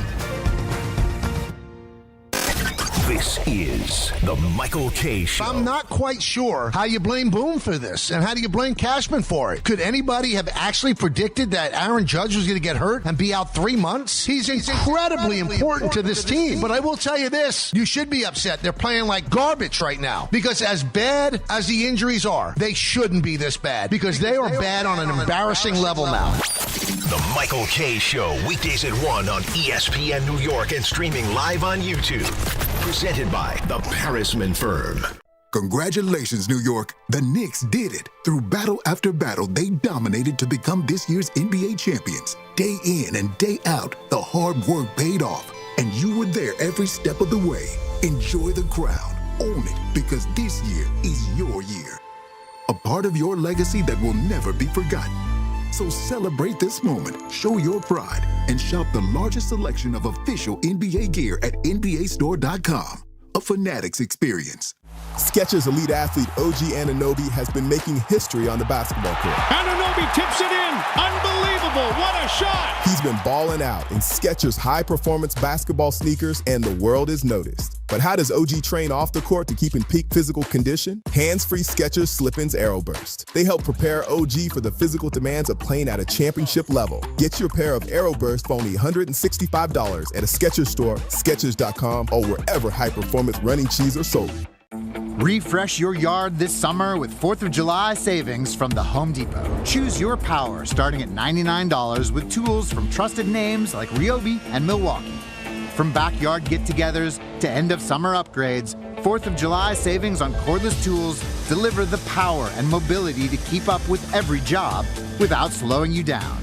power on the go is here, and summer projects are easier than ever with the Home Depot. While supplies last, see store or online for details. The ESPN New York Beach Bash is tomorrow, July 2nd at Bar A in Lake Como, New Jersey. Head down to the Jersey Shore and join the Michael K. Show and us live starting at 1 p.m. and an appearance from DiPietro Rothenberg, Bart Carlin, and more. We'll have plenty of giveaways for fans in attendance, a soccer watch party, and the chance to test your skills against someone. I don't think it's going to be Rick. He's got a bad back, but I might jump in there, Peter. Or you. You'll be angry. You can treat By the ball way, like I'd enjoy it. I'll block some goals. Now, if you are going to kick past whoever it is in goal tomorrow, shoes are required, all right? So if you got your sandals, you're not doing it. We're not paying for broken toes. Plus, music from Surfing for Daisy, who will be playing an hour before and after the shows, and I'll be doing my song. A lot of people had some fun thinking of songs I might be doing tomorrow, but they got them all wrong. There was some Everyone got it wrong. Everybody got it wrong. I want Charlene. You know, now I think it's a contender. I've been known to do a couple of songs. I could try to do that one. I know it. And now I look at it completely different because of Peter. It's all brought to you by Spike Dade, Boost Mobile, Miller Lite, Fanatics Fest in NYC, and the New Jersey Lottery. Fanatics Fest NYC, not the exact city of New York. You must be at least 21 years of age to enter. Do you think that this sums up the situation well? My cousins from Boston are named Ben and Jeremy, okay? Ben and Jeremy? Yes, not Ben and Jerry. That's too close to Ben and Jerry. They should have rethought that. Well, there's a third child, Annie, so that doesn't really fit. It's not like just them, you know what I mean? But actually, I wonder, was the ice cream big when they were born? How long has the ice cream been big for? It's a good question. Well, I remember it like in the early late 80s. Early 90s? No, I would say going back. I'll look it up, but I wouldn't be surprised mid 80s. Yeah, I got the answer for you. It was filmed May 5th, 1978. Oh, wow. Oh, wow. So, yeah, it was around. But obviously not as iconic, probably. I feel like it got more iconic in the 90s. It was. I would think in 78, it was probably just a local Vermont creamery. It gained national attention 81 after being featured on Time Magazine and declared it the best ice cream in America. Wow. But I still think it's probably later when it became like literally it's up there with like Breyers. You know what I mean? Probably. But anyways, we're getting off the beaten path here. Way off. However, my cousin Ben, his little boy Oliver. Actually, remember Oliver was featured on our show years ago. Okay. Because I showed video when he was like 5 years old of how incredible he was driving a golf ball.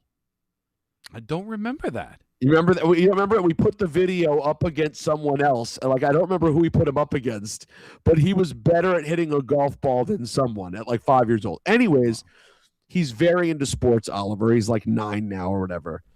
And Oliver just asked my cousin, who is Paul George? Which I think sort of sums it up. This is a kid, Tom, this is a little kid who is so into sports that my cousin took him to the World Cup in Boston last week from D.C. They went up to Boston for the World Cup so they could see, Bobby. Yeah. That's how into sports they are. And he said, who is Paul George? That's where we're at, folks. That's where we're at. And I'm disgusted that I haven't felt this much about the Celtics. Is there something wrong with me? I'm a negative person. I'm feeling more right now in this moment than I felt for them in years. And it's anger and it's disgust. Well, in case you missed it, Jaylen Brown dealt to the Philadelphia 76ers for Paul George a first and a second round pick. And if you're wondering, well, Don, there's got to be more going back to Boston. Well, that's all we got. Now, is there another deal on the horizon that's going to make this all make sense? It doesn't feel like it because usually they announce these 3-team deals right away, and we can't think of a player that is available that would make this make sense. Again, if Giannis was still out there, I'd say, okay, get ready for Milwaukee to be included in this and Giannis, but he's already in Miami. Ja is gone. Kawhi is gone.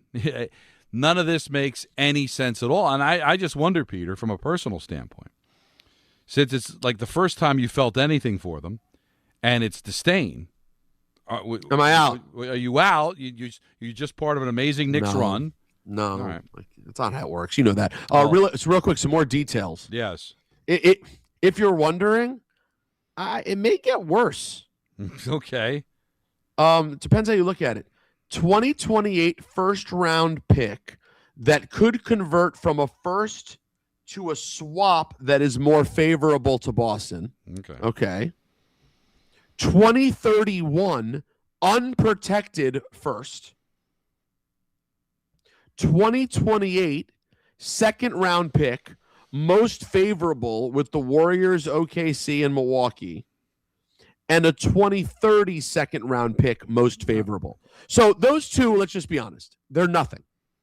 They're just things you put in. They're not real things. Words to fill out the story. They're words. The trade is essentially Jaylen Brown for Paul George. And Adon, I really think we can argue tomorrow about this. I think it's worse than Doncic and AD. I do. Because guess what? Listen, I know Doncic. It certainly is. I think Allen was off.